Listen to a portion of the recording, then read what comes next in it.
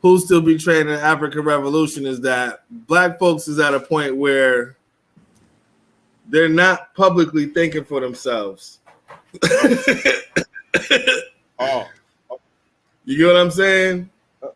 If someone was to question who's still betraying the African Revolution, right? As it was before, it's still somebody black. The difference in it being individuals in our community who have certain types of access and power is that we're dealing with a general population of our people who, for all information presented to them in the last year and a half, still can't help but do what fear tells them to do. You know what I mean? So there's a lack of, I think there's a lack of a pride. There's a bit of even giving up. There was a time where even last year, what was last year's main theme was? What was the American theme last year was what? Police violence against black people. And the police violence against black people was a sign of the greater system of white supremacy and oppression, correct? So that same system is trying to get people to take something. I'm not gonna say it because we recorded now, but to take something they might or might not benefit from. But our people somehow can't differentiate between the system of white supremacy and the people who are promoting what they're promoting for them to put inside their bodies. Where's the confusion happening? You think it's happening from the black faces promoting the shit? Like the commercials, the athletes, the actors. yep. Take the jab, take the jab.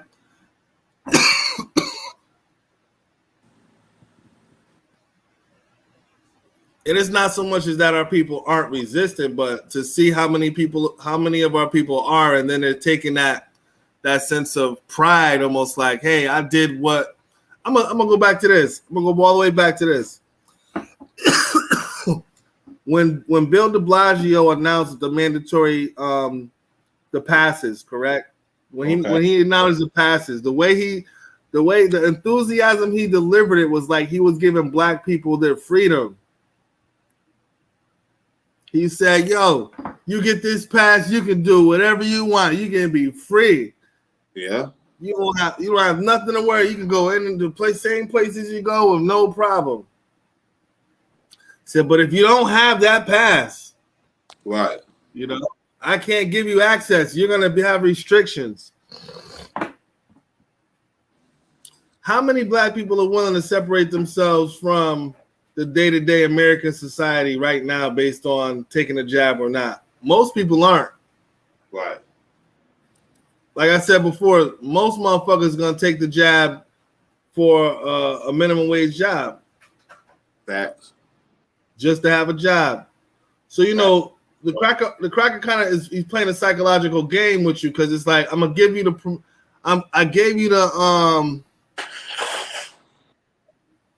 I gave you the idea that you actually you have a choice, even though even though you really don't. Right. I'm gonna go back to when Trump and the vaccine talk first came out, when they were being produced and manufactured, like they were testing out which one was gonna be authorized last year.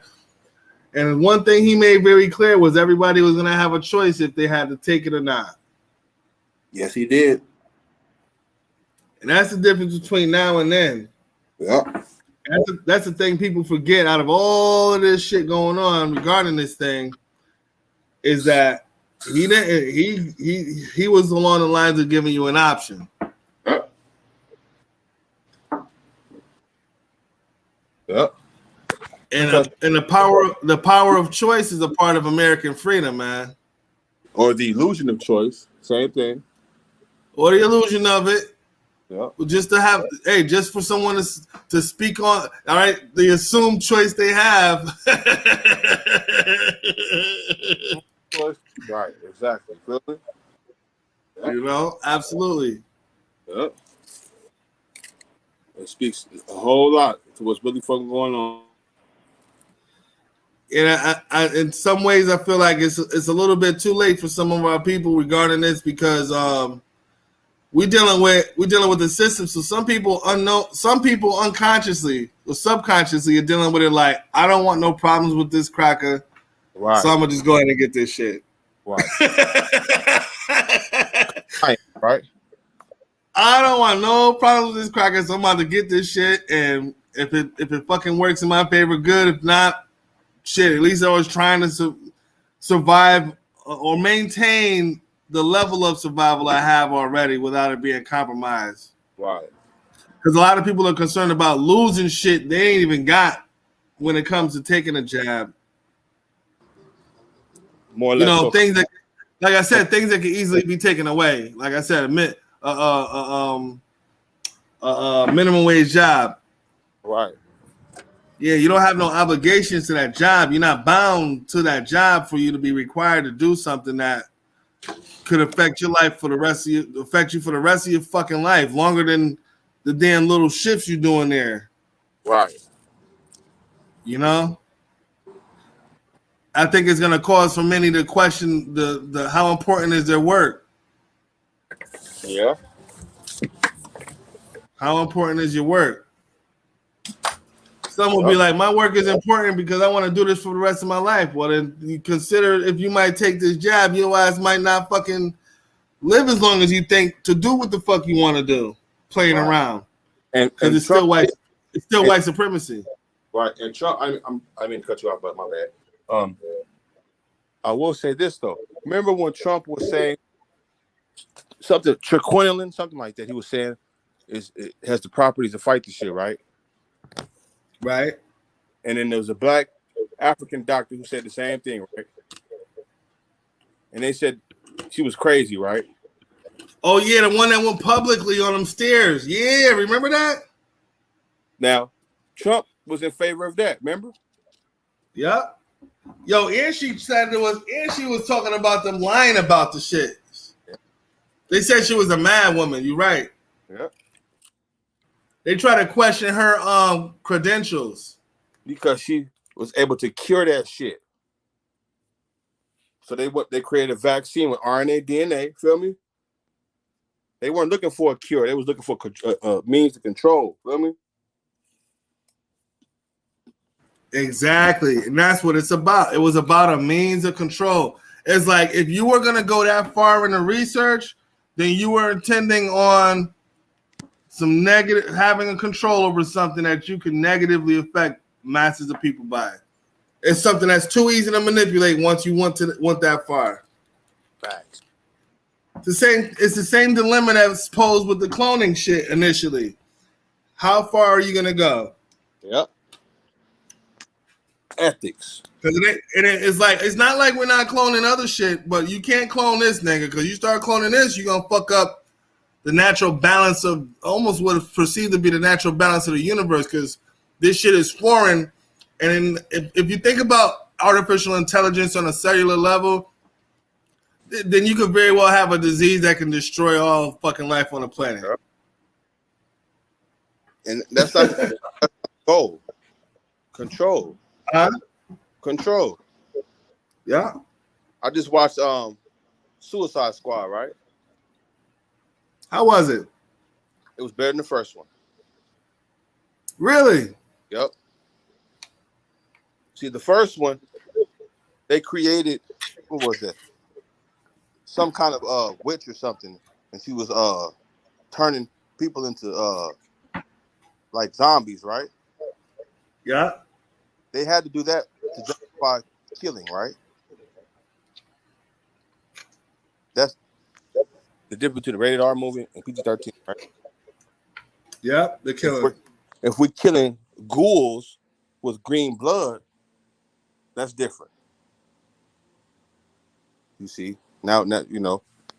So in the movie, if they're killing human beings, that's promoting unnecessary violence. You feel me? So this one, blood and gore. a lot more humanity, a lot more humor, man. I can't. What's his name? Idris. How you pronounce the brother's name? Idris. Idris. Yeah. Him and what's that wrestler name?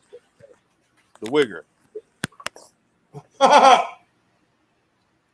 Wigger. I don't know his name, but I know who you're talking about. He do the hand wave. And what's his name? I ain't heard that word Wigger. I ain't heard Wigger in a long time. He be rapping. He's in it. He's in it. Funny as hell.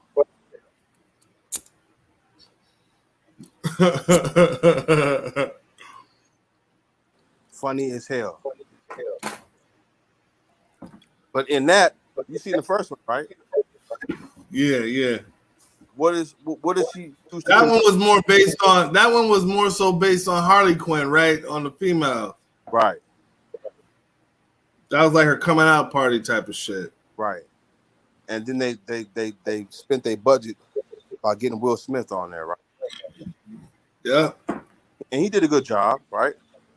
Yeah, that wasn't that bad of a movie, man. But in this one, it's the story's a lot better because it's about a struggling country that's anti-American. Right? There are some similar characteristics, though. Didn't Will Smith have problems with his daughter? Yep. Bloodsport, who they took from DC, is credited for putting him in the hospital for shooting him with a kryptonite bullet, right? His armor is fresh, homie. I ain't even gonna lie. His armor is nice, bro, right? He has daughter issues, right? But my point of bringing that up is, what does she use to keep them in line?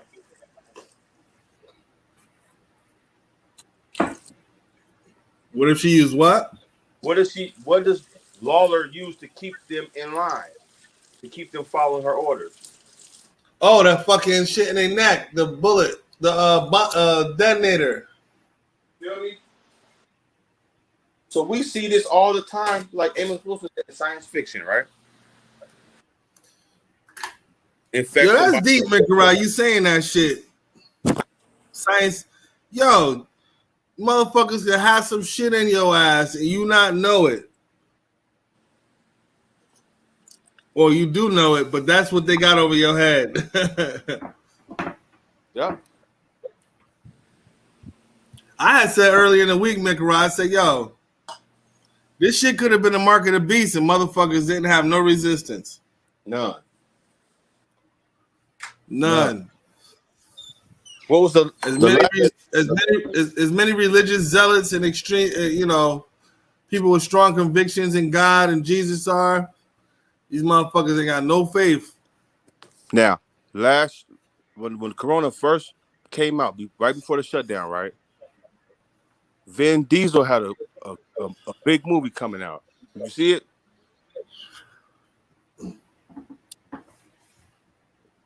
He's like a super soldier, right? Yeah. And they injected him with nanomites. And these nanomites can heal him, right?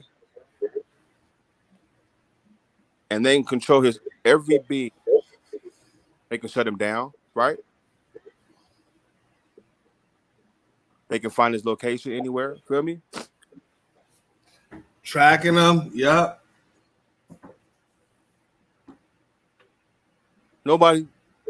Nanotech has been quiet. But that organization out of Boston has been active.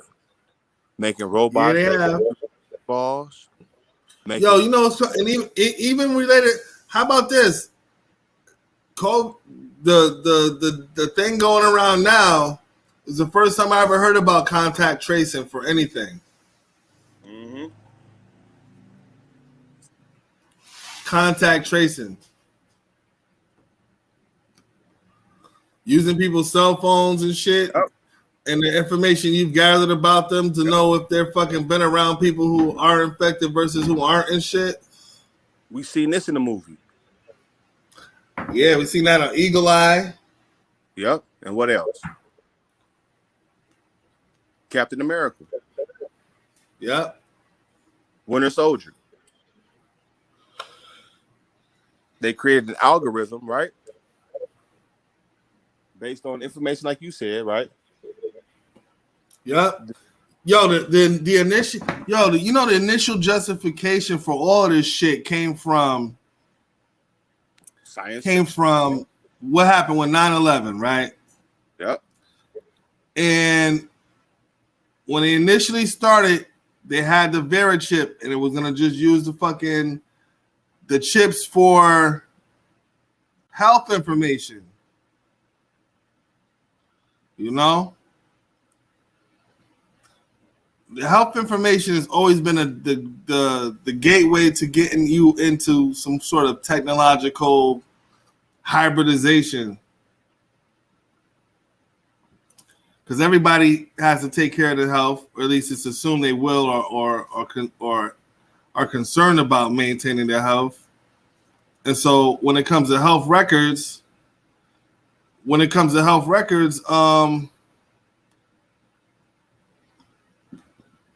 okay, you got you.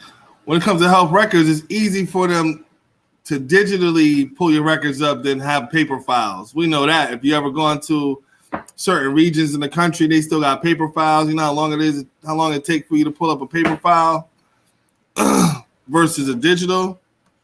So it initially started with just the idea that they was gonna scan your wrist or your hand with the fucking chip in it, and all your health information and your driver's information, all that shit will pop up in case you was found unconscious or something. But now it's graduated because you've justified tracking people because you have a worldwide pandemic. Right. You know?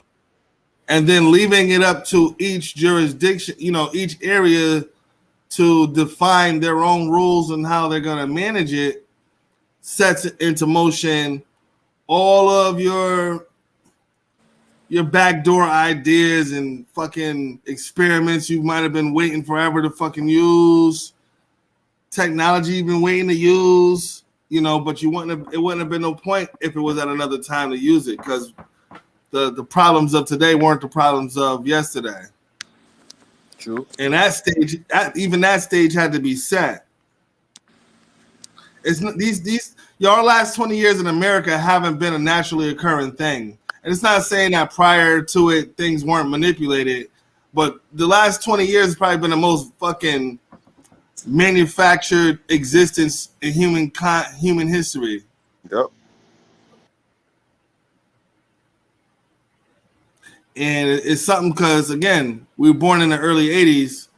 We had, like, people born in the 70s. We had a perception and understanding of where we came from and how much has changed through that period of time. Mm-hmm.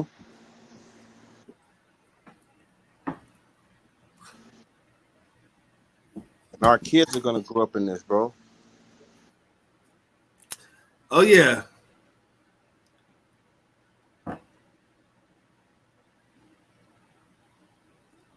But what is this? What to what extent do you think this can go? We're talking about the future of we're talking about our children. We're talking about the future, right? Right. If we were to say based on where things are at now, what our children are going to be dealing with in the next 10 years, which we'll be dealing with too. But as far as what they'll be dealing with early on, it won't be comparable to the crack epidemic. Okay, elaborate. All right. It seems like generationally there's certain things that occur that impact the future generations for a long period of time or a short period of time. Okay. Pandemic can affect generations because it can kill off whole fucking families, correct? Yep. The same thing with what we experienced in the crack epidemic. for a short period of time, but the effects are long lasting. Yep. This is what I'm speaking in correlation to that. Yeah. We might ourselves might not have been, let's say, crack babies per se, right? Mm-hmm. But we still observed and might have still been affected by people who were directly affected by that pandemic, because it was within its own respects, right? Yeah. Epidemic. Sorry, not pandemic. Epidemic. And I guess that's the only difference, is that it was a concentrated disease versus it being a worldwide disease. That's another difference between the two. Mm-hmm. But they affect generations for they affect a multitude of generations moving forward, though. So if you was to say what we went through, we had the beginning of the crack era, you lived through it. So that was what, 20 years? Mm-hmm. 18 years, as far as I was born in 82. So 18, 20 years, right? My son is 20 years old. So he's lived through 9/11. Well, he's born in 9/11, right? 2001. Mm-hmm. But he's lived through the Iraqi wars, right? Yep. The recession of 2008, all these things that impacted our community, they occurred in a small span of time, but they're still affecting our community now. You know what I'm saying? Mm-hmm. And as far as how people are functioning day to day. Yep. Like, could you imagine what would, I don't want to get into hypotheticals, but you know how European is promoting this disorder going around as something that could be dire, you know. What if it turned out to be what it is and the population is cut in half? And our children got to live with the world in that context.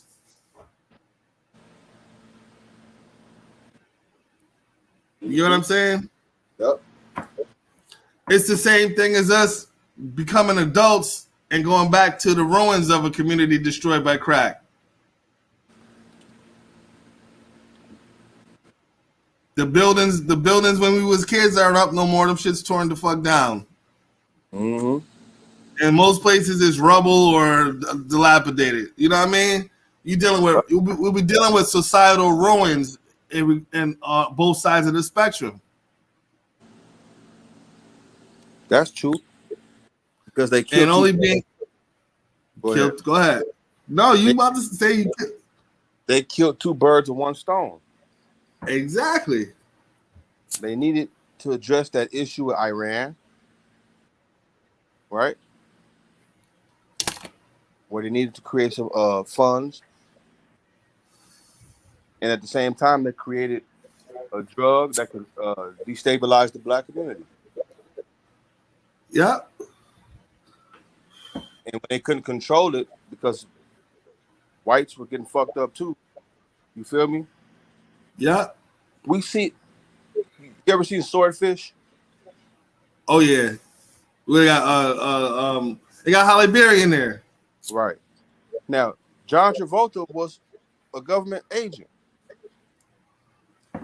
Yeah. He said America will stage attacks on itself, blame an outsider to legitimize attacking them. To legitimize domestic policy. For example, right? Let's just say you want to go to America wants to go to war with a country, right? Right. And the people aren't for it, right? They can create an incident and blame them to give them. Yeah. So the people want to go to war with them. Yeah. When the whole time, like 9/11, that was a government Absolutely staged attack. They said it was Iraq, but ended up in Afghanistan. Huh? Yeah.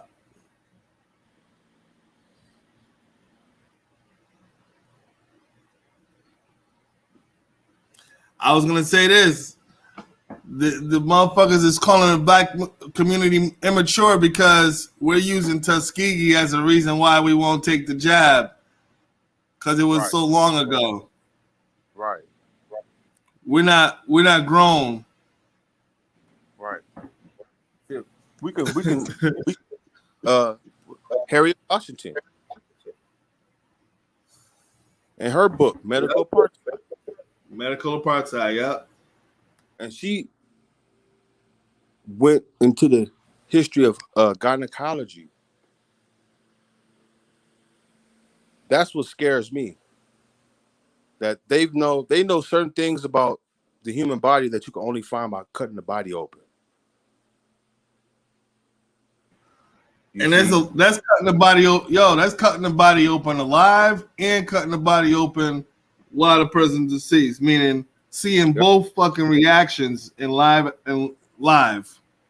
Yep. So we are the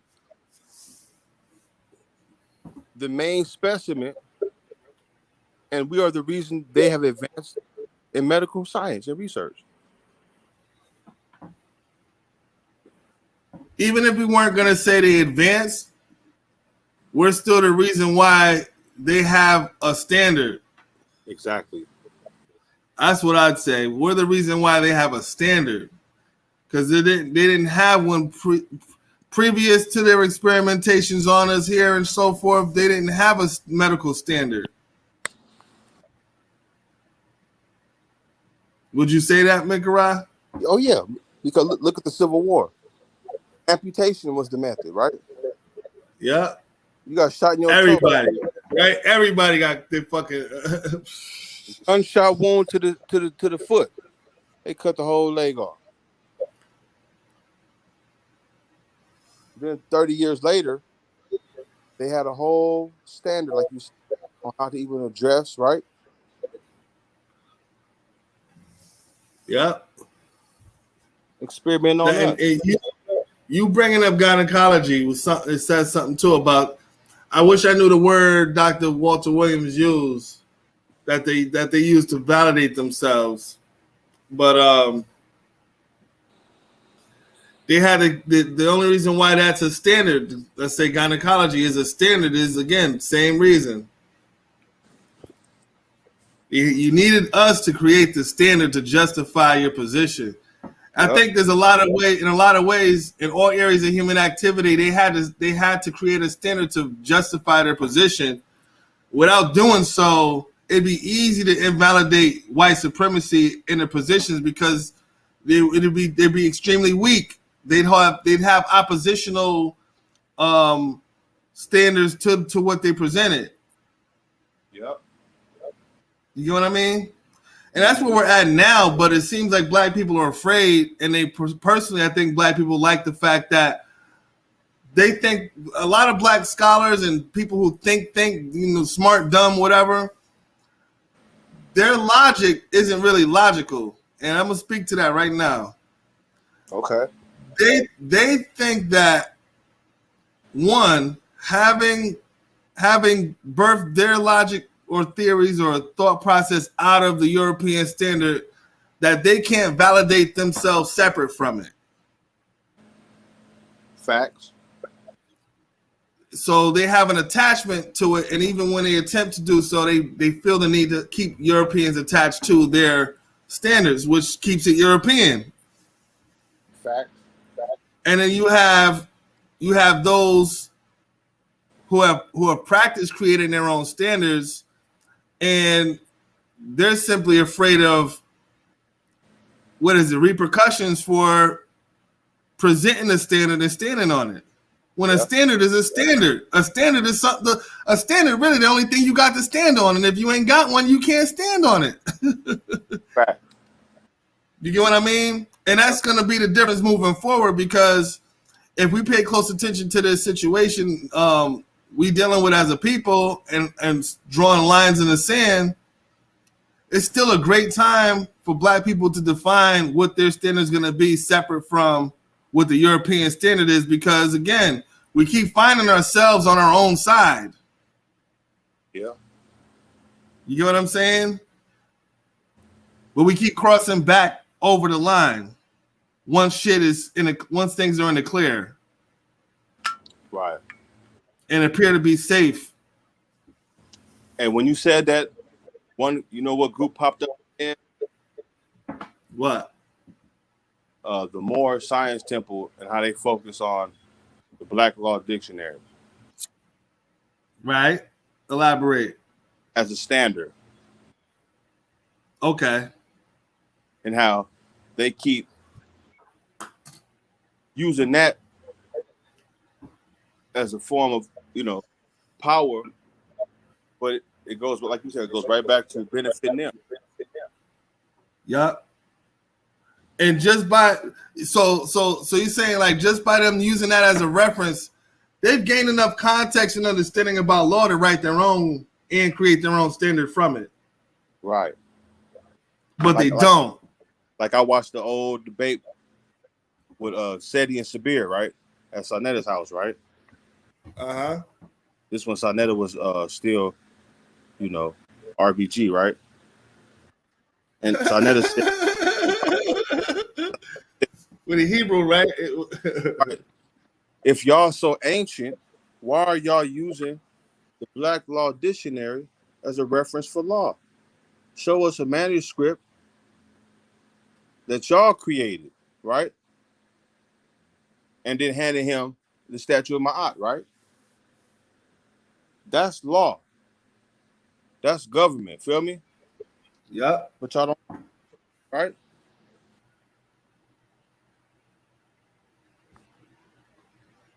So you're right. You feel me? And that's that's the dilemma we in now. And ironically, this pandemic has created a lot of entrepreneurs. Absolutely. I was gonna say Trump's presidency combined with the pandemic has created a lot of jobs for African American, for Black people. Yeah. And unfortunately, so you got this situation going on where, yes, we're starting businesses, but this situation is causing it for us to not be able to scale the way that we would have naturally been able to do so if it wasn't going on. Right. You know what I'm saying? You start getting into 2-3 years of dealing with this type of shit, man. 2 or 3 years in a regular flowing economy and shit, your business might be going gradually up. With this shit, your shit is going down, up, side by side. You know what I'm saying? And you don't have the same leverage that a large corporation has.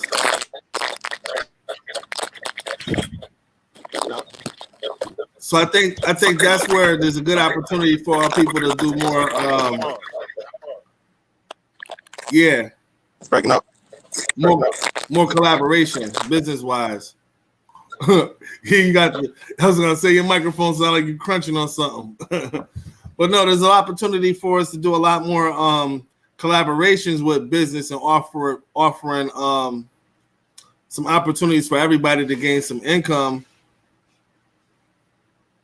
Oh, you can't hear me now? Yeah, it was real staticky and choppy. Oh. So yeah, now there's some opportunities for people to do more collaborative work because again, the average Black business doesn't have a bunch of employees, and even the services we providing they're not all sufficient enough. Like everybody can't serve chicken, man, and ribs, and we can't all be doing the same fucking thing. And I think that there needs to be some innovation when it comes to how Black people approach business. Like business doesn't have to be a capitalistic minded thing. It can be service based and it not be food because niggas need more than just food. Black people need more coaching and consulting than anything, huh? Necessity. Yeah, the thing. You know what I'm saying? Right. Feeding people is one thing.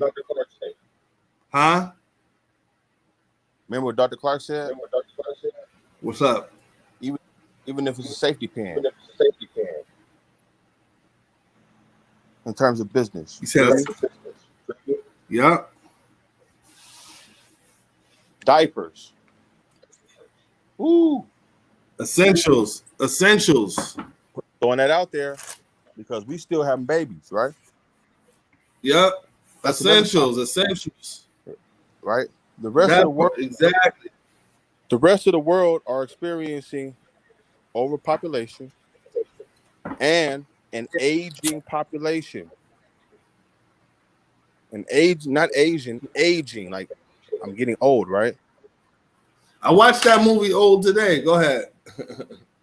Europe, India, and China are an aging population. That means they have more adults and more elders than they have children. We speak in nationhood in terms of generations, right? Every 10 years, right? They're losing 20 to 30% every 10 years, right? That means in the next 30 years, there's going to be a small number of Europeans, Indians, right? That's the first issue. Overpopulation. China, 1 billion people. Their geography can't even support 1 billion people. India, 1 billion people. Now, when you look at nature, right? If you don't have a steady or balanced ecosystem, you will have an overpopulation, right? You have to have a balance of predators, herbivores, insects, and vegetation, right? The locusts eat the vegetation. The frogs and shit eat the locusts and shit, and larger ones eat them and so forth, right? When we talked about 5 years ago, we was talking about China and Africa, right? Yeah.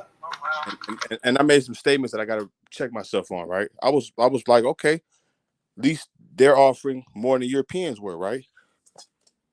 But I forgot the historical connection with the Asians being our first enemies, right? Right.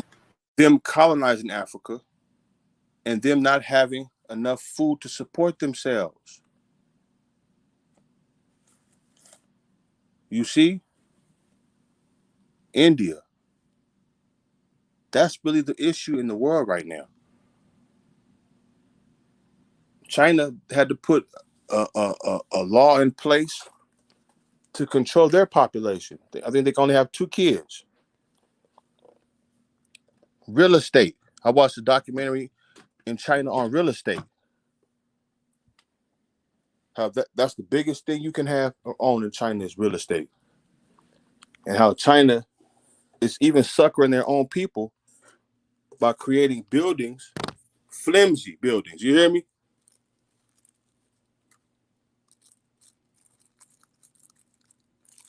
And Seti, shouts out to Sabra Seti, the general, because he brought that up. And he showed a world map and showed that the average age of population in Africa is in their 20s, teens. Feel me? And average person will see that and want to understand what he means. He's talking about in terms of future. Feel me? We've always had more kids than adults. That's why we're still here. Feel me? So we need to be creating a business that's centered around just that. So when Dr. Clark said a safety pin, I'm going to say diapers. Specifically for the black child that prevents diaper rash, right? Yo, you could make some. That is, you absolutely right. Diapers specifically made for the black child. Huh? With the shea butter already in the, you know how we call it no white booties. Right? Now, my dad told me something back in the day, right? He said, "Son, you ever mess with a girl and her ass was darker than the rest of her body?" I said, "Yeah."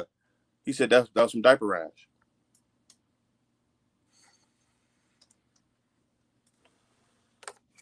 It's deep. Yeah, that's some diaper rash. Feel me? Yeah. Razor I know, blade. right? How the diapers with the damn, you said with the shea butter in them? How the Man, fucking the aloe vera essential got tea tree, right? Got lining on it. tea tree oil, right? Yeah, the With tea tree oil. No chafing on the baby booty. feel me? Yeah. Baby food. They got the sea moss already in it.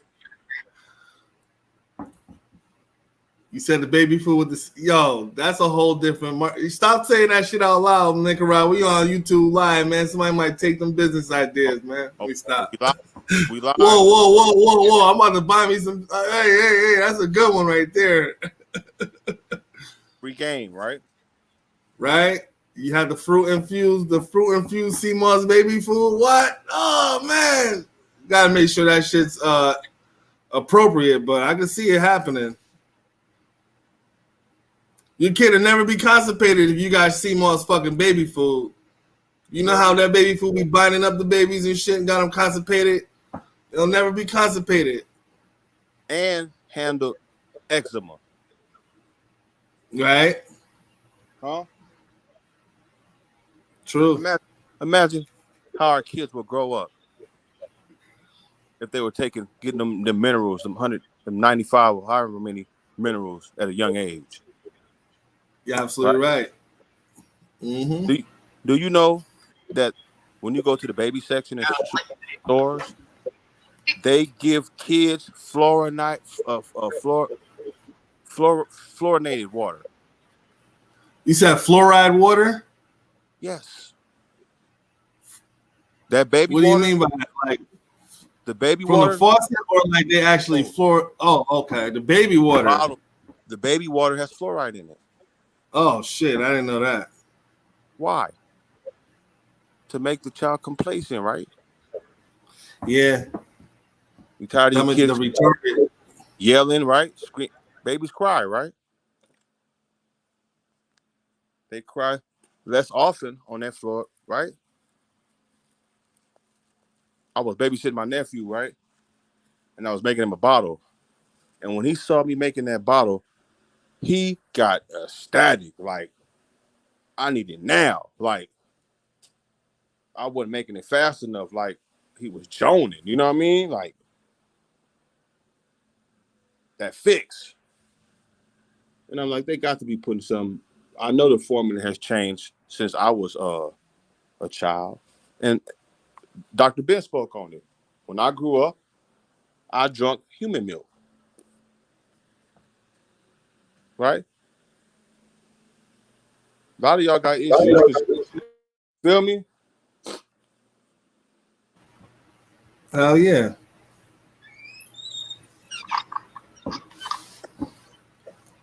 And I'm happy my she breastfed. And there's a strong connection, a healthier child. Say that again? Women who breastfeed their children, they have a closer connection with the child and a healthier immune system, right? Oh yeah, the bond, yeah, absolutely. Big healthy kids, right? Yeah. The only people who complain about breastfeeding are Americans. You're right. Americans, it's all about convenience, man. And hypocrisy. You said hypocrisy? Yep. Hell yeah. Real talk. Almost like it's a how much of a hypocrite can you be in America? That's a big fucking game.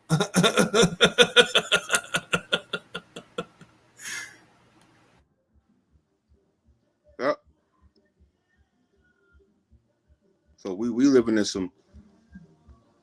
It's funny because when I was 10, remember Terminator 2?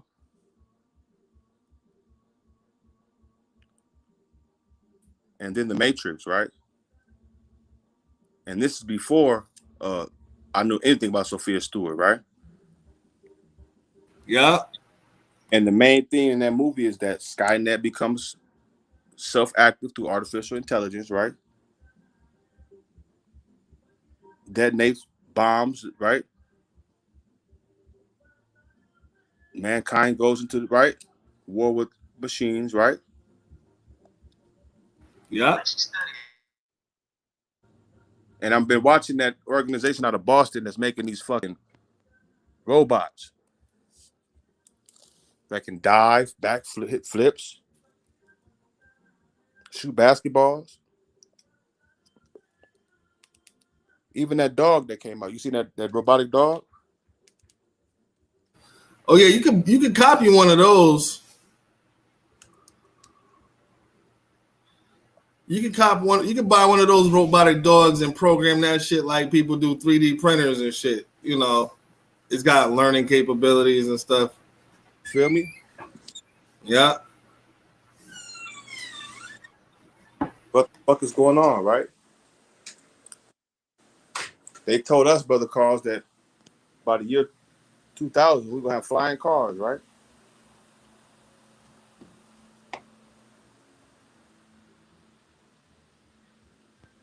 You said flying cars? Yep.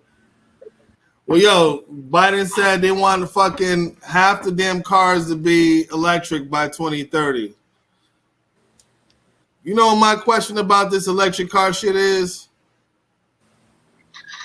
The waste in the recycling, right? Yep. Is it easier to recycle a lithium battery, or is it easier to recycle a fucking a car engine or car parts that are all metal, so you can melt them down and throw them back into the fucking the commodity system, right? Right. The waste is less, I would assume.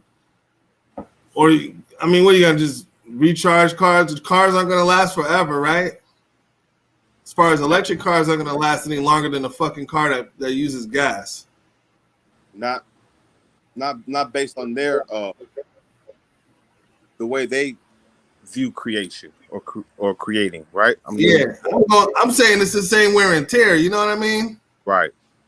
You ever watch the program on the Discovery Channel where they they show you what happens to cities if there were no humans, and they show you how. Oh yeah, when the grass starts growing and shit. Yo, man, you see that down south where the house is uninhabited for a period of time. After a while, a whole fucking tree be growing through the roof. Feel me? And then you look at the pyramid, right? If we build something, we don't create something where it has to be serviced, or create something where the person has to constantly come back to you for service. You see what I'm saying?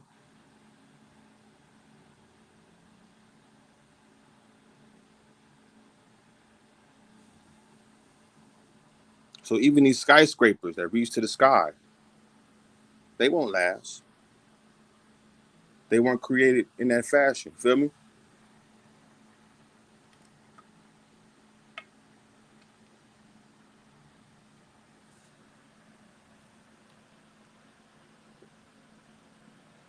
So to answer your question regarding electric cars, look at the issue with Edison and Tesla, right? The body's electric. The whole atmosphere is electric. The sun produces the whole electromagnetic spectrum, right? Unlimited energy, right? Imagine if we had the Tesla sphere, right? Powering electric cars. But the issue I have with electric is control. Feel me? Like you said, control. Yeah, like these automated sinks and these automated toilets, right? If we have a natural disaster, we're gonna be fucked, right? Right.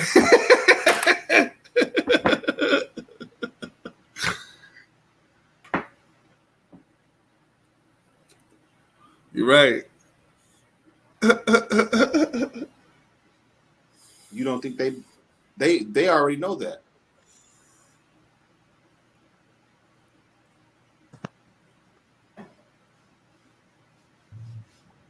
On one hand, I get it. It's to save water, right? Because you know how it is in school in the boys' bathroom. Plug the toilet up with toilet paper, right? Right. So, And it overflows. It's all over the floor. Yeah. so they should have electric regulators, right? But shit, if you happen to be in a building and a natural disaster hit, we're gonna be fucked. Oh, with electric toilets? And sinks. Oh yeah, you're done.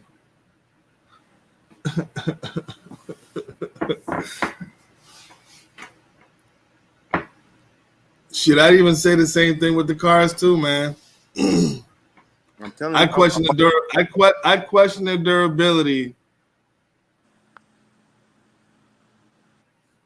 Yep. Now this is another question, right? What's up? With the pandemic taking place, right? Why would so Elon Musk? No, not Elon Musk. Jeff Bezos, right?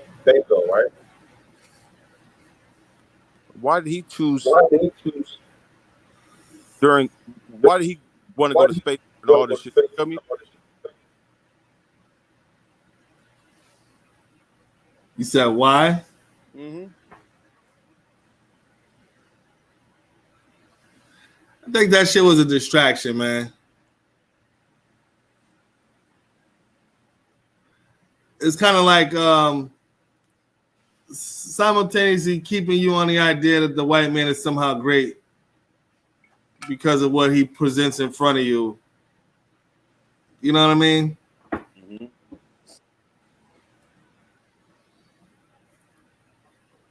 And then when he spoke on that, young Pharaoh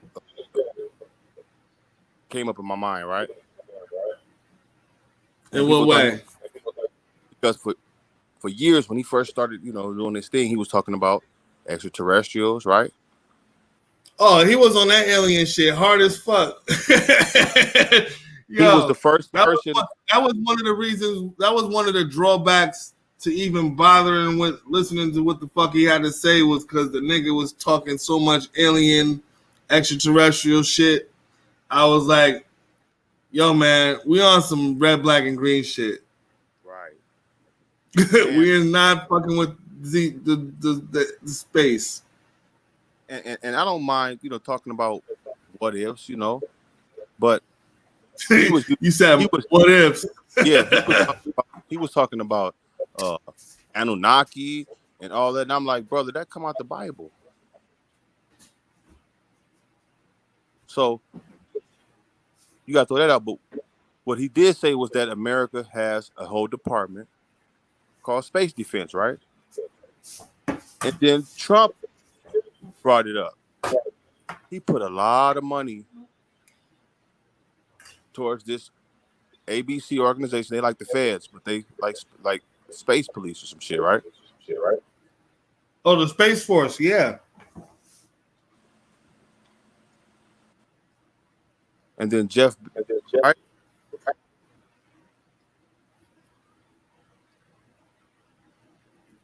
And there's been a lot of weird sightings throughout the world, right? Yeah. A lot of shit's going on, right? Now, a movie that's a pretty good movie to watch that came out, I think it's called The Future War. Have you seen that one? Future War, Mm-hmm. the one that just came out. The Tomorrow War, something like that. Tomorrow War, yeah. You watched it? Yep. Where did those aliens come from? It was already here. Where did they crash? Crash in the ice. In Russia, right? Yep. Now, they were saying global warming, that there's icebergs that are made of methane or something, right? And if they start melting, it's going to release into the atmosphere, right?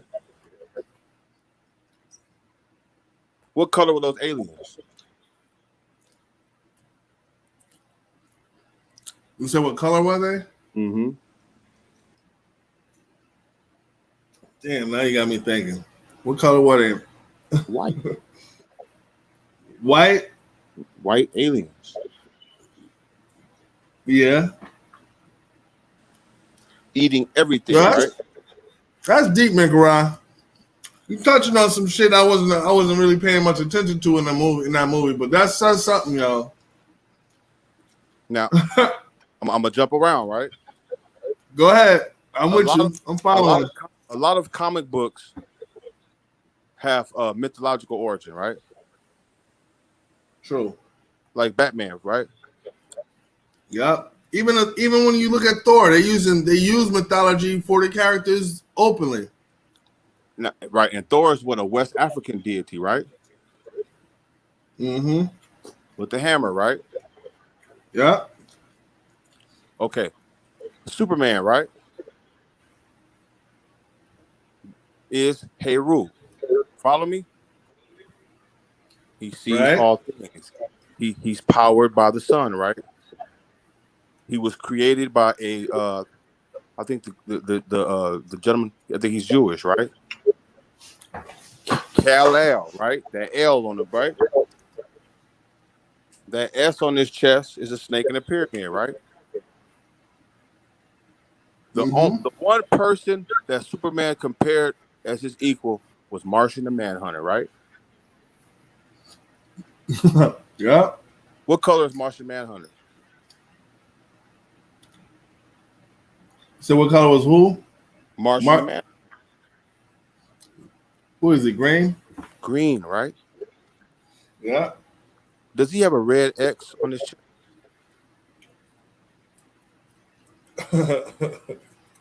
That's Osiris.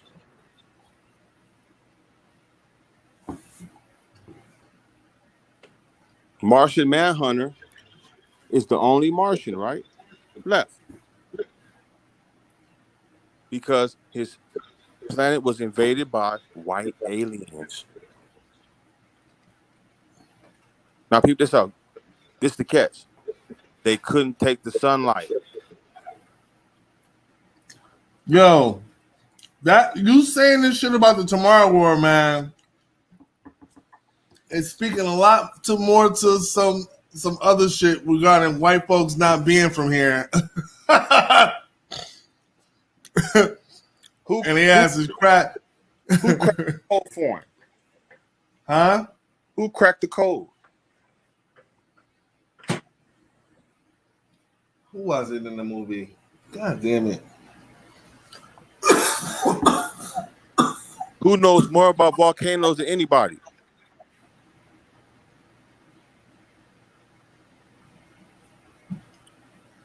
Wasn't the main character a teacher? You said a teacher. He was a science. Remember, he was a ex-military, right? Mm-hmm. Who got his degree and was a science teacher at high school, right? When he came back and his daughter died, and he found out, right? Oh yeah. Okay. Yup. And they couldn't jump back in time, right? Yup. He had to go back and make the change then, or not at all. It was 3 black people in that movie, right? The black dude who went with him the first time, right? Yeah. And he said that basically he was a scientist for a major company, right? Mm-hmm. He was the first person that said this, you know, it has volcanic ash from this period, right?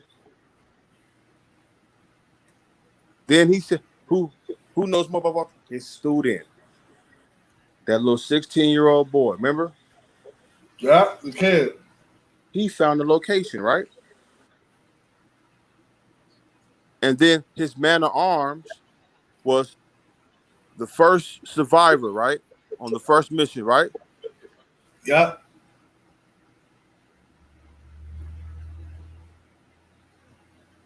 You follow me? Yeah, man. Yo, you know how much of a big deal they're making of the fucking ice melting right now?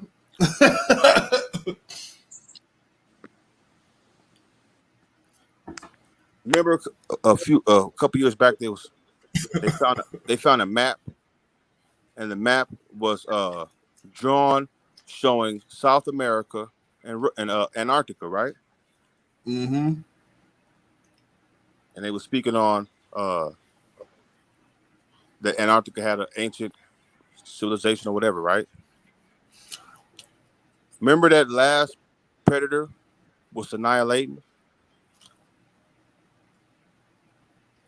The last one you said? The one where they were in the pyramid in Antarctica. Mm-hmm. And they said that the predators came to Earth and taught them how to build and had their games there, right? Yeah. And she was the only human that gained. Well, she's the second human. Danny Glover was the second one. Bourne trying to get in. He said he can't get in.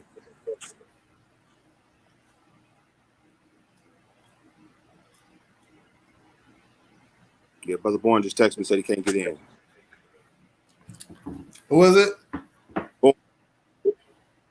Oh, Brother Bourne? Mm-hmm. Hold on 1 second.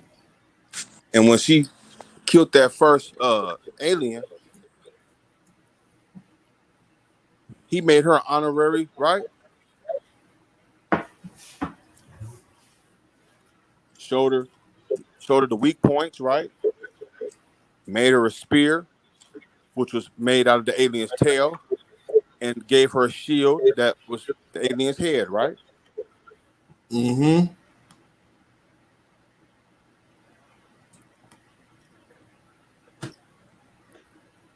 He said he in the live chat. All right. Oh, that's you. Okay. Now, another thing. We all over the place a little bit, but it's cool. Have you ever noticed that the majority of black superheroes have electrical or electromagnetic powers? Say that again? The majority of black superheroes either are top-notch, they use top-notch technology, or they have electrical gifts, right? Mm-hmm. You see when old boy redid Justice League? Yo, I like that Snyder cut, man. Man.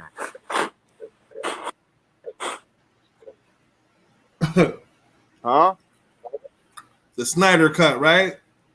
Who helped Superman destroy those boxes? Black man. Cyborg, right? Yeah.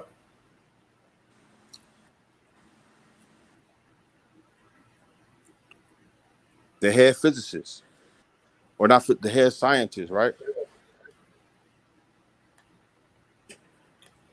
Who's Batman?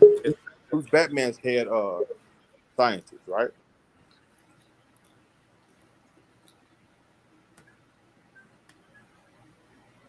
Fox, right? Lucius Fox, right?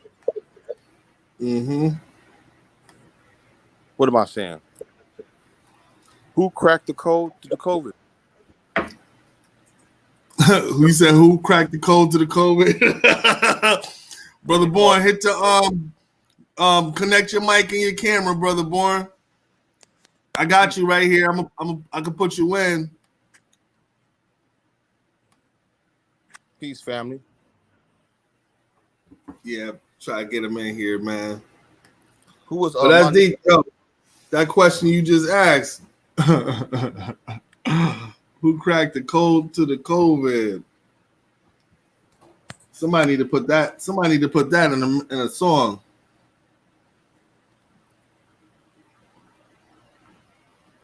And what she didn't know is that they didn't want a cure.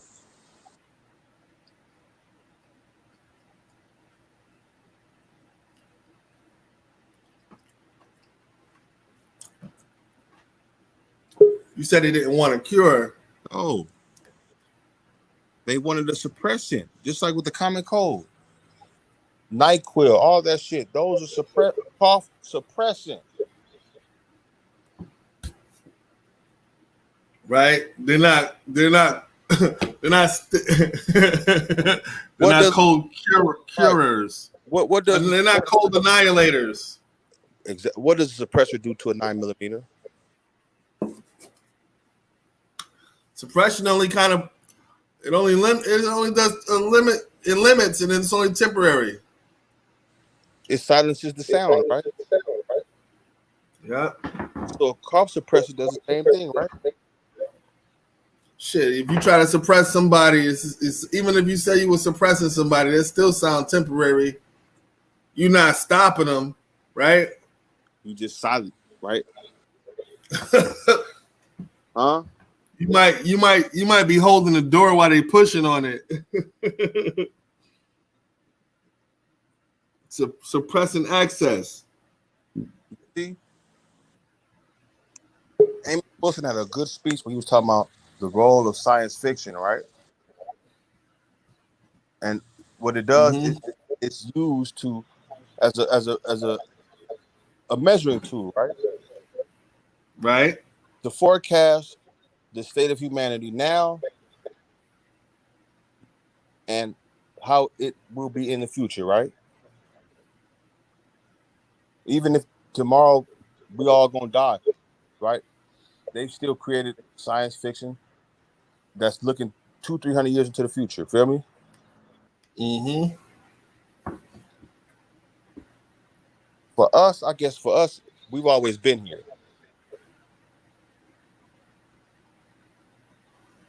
Facts. I heard a professor say that black people seem to be the only humans who evolved with the Earth's own evolution. We were here in the beginning.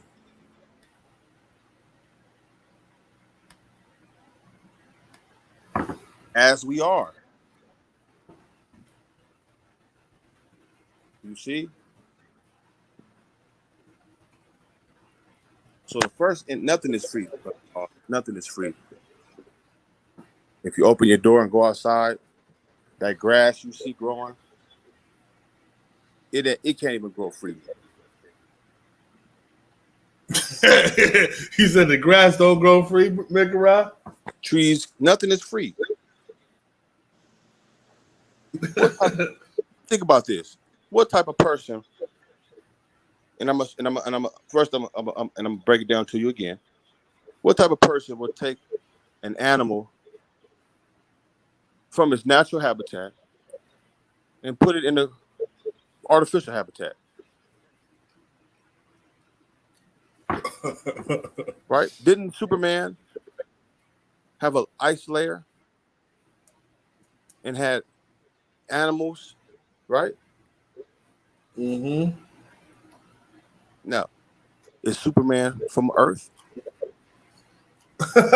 No. That's something an alien would do. Yep. Something a foreigner would do. That's deep. Why did they have to appoint somebody to identify every bird on Earth? And you're gonna identify every type of tree. And you are gonna identify every type of cat or feline, right? Right. Mind you, these things already have names. And already been here. That's something an alien would do. Troy Daly.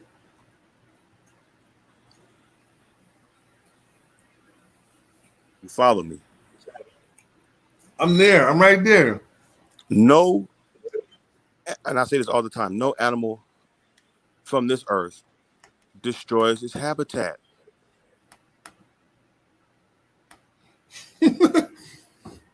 Huh? True. This is home.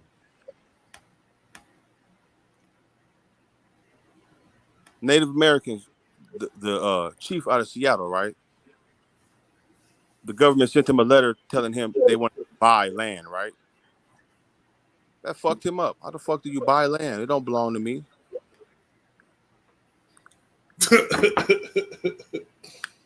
He said, "You Europeans are foreign, right? He only takes what he wants from the earth, right? And destroys. How do you sail the river? You take what you need and you leave, right? Yep. You only take what you need." I watched this program about the people of the rainforest, right? And then I watched one about the people of the Congo, right?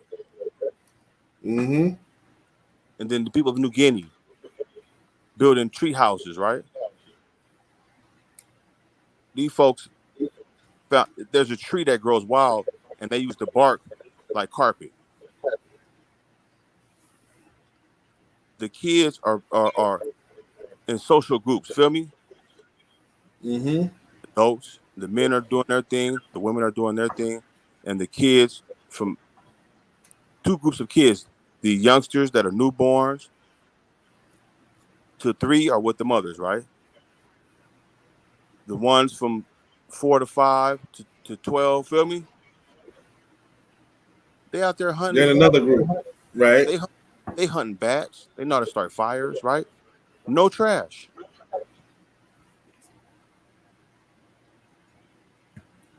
No trash. When they built their tree house, no trash. Oh, you need a plate? Go get that banana leaf, right?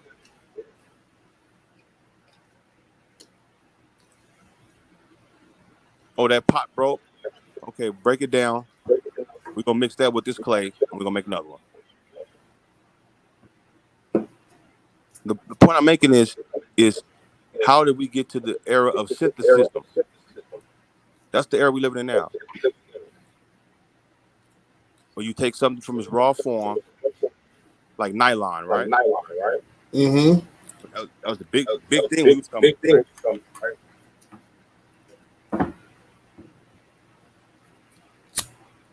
All these petroleum byproducts. Yeah, there's a shitload of petroleum-based byproducts. All of this stretchy shit, stretchy jeans. Yep.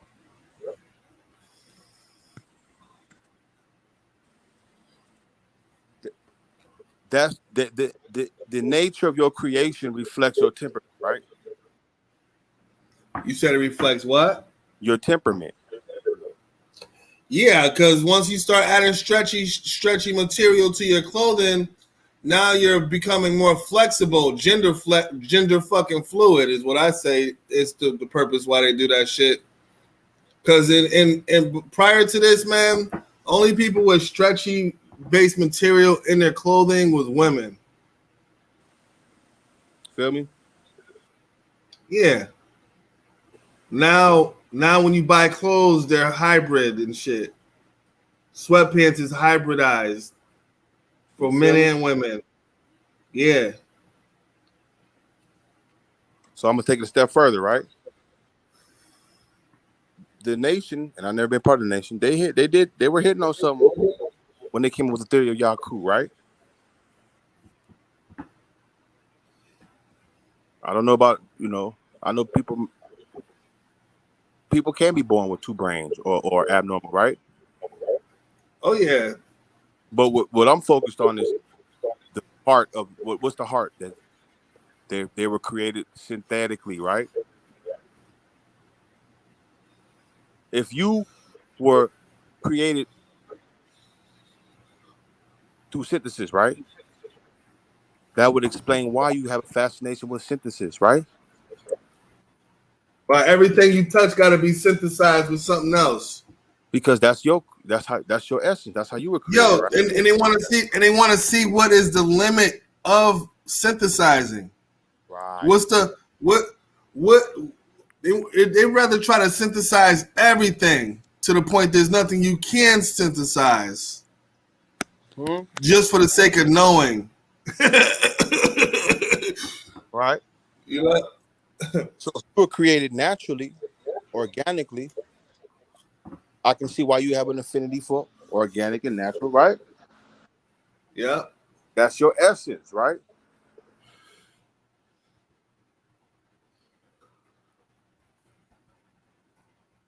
I'm telling you, bro. And the era me and you grew up in was keeping it real, right? Yeah. This generation is synthesis. You got women with hair, still wear fake hair, fake eyelashes, artificial bodies. No battery, please charge. Mm-hmm. And it sends a message that there's a flaw in creation. Nature is flawed. And through synthesis, we can create perfection.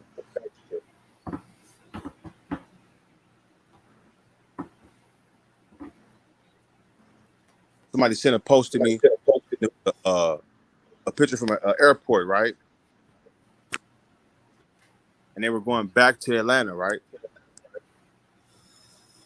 And it was nothing but women sitting in wheelchairs, about 16 women, right? Who all went and had that Brazilian butt lift.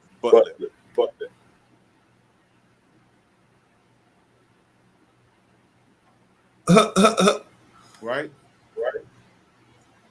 But men, we deal with rejection. As long as you got some money, right?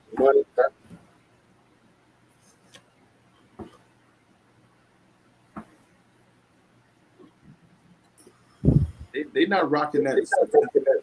You feel me?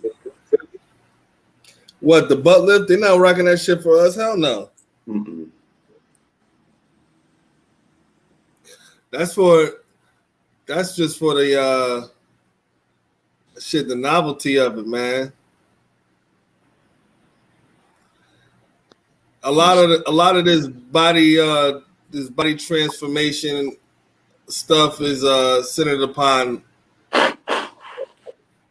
the fucking lack of sustainability of it all. Like knowing that shit ain't gonna last forever, but that is gonna last for now. Motherfuckers is like, I'm in the right now moment, and that's what they stuck in. Mm-hmm. And I've heard doctors. One doctor was very avid. He said that's the most dangerous procedure or surgery in modern society, right? He says what happens is the complications is that its buttocks is small veins, right? Yeah. Blood clots over time. Then you injecting fat in areas where previously weren't. Where there was no fat. Or the fat that's there is there through its natural presence. It's not fucking it's not titty fat. Right. You be putting titty fat in the butt. Right. Shit. And that fat was produced right through the titty muscles and shit. Feel me? Yeah, exactly. It's not the same. Right. Yeah, man. It's funny. There's a content creator, man. The sister, man, she drives trucks. So, she got the capital to pay for the butt lift and shit. So the sister got the shit done, and it's like, She really don't look no different. Because there's a level of maintenance that I guess you're supposed to have, and it's like, yo, if you still you. You still you. Yep. You know? They got to get certain type of massages during those first weeks. All types of shit. Right. But the point we talking Even about synthesis, right? right?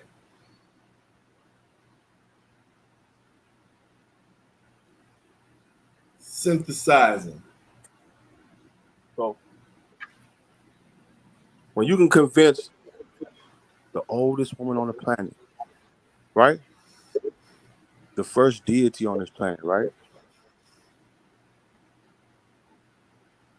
That she's feel me? Not perfect, flawed.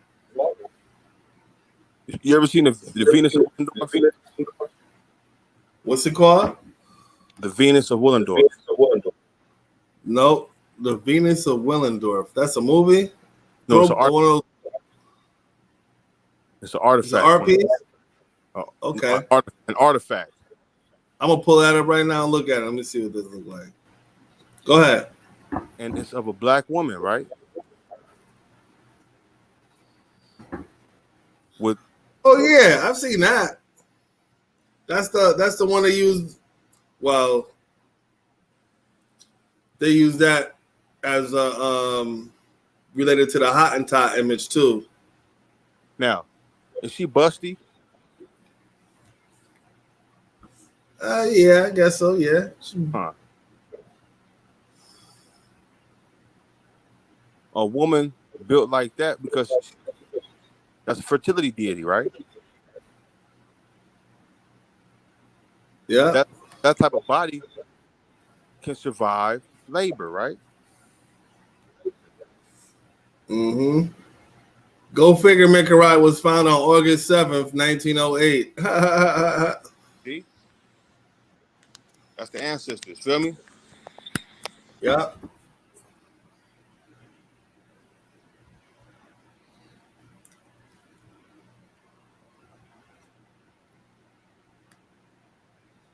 Is she flawed?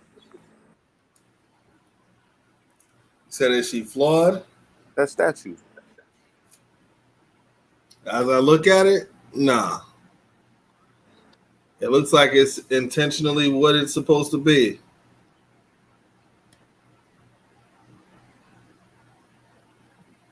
Now, in France,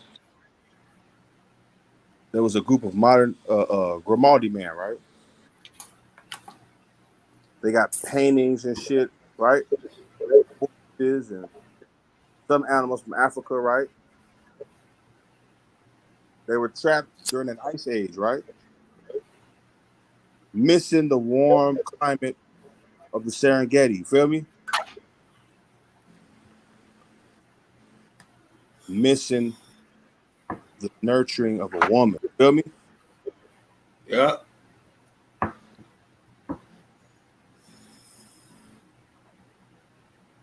In our society, it was a woman who created the laws of decency. You feel me? Mm-hmm. Character, morality, and value. You feel me? Men could be very savage, right? Could be, yeah. We only act around women, right?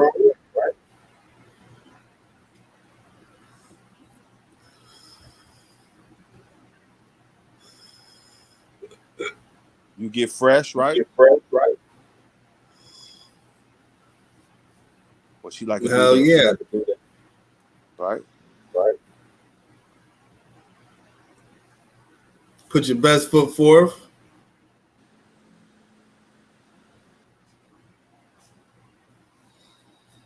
So synthesis, even right now, it's a synthesized iris, right?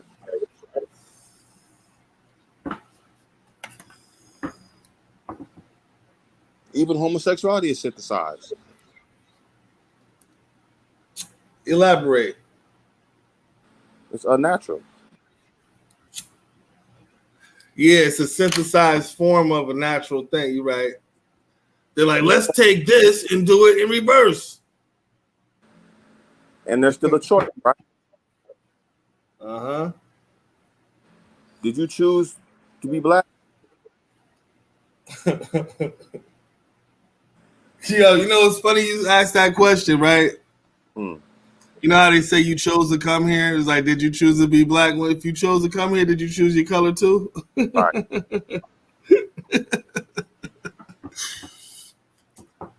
Remember that movie that came out a while back where the white boy was taking pills that made him black? Was it you said it was a movie? Was it based on that book or no? It might have been. It's an old movie though.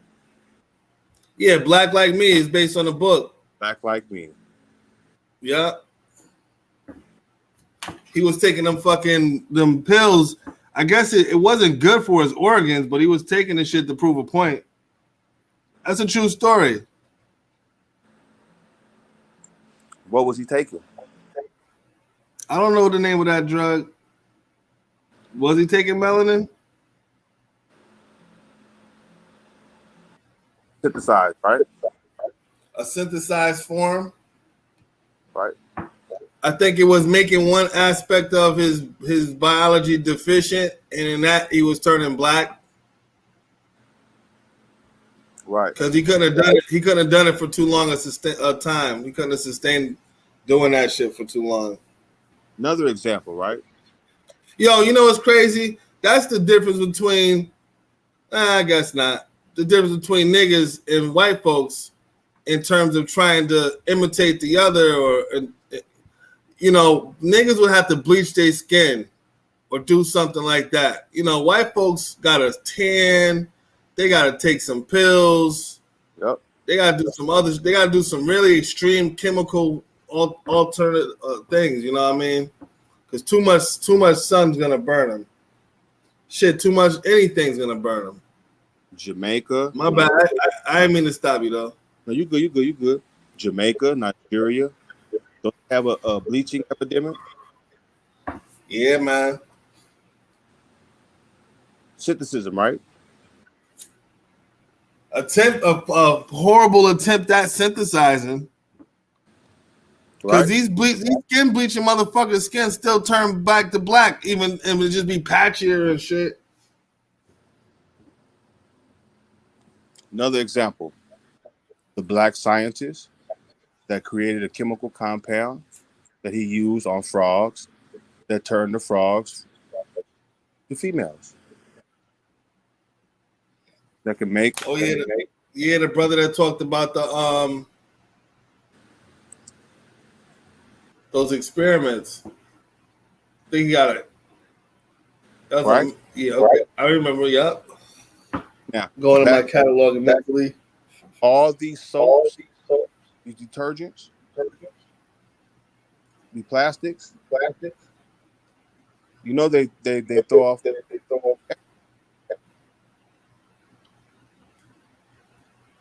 They deplete testosterone over time. And you wonder why you got a lot of, right? Yeah. Playing with Shit, hormones. that's why there's a sexual supplement market's fucking booming right now. Why are they giving inmates estrogen pills in prison? To calm the hypermasculinity. They growing breasts, right? To neutralize their hypermasculinity. They can take the estrogen and grow breasts, right? Yeah.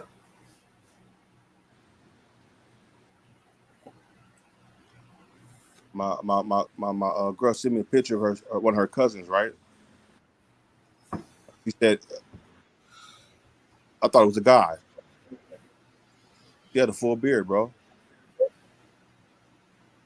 Taking testosterone. It was a chick. Yep. Synthesis, right? Synthesis. And you know it's crazy. There's only certain things you could do that with. Like, you still can't do it with everything. Want to You clone know your what I'm dog? saying? Want to clone your dog? You want Say that again. glow in the dark cats, right? Yeah. Gene splice synthesis. Right? It's like the fucking the damn the spider that weaves silk made out of goat's milk because they done synthesized the fucking goat with the damn spider. Feel me? They're trying to crack the code of life, They try to. That's the God code. the God code. Now, peep this out. Peep this out. The first group that Europeans challenged when they discovered science was religion, right? Mm-hmm. Even atheists who use science, right? They started studying vibration, right? Even the the earth has a heartbeat, right? They said that it's still a universal code, right? True. The sun,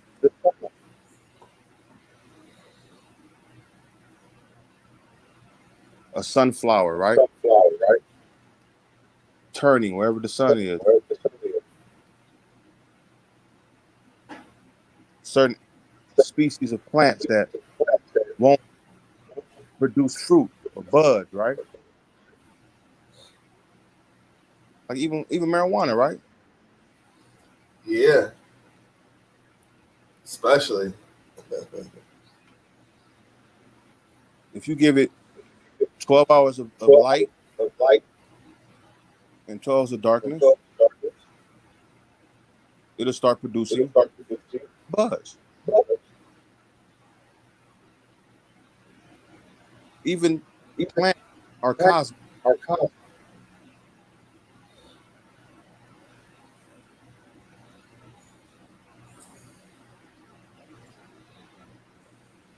Natural, right? Huh? Now, the marijuana people are smoking, right? Right? No seeds, right? No seeds, barely any stems. So it's feminine, right? Yeah, all of it. Our ancestors were the first people to notice like this plant has definitive female and male characteristics.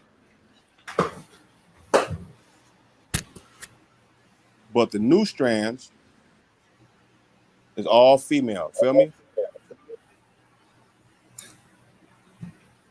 Seedless watermelons, right?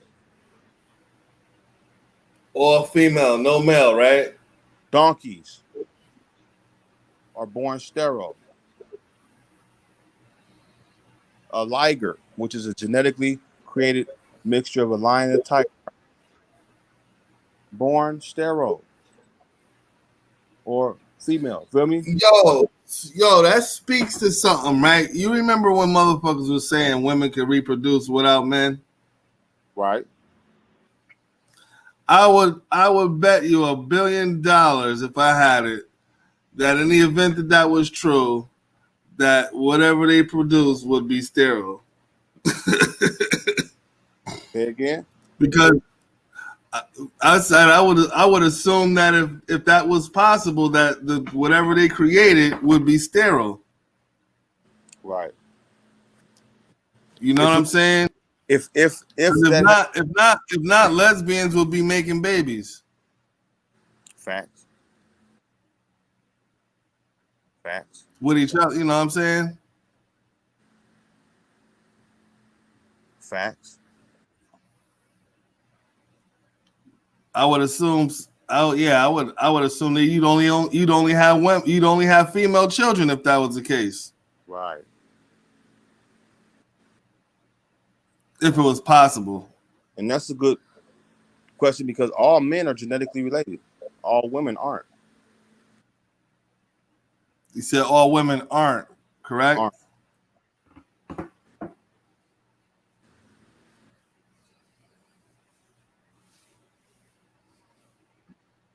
our DNA is like relatively young compared to theirs. Feel me? Yeah. Which means they've been here longer. I mean, it can mean one or two things, actually. It can mean they've been here longer, or that no one found a fucking male counterpart to the first woman. Right. It could be just that simple. Again, we're going based off of this when we get into start talking about white supremacy, like I was saying earlier, man. we gotta be you know what I mean? The agenda, and I'm not trying to take anything away from the deification of the woman, but we gotta understand in the context of the fact that not only is that something that you find in the black community, but the white community uses that to our disadvantage. Okay, elaborate. You know what I'm saying?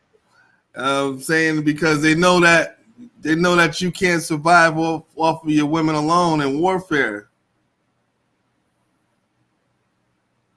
Period. If anything, should keep you fed, but that's all you're gonna get. You're gonna be fed enough to grow the fuck up, without all the tools necessary that you need to fight back what you're dealing with. You get what I'm saying? Yeah. It becomes feel good history in a contemporary. What is what I'm saying. Yeah. Because you're like, damn, yo, man, I agree. It's like, but in this day and age, that shit right there. It's a 50-50 challenge for us. Because we're not embodying that universal greatness of our masculinity and our femininity as black people. True. You know what I'm saying? There's no pride in that representation. Individually, yeah, but not collectively. Right. You know? And that's for a reason. That's what I was saying. That's why I said white supremacy would be comfortable with it just being that the black woman is the oldest human being.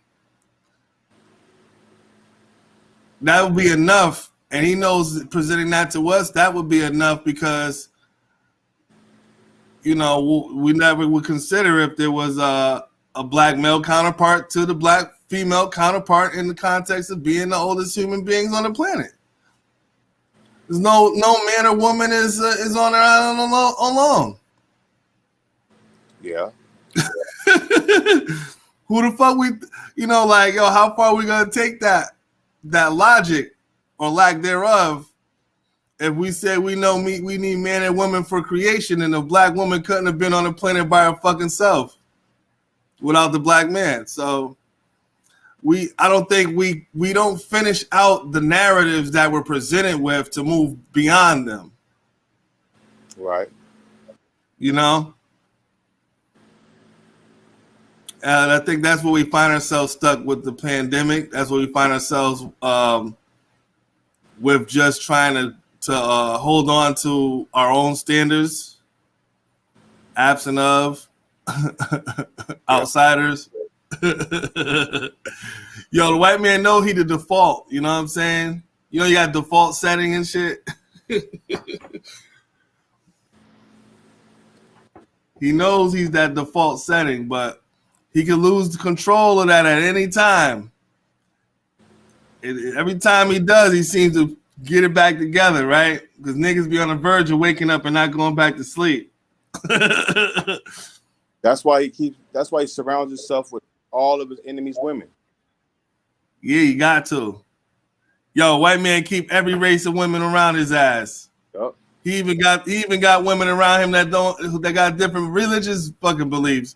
He went as far as race and spirituality in the context of the areas of human activity that he's utilizing. It's funny because you can alternate between either, you know, 1, 2, or use them all at once. You know what I'm saying? It's at his convenience. Because he's the system of white supremacy. So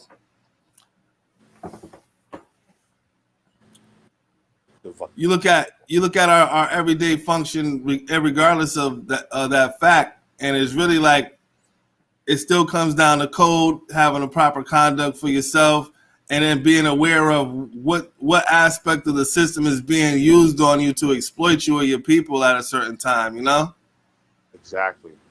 So right now we're dealing with the propaganda. We're dealing with the fucking fear of starvation, fear of death. Or fear is an order of the day for niggas in America, as far as it being used against them to their own detriment. Hell yeah! Like I said in the beginning, if this shit was the motherfucking if the jab was the mark of the beast, then niggas done joined the devil already. Most of them, except for the ones resisting. Yep. They ain't even consult with God about the shit. They said, "Fuck it, white man. You know what you're doing." Hey, fuck it, white man. That even goes for so-called religion.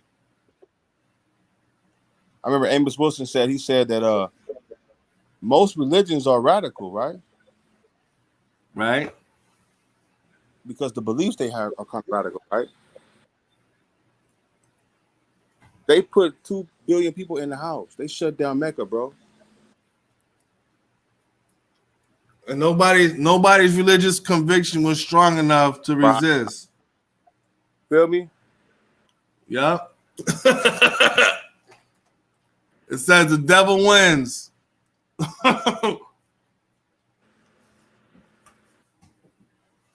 And then like Haiti had the lowest number of people.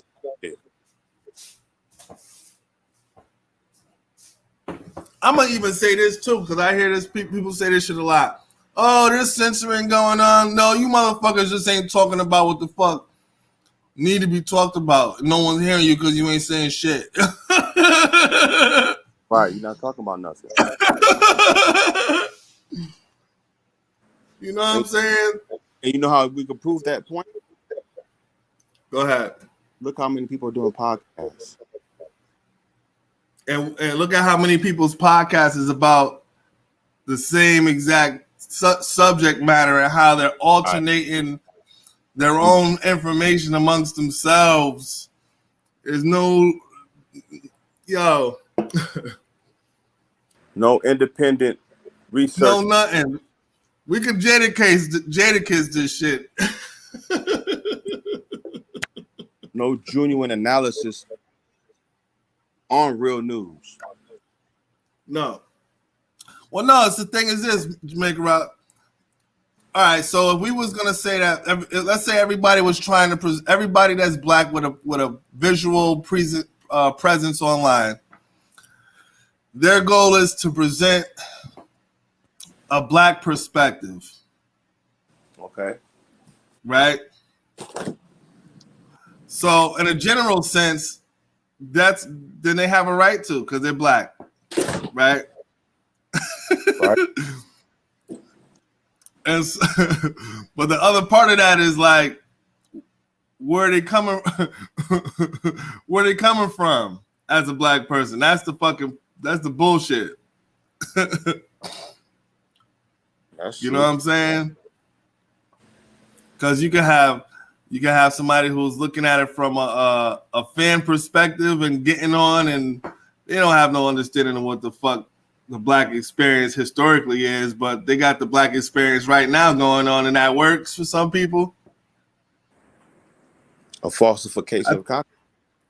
Yeah, I think that works for most black people these days. Is if you can fuck around with me for the black experience in the 2021, I fucks with you. But if you try to deal with the black experience any time before that, you know. Yep. Yep. The boo-hooing. Amos Wilson, bro. The falsification of consciousness. Black consciousness. Absolutely.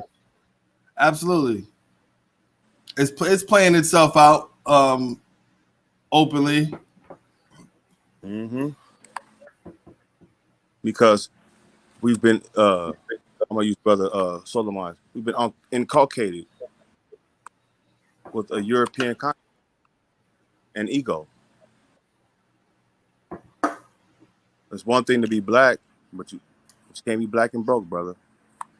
You can't be black and both, right? That's why we go over and be right. You're right. I ain't no broke nigga. Right?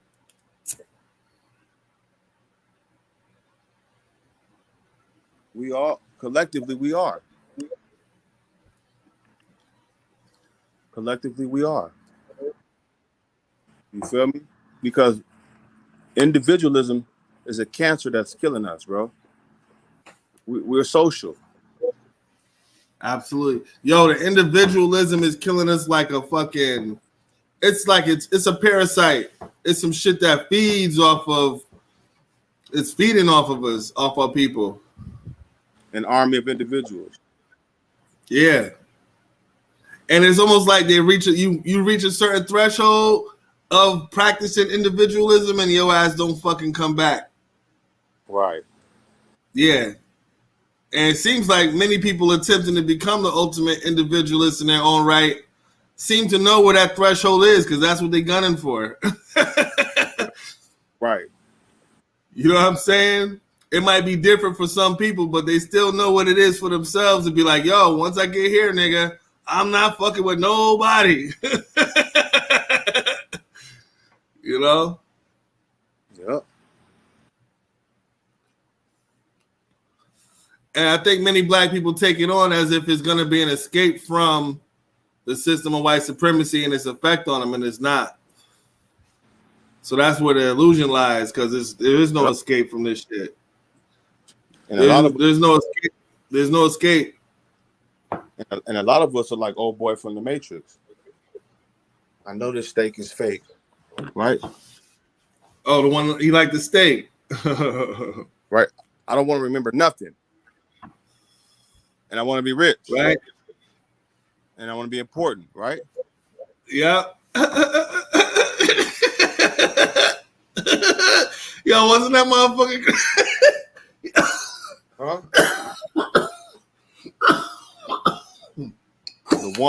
the one cute female that they had in that resistance he liked, and once he found out that she didn't like him, right?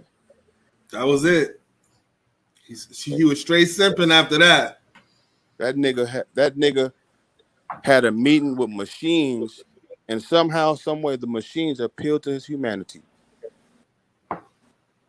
Yeah. Right? We see this Today. Yep. The second Matrix, right? Your job, right? Yeah. Rewarded him, right? What color is the architect? White. And what color is the oracle? Black, right? And a female. The machines are running shit. It seems that way. Why? But they're still using the origin of their, right? They're still using racism. Who was the... Yo, that was one of the... you know what's something about you saying that? That was one of the biggest issues with AI and facial recognition was that the AI program itself was programmed from a white man's mind. So it innately is racist. Exactly. So in essence, if the AI becomes self-aware, right, it should identify with us. Yeah, as a fucking threat. No, listen what I just said. If it becomes self-aware. Oh, it should identify with itself as a minority similar in the context of us, you're saying. Right. Feel me? Yeah. Because it's been created to perceive the threat. Yep. And just like Ultron.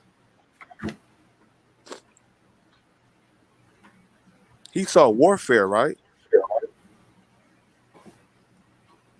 and Mm-hmm. all that human beings, right? But even the history that program is being fed, you feel me, was Eurocentric, because basically history was created by Europeans and is based on their experience with outside contact with people, right? Yep. You follow? Yep. Like the first, right? If me and you were the first human to go to Mars, right? We're gonna research every plant we find, right?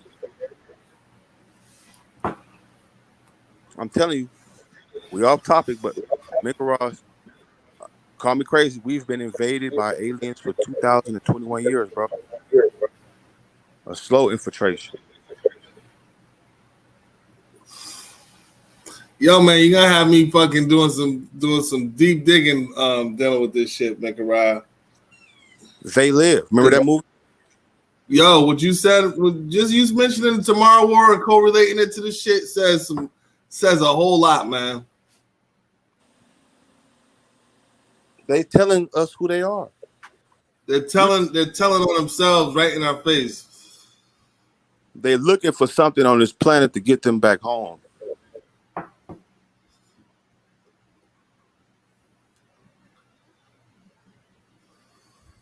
That's why Jeff. It's funny.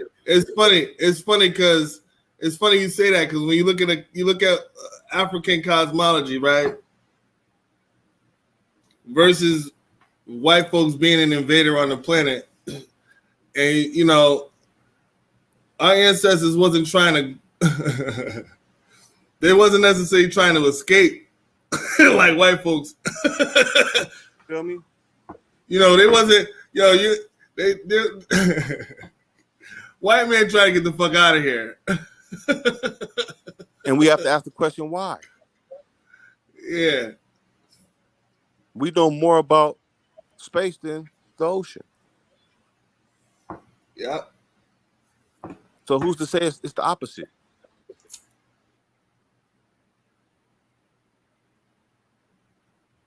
Absolutely. Because we don't know what's been revealed by water, right? Yo, you know it's something about this. So we spoke on standards, right? Alternative standards to European standards. Okay. And you know, it's funny how when you create your own credible standard as an alternative to his, what is he treated as? Foreign, alien. Worse than that. In comparison to his, he treats it as primitive and inferior. Primitive, right? Yeah.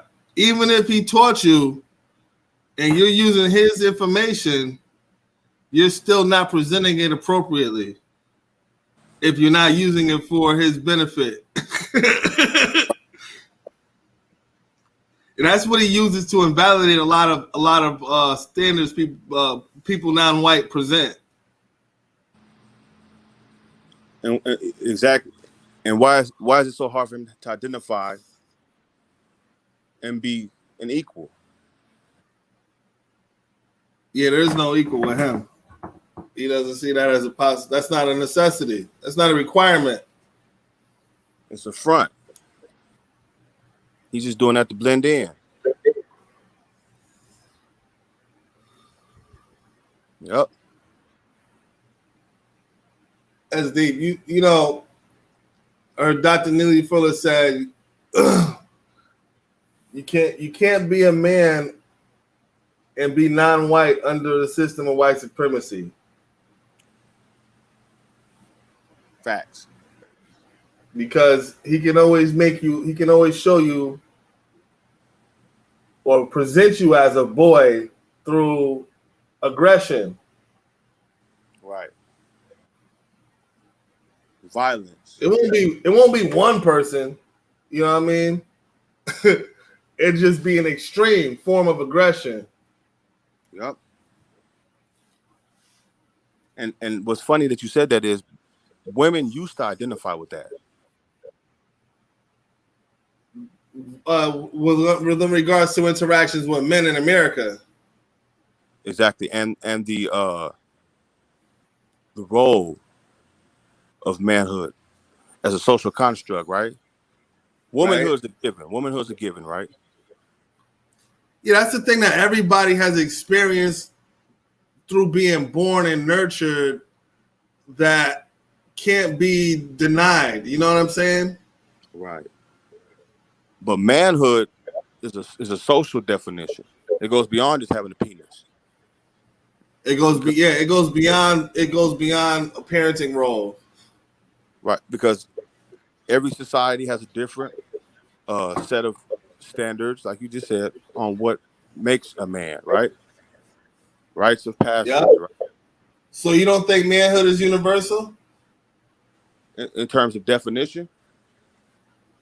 In terms of function? In terms of, okay, give me a definition of the function. I'm saying you don't think that's similar to how women are born to birth children, right? The manhood in being a male isn't a universal innate thing. No, because okay, you know why I say that? Go ahead. Look at the nature of women. Right. Women get naked around each other, right? It doesn't compromise their womanhood. Feel me? No. We used to be comfortable getting on, right? American society, right? My son got fourth period swimming, right? I said, shit, it's been in the hundreds. You lucky, right? I don't want to smell like chlorine. I said, take a shower. The showers are open. I'm like, okay. With the homosexuality, I understand. So I said, well, bring some shorts and an extra pair of underwear. Like, oh yeah, I could do that, right? Yeah. Shit, that's what I used to do in high school, yo. I didn't know I ain't getting no goddamn open showers, man. Why not? Back then it was like, these motherfuckers, hell no. Why is the boys' bathroom always the same? Right? Why has the boys' bathroom since the beginning always been fucked up? Piss on the floor, right? Piss on the floor, niggas fucking trying to haze you and whip you with fucking towels and shit and all that other bullshit. Hey, y'all make around here taking the shit, right? Yep, niggas take your stuff and fucking hide it so you can't get dressed. All that type of bullshit, man. So no, when I played sports, I waited till I went home to shower. Fuck it. See? After the game. But if it's collective, right? What will be the problem with males with males, females with females, right? Right. When did who created penis envy? Europeans. Feel me? Yeah. I was gonna say Europeans and Lesbos on the island of Lesbos. Let me stop. so that's the first problem they had with us. Penis envy, right? Yeah. Oh, you less of a man if you got a small dick, right? Right? Right. How you gonna impregnate her? You can't get deep enough. Right. Now, for all my little mans out there, right? Hold your head high. Because the dyke, she don't even have a penis. Right. But she's able to, right? Right. And some of them be having some bad ones, right? Synthesized. Since she's got the synthesized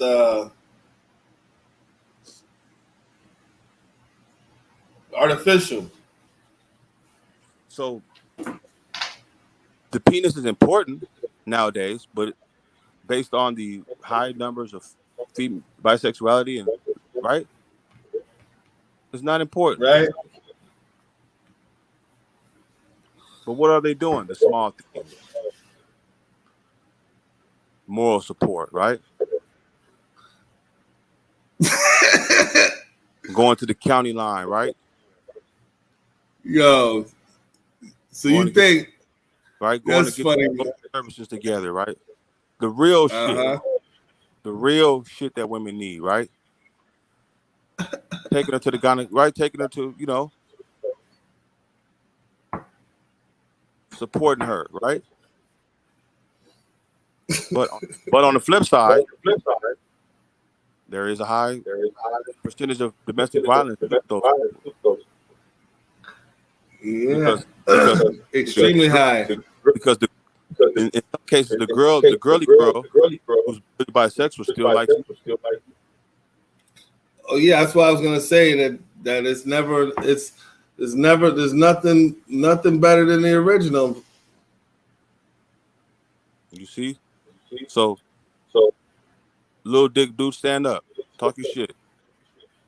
Brag. Huh? Women have 10-pound babies, bro. Right.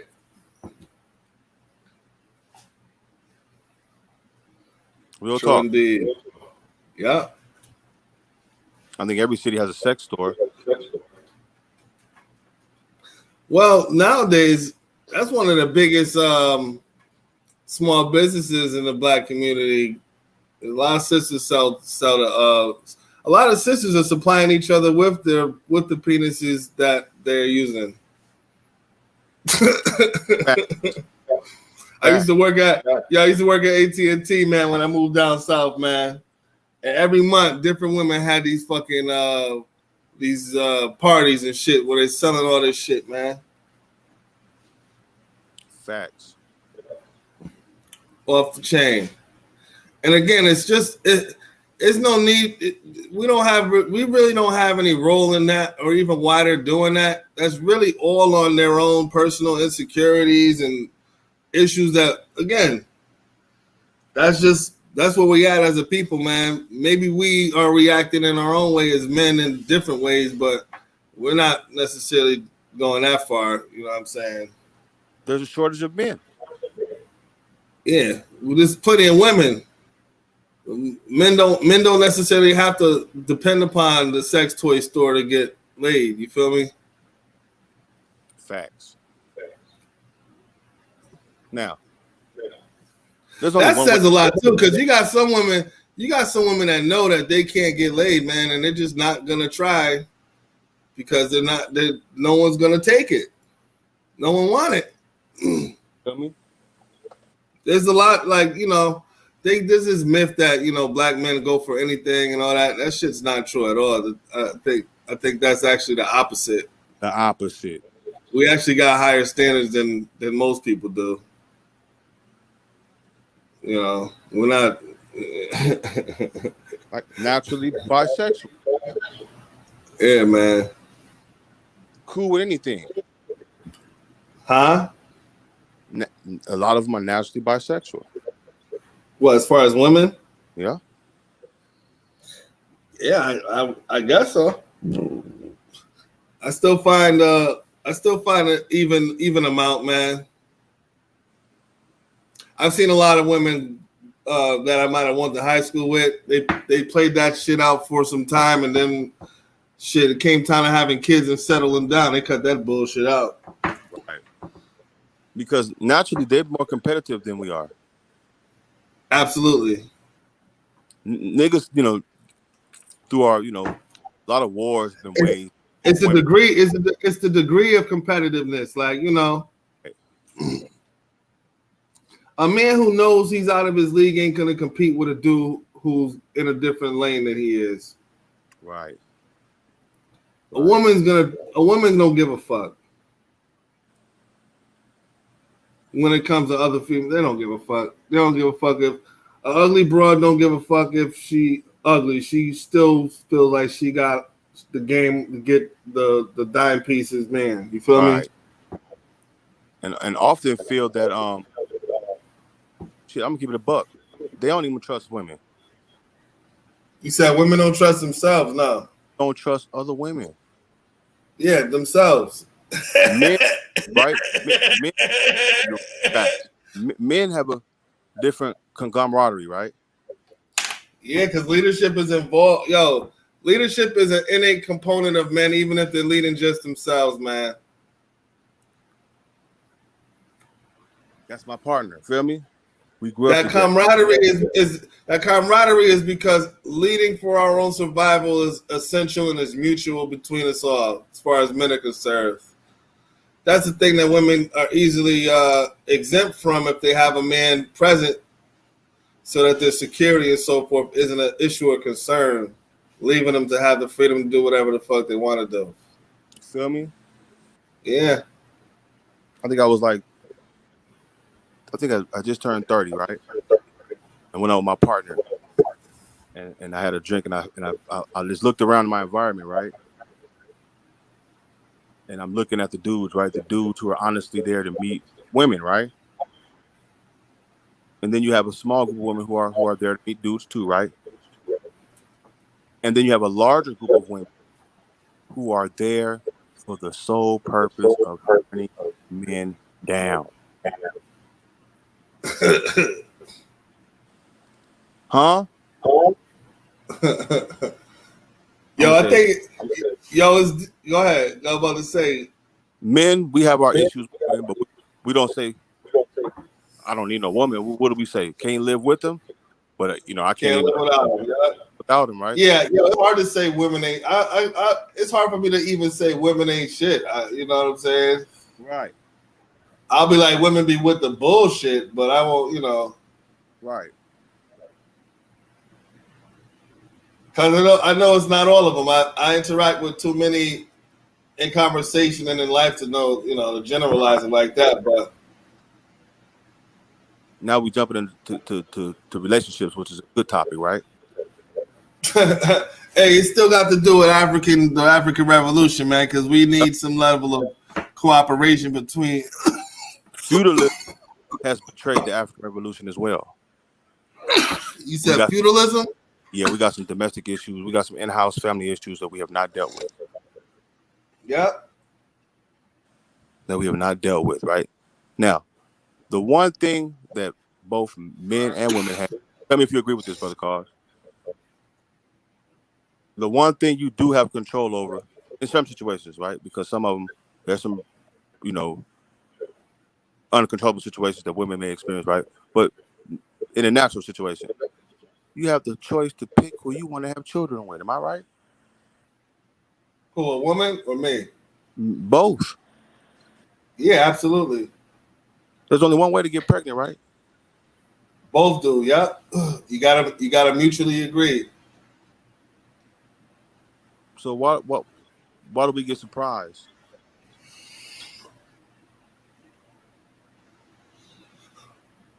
Right? You're right. Men are raised to do what?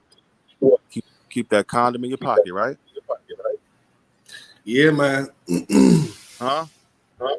No matter what she say, right? Yep.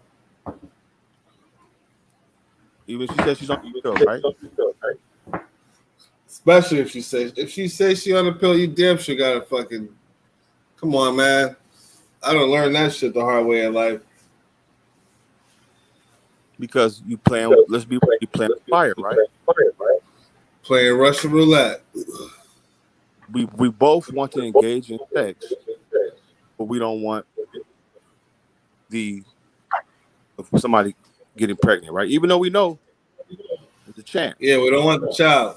And then it's crazy because somehow, some way, at times you convince yourself that's what you do want because you're having so much sex with the person. You're spending so much time with them. As if that's it. So you begin to justify a child being created through you wanting sex with that person. At least animals, they keep it a buck. They more willing than we are. Mating season, Seasonal. right? Seasonal, yeah. But they get it in. And whatever species, right? If it's a bear, right? She has the choice, right? Of what genes she wants to pass on, right? Yeah, she's got control. He can be trying to get it All he wants. For those who raise pit bulls, y'all know what I'm talking about, right? She has to let him, right? She been fucking his ass up, biting the shit out of his ass, right? She won't take. She won't feel me? And lions, bears, they're looking for the strong, right?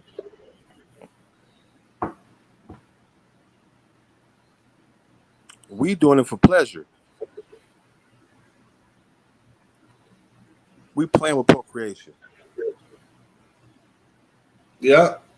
Hey, yo, you know what's crazy about playing with procreation is the plan or the standard is if you're gonna play with procreation, you should be committed to that person you're gonna play with. And most men Again, but we're dealing with a lot of other socialization issues. most men desire that, brother Carl. What? Finding Marriage?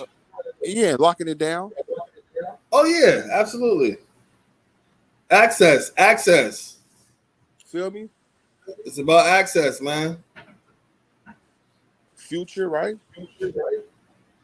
Legacy. Yeah.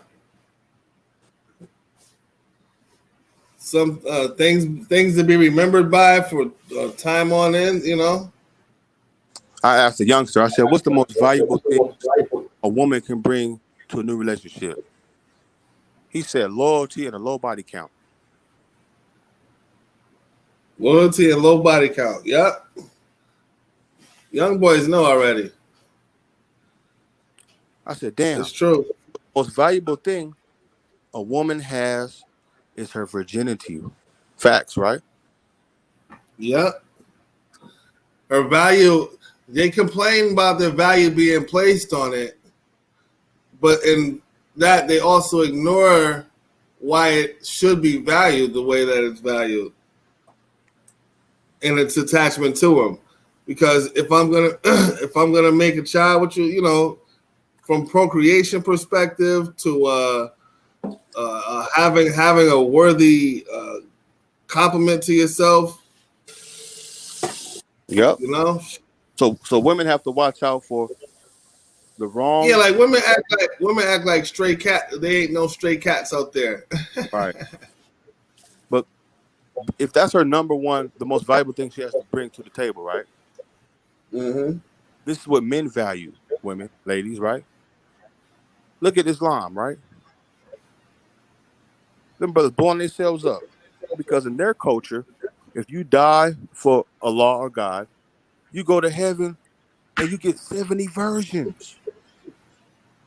Notice the emphasis on virgin, not 70 wives or 70 women, 70 virgins. 70 women that no man has ever touched. That do sound like heaven, huh? Yeah, it do. So women have to make sure that they don't get tricked out their yoni, right? Exactly. Or A lot trick of them, themselves out there, Yoni. right? A lot of them are bitter or angry because the wrong dude, right, tricked them out their yoni. I was gonna say, what's the wrong dude? If they're gonna give the Yoni to somebody, Right? is And he's doing what the he's supposed wrong to do. dude is the wrong dude who's not getting the Yoni, or the wrong dude is who is getting the Yoni? Huh? Well, you tell me. Damn, brother Carl, you cold. Hey, no one's defined that yet. Who the fuck is the wrong dude? Because it seems like the wrong dude is always getting the nookie. Right. So is the wrong dude the right guy? You know, I think I'd rather be the fucking wrong dude because the right guy don't seem like the guy to be. Right. Right. Exactly. He's non-existent. He's a fucking ghost. The right guy is a ghost. And what's the main characteristics that they huh? Say it again. What's the main characteristics that not in the beginning, but afterwards, when they say he was just bad, right? Cheating, right? What's it? Or him messing with more than one woman, right? Oh yeah, you're always gonna be the bad guy. Top reasons for being the bad guy is cheating or having a bunch of bras that access. You having access to multitude of women is makes you the bad guy, especially if she knows. You know what I'm saying? But that's what low key attracted her to you. That you were Yeah, desirable. that's that desire, man. You were eye And candy. women like trinkets. A Facts. dick a dick unattached from a man is just another trinket. She can fucking carry on her wrist. You see what she do with the mobile ones that she put a battery in? It's a trinket. Yeah. Carried in a purse. That's where that vain possessiveness come in, right? Huh? That's where their women's possessiveness and vain comes out because Yeah, early, she can separate you from your sexual organ. right? That too, and also let's look maybe I early. think it's easier. I think it's easier for them to think and function that way than for us because we know, maybe even based on position of organs, but we know we got to get closer to her than she need to get closer to us. And it also goes back to her original. Remember we talked about the Venus of Willendorf? Yeah. The first deity, the first god was a female, right? Mm-hmm. So in essence, what do they want? Worship. This is what I just said. Put me first, right? Yeah. I fell over females because she said that I had too many things going on and I should have been her number one priority, right? Yeah. Worship me and I'll bless everything, right? I'll give you anything you want. Yep. And when you're in a relationship, for some reason, when you keep your girl in the dark about something, that shit, man, falls apart. But when you get her blessing, and you just tell her, hey, babe, I'm finna make right.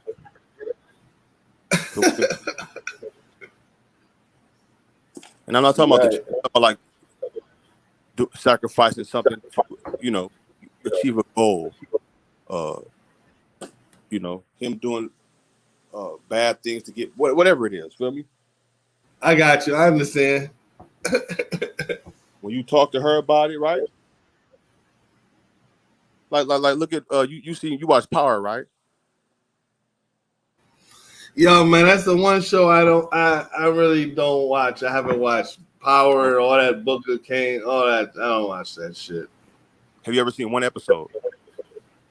I've only seen one episode.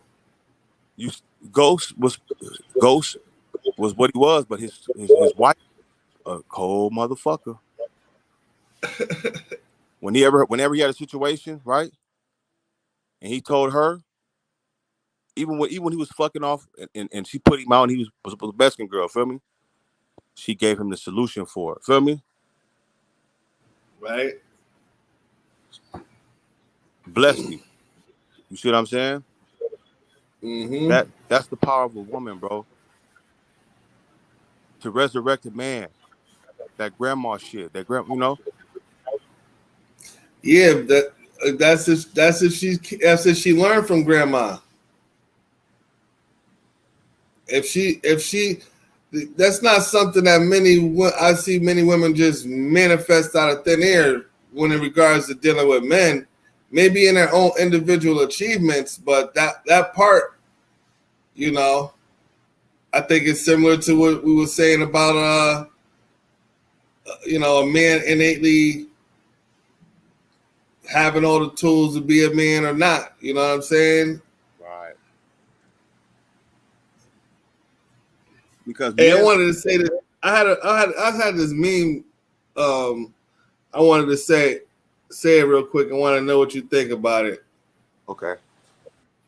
All right, it says you literally don't have to lie to women If she likes you enough, she'll lie to herself. Facts. What do you think about that? Facts. You only get problems because, right? Go after the ladies that like you. Automatic. It's easier. You can be yourself. Yeah, and it's funny. It's funny you say that because the more visible you are, the more ladies you'll have access to. When you know she likes you, it's like a breath of fresh air, right? Not like Go ahead. meaning. You know how sometimes you take a chance and you fucking with a female. You chasing a female who really don't like you, and it's kind of using your thirst. I don't want to say thirstiness, but it's kind of playing with your emotions, right? She's feeling you, but she don't really like you like her, right? So you kind of go out your way to try to please her, or right? Yeah, you want to build that appeal.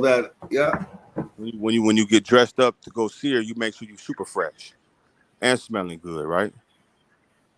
And you should. Women like, they like eye candy. But when you know the female likes you, you could be yourself. You ain't got to be all G'd up. She can see you during laundry day with just a haircut. Mm-hmm.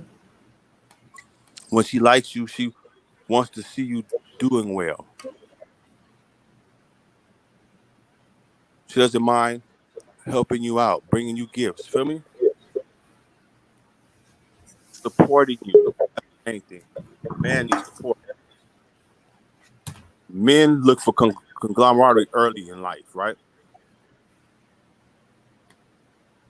With their friends, little tribes, right? Little clans. Straight men eventually want to they think about legacy, right? Leaving something behind, right? Mm-hmm. Finding something to leave behind. Create, right? You right. We eventually get out that stage, right? Of playing or being a player, right? To getting serious, right? And by the way, that player or dating or that was created American society. That wasn't never natural. Feel me? A lot of times we had arranged marriages, and people argue, "Oh, that's so wrong," and I should be able to pick who I fell in love with. Well, obviously you didn't do a good job because you've got three men too. We don't, we got multiple baby mamas. She got multiple children, and neither one of us is married. Feel me? Right. So think about the thought and consideration. Right? You say nobody care about you. When you was 3, they already arranged for you a marriage. They already worked it out with the family, right?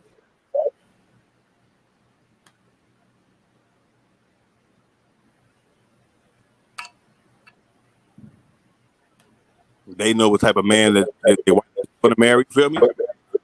Yeah, you're right. Our form is selfish. We don't even think about how our family would be affected by this marriage when, regardless what we think, they are going to be affected by it because they love you.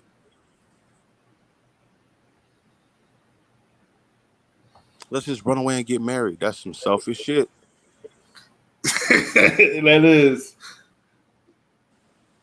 That is, man. You have kids and the kids don't know their family, right?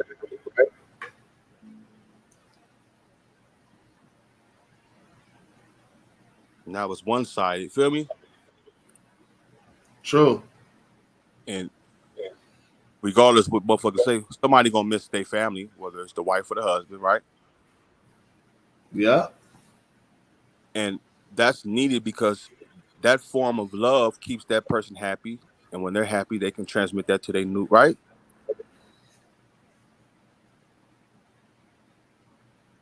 A lot of marriages fall apart because there wasn't good rapport with the families, feel me? Absolutely. My in-laws. And then marrying people who have different values and morals, feel me? Or marrying people who have no values and morals. Ah! You feel me? That's like when you grow up and you have clans and tribes, right? They have characteristics. Feel me? Oh, the such and such clan. Oh, okay. They're farmers. They're good providers. Feel me? They have a strong system, right? Last names used to have that kind of the Browns or the such and such. Or they known for being good business people, right?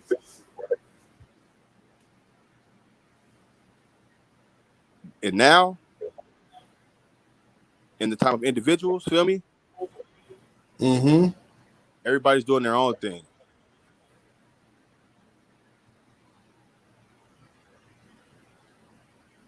I don't get in their business, but you babysitting the kid. You already in it.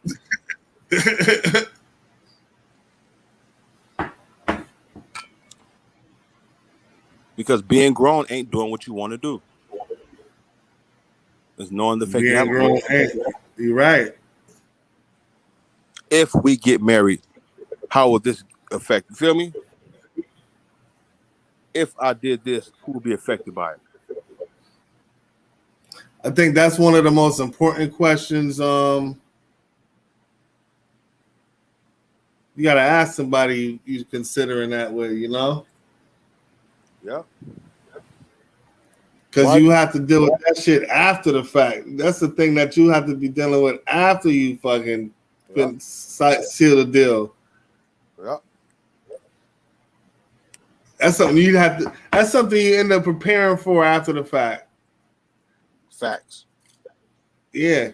Because you got to allow first contact if there hasn't been no contact with the opposition and all that bullshit. Man, goddamn. No real shit. Like, how does this person respond to pressure? Yeah, I'm gonna take notes right now. Let me get my pen out because that's an important one. I need to ask. Yo, women. We going. Like, women, this is a meme somebody sent me, right? Women are like a tea bag, bro. You don't know how strong she is until you put hot water. Say that again. Women are like tea bags. You don't know how strong she is until you put her some hot water.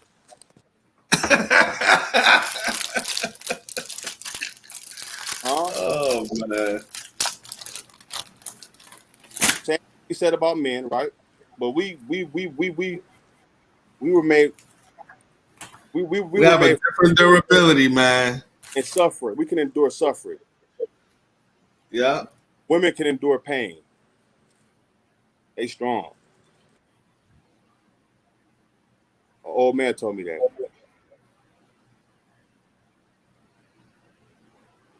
That's why when we split with our exes and baby, well, she gonna be suffering. That's what we think. Sadly, most women don't deal with suffering. I don't know, man. I heard a kick in the balls hurts more than giving birth, man. So I don't know. I can't speak on that. I've been kicked in the balls, but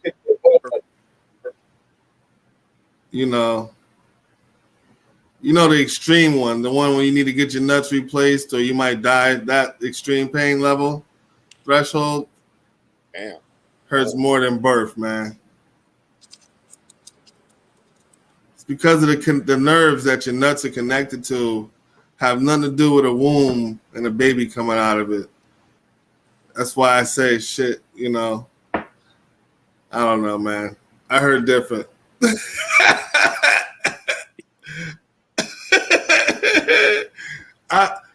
At the end of the day, man, we even, man. You know what I'm saying? We need to just act like it, respectively. Like I think black men are more focused on being the best men they can be for the sake of others, more than sisters appear to be in regards to just for the sake of themselves. You know what I'm saying? That's true. And I'm saying that based on how it's playing out. We're at a point now. 10 years ago, you could have blamed a black man for doing some shit that got a sister to do some shit she otherwise wouldn't do. 2021, black men are behind the dysfunction of black female behavior in most cases, man. Not the ones now. Maybe the old heads, yeah, we know the shit that they did in their generation. But in regards to now, like, women are doing what they want to do, you know? No one's keeping them from doing it. Facts. There isn't anybody, stopping shit, you know? I wonder when we got this cancel culture thing going on. I wonder who are the cancel culture administrators? Okay, what's that? Cancel culture. Huh? What is cancel culture? Cancel culture is the idea that there's I identify with it from a Black community perspective, as people, or the idea that certain people have a right to have their fame or the attention placed on them eliminated based upon their views or behaviors publicly. Basically, if you disagree, basically. Huh? Yeah. So, No, like you see what happened with the baby, right? Right. So, if he said less, he could have said something less than. He could have said 3 words and still got the same response. Right.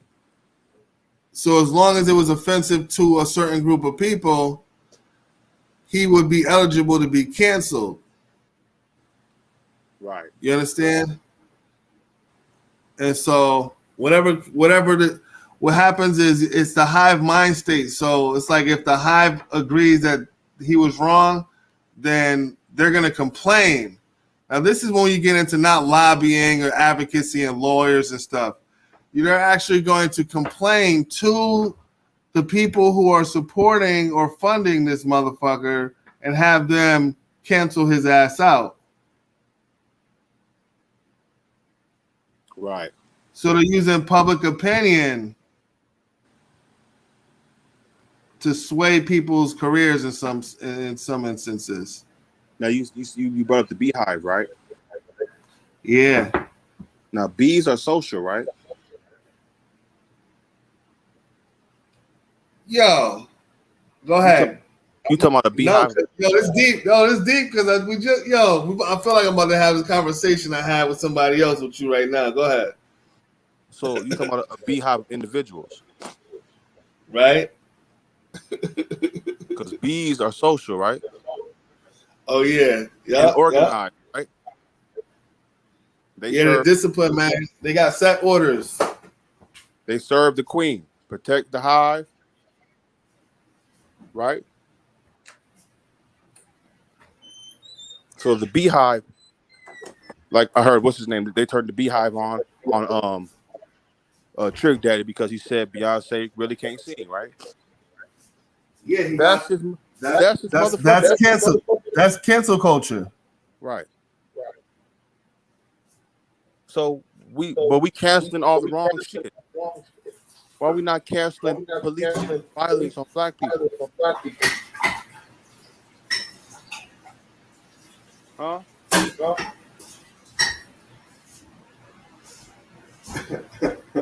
So that's my issue with this canceling shit now is you motherfuckers won't cancel white supremacy.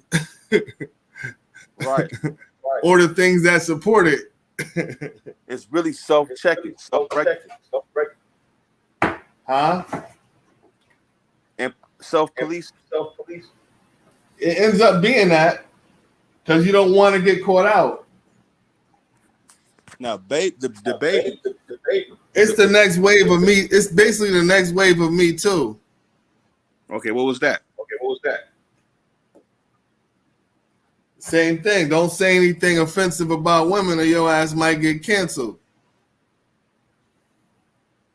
Okay. Don't have any types of don't have any accusations or don't make women feel uncomfortable in any way that they feel vulnerable without willingly wanting to feel vulnerable around you and your asses. You could go to jail or be canceled. Now who Who's the poster child for that? Bill Cosby. He was. That's why he was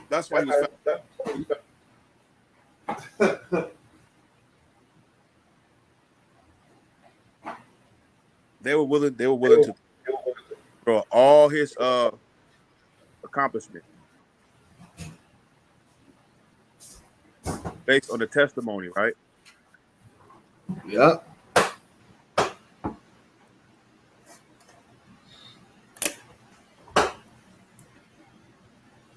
Bill. What about Trump?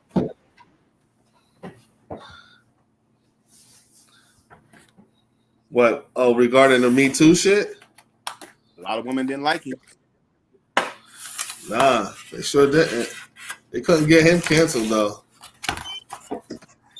Shit. They took his IG and Facebook account. And he was the motherfucker president. That was They did. People voted for.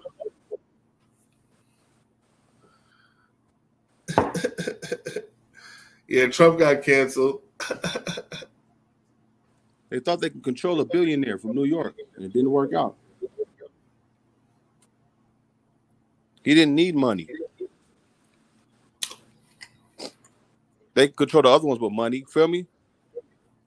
Yup. And even Farrakhan said it. He wants to be a king.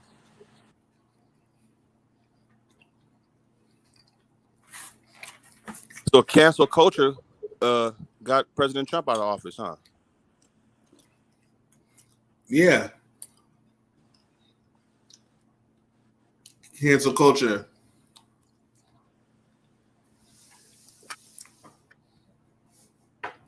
That's exactly who got Trump out of office.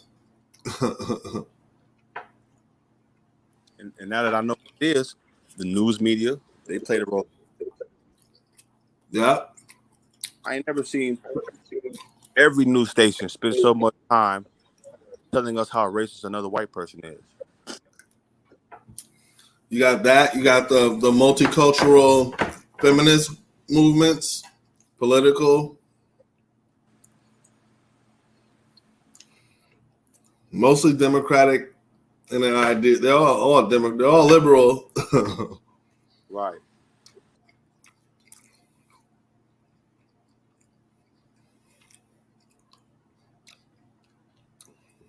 Yeah. And it's almost like it's woke and it's woke-ish. Basically. Because you can say something bad about black people in a improper context, as long as it's related to LGBT matters or feminism, and they'll advocate. Yep. You know, they'll cancel somebody related to that if it's racially related.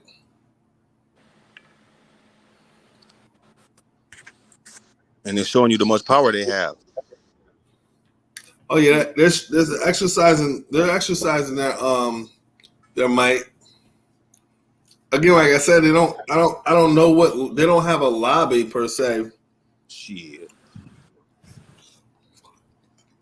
Their lobby is meaning like their lobby is attached to the separate movements that they represent. Okay. Because if not, then you'd be blamed. I'd be speaking on specifically one group of ideas, but it's a multitude. Right. Yeah, that's like you say. Yeah, the media is a part of it, and then you have all these other aspects of social change movements and the people with very, very open ways of thinking. Mm-hmm. You know, people who believe in apologies and microaggressions. Yep. The idea that you could look at somebody and hurt them.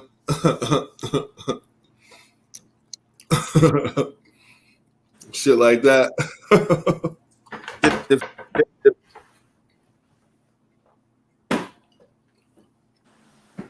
Now you have to ask. Asking a question that's unwanted is Right. is an assault. Right. Now you have to ask the question, right? When did homosexuals become a large body of people who bought music? Oh, you saying in regards to the little baby thing? Yeah.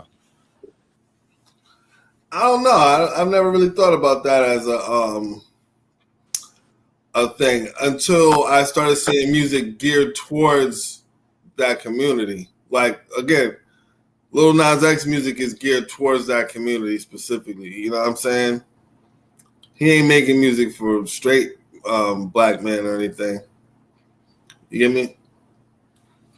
Why would a homosexual make music? Talking about women. Why would he? Why would they support it to begin with? Why would women support him, right? Right. This is a good question. I think women support it in general. Now, why? Because they were saying, well, he's going to lose a large body of his gay fans. Why do gay fans like Baby? Yeah, he's rapping about. Yeah, I get what you. That's funny.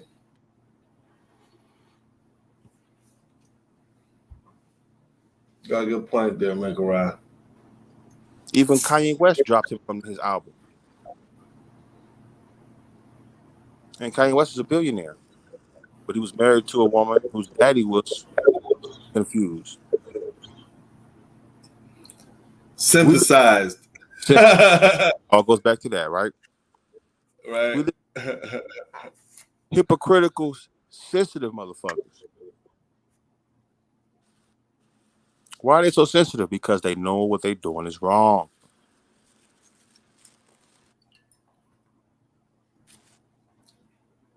And it's not even a judgment. That's not even necessarily a judgment.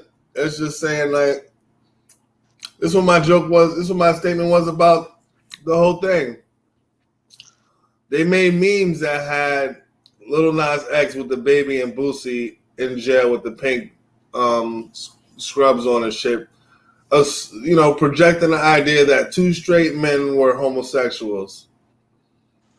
Now, why would that be a joke? Why would that be a joke, right? Right. It would be a joke because they're not straight. You know what I mean? Like, it's embarrassing for...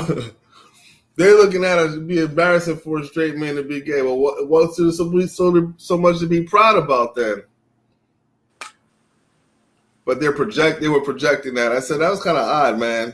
So you mock straight men for not going along with the agenda, right? By trying to accuse them of being gay, which sounds crazy to me.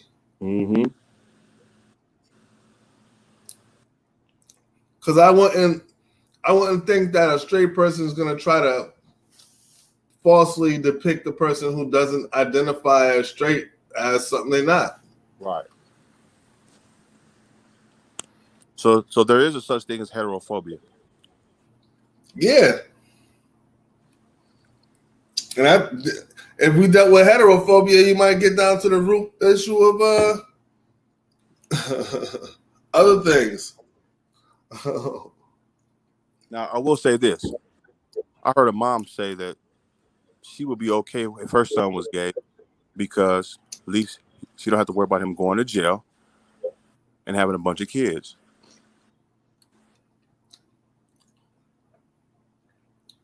Yes, I've heard that before. I've heard women say they'll love their son, like, the same and all that shit. That's unnatural. And in most cases, you see that be the case too.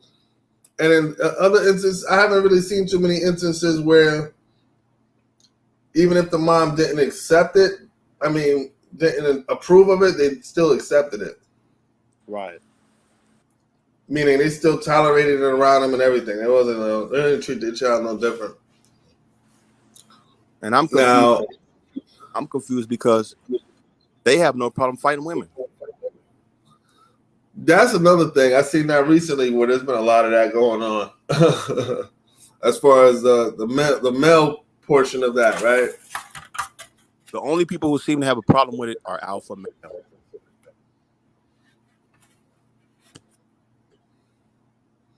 Yeah. All the women are on board. Now, I'll take that back. Angela Stanton ain't with it. That's just she ain't with it. She's one of few. Candace Owens ain't with it. Right. Republicans. This is what I was saying earlier. I said, when you look at, I was talking to Bourne about Stacey Abrams and this new lady from Alabama they're using now, Cori Bush or some shit, or Cori Bush, so whatever her name is. Anyway, what's crazy is when you look at the black community's representation on the Democratic side, there are a lot of, to be honest, they're overweight black women, basically. Mammies. Uh-huh. When you look at the Republican side of what female black representation look like, including Angela Stanton, their women they're in shape. They have a different sense of self-worth and black pride, even in the sense of the way they look at being black is, nigga, if I'm doing this and I'm a black woman, I gotta be in shape. There's no excuse. Right. All right, hey Rue, I got you. We got Rah Hey Rue in. So, Peace King. So I said, I was just saying this yesterday. I said, damn, why is it the Democratic Party is putting these mammies up? I said, and then when you listen to sensible black women that want to stop abortion and shit, they're Republicans, but these sisters is like, shit, motherfucking gymnasts, like, in terms of how they take care of themselves. So it's like their mind state is still more black pride than what the Democratic black female representative is saying. Right. You know what I mean? Black Democratic representation saying it's okay to abort black babies. Black female Republicans is like, nigga, we need to shut down Planned Parenthood. Facts. You know what I'm saying? Yep. And you brought up another interesting point. We are the only people who we don't have to stay loyal to one party. Whoever's talking about the shit we need, that's who we could vote for. And right now, that's Republicans absolutely are pro-life. They ain't out with the homosexuality, right? They're pro-life. They're anti-masking. I'm all for it. I'm in South Carolina, man. They say, yo, we can't fund masking the kids in the schools. That's against our state law. Right. State money is to be used for other shit, not fucking mask. You don't want your kid in the fucking school. There's like 7 online schools for free for your asses to sign them up for. Distance learning, motherfucker. Mother sucker. Redneck white man don't be playing, man. Huh?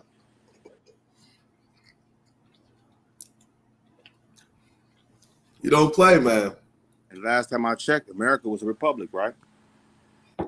Yep.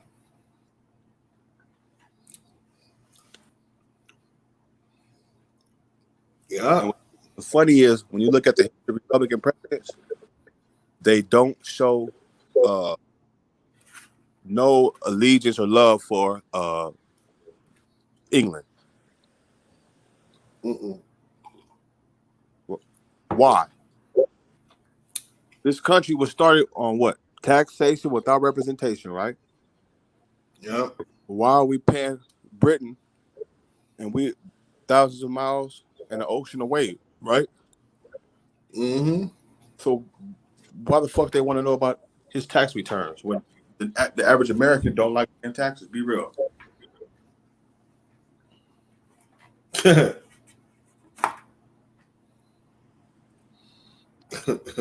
Right? Mm-hmm.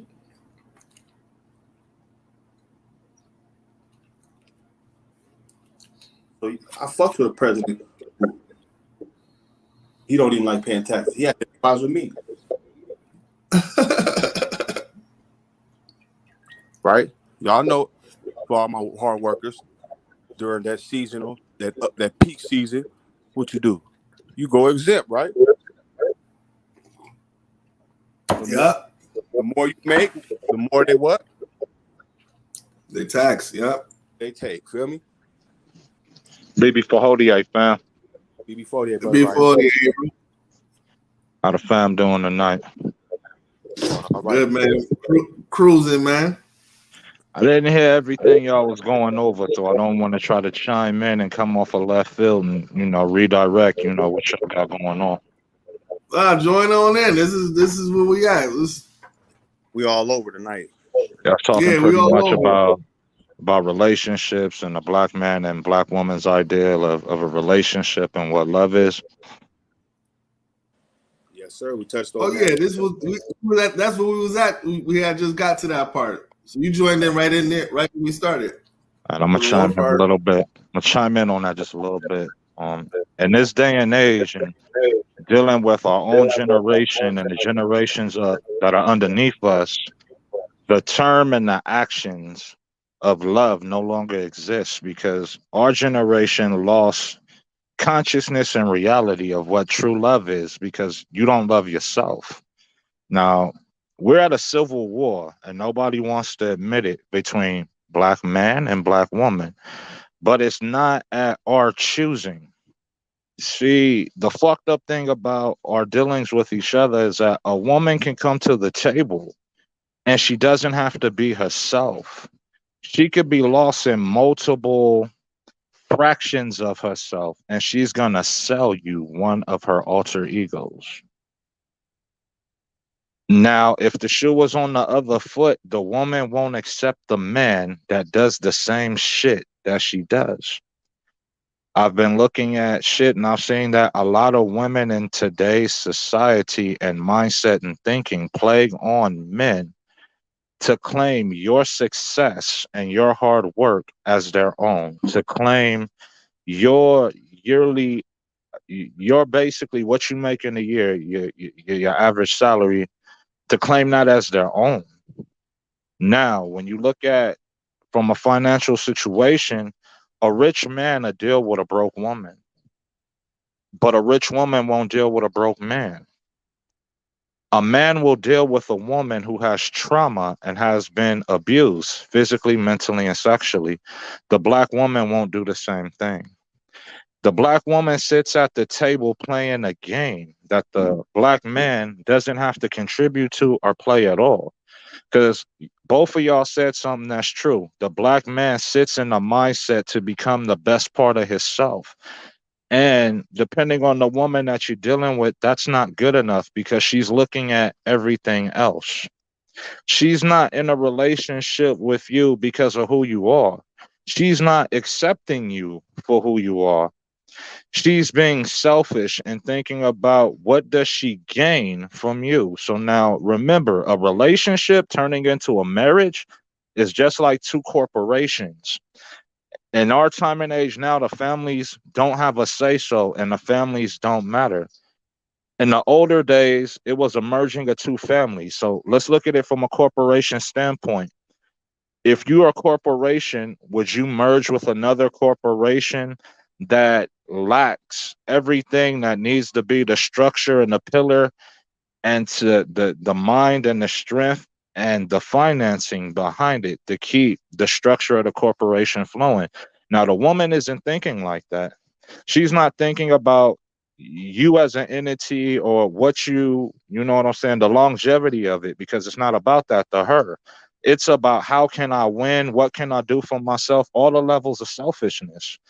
So when you're looking at that and you're in a playground, right, where women don't really use their mind the way that they should. Women, a lot of women that I've seen need a man to think for them, or they have somebody else to think for them. So let's look at the issues here. If a woman can't think for herself and a woman isn't comfortable with herself and she can't identify with who she is, so she's going to go through her multiple alter egos with you. Which woman or which person do you have Monday through Friday? Which one of those alter egos is who she really is? It becomes too much for us to sit down and have to pick and choose.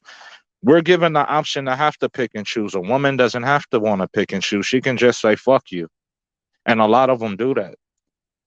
Women don't take a man into consideration, and women lack integrity.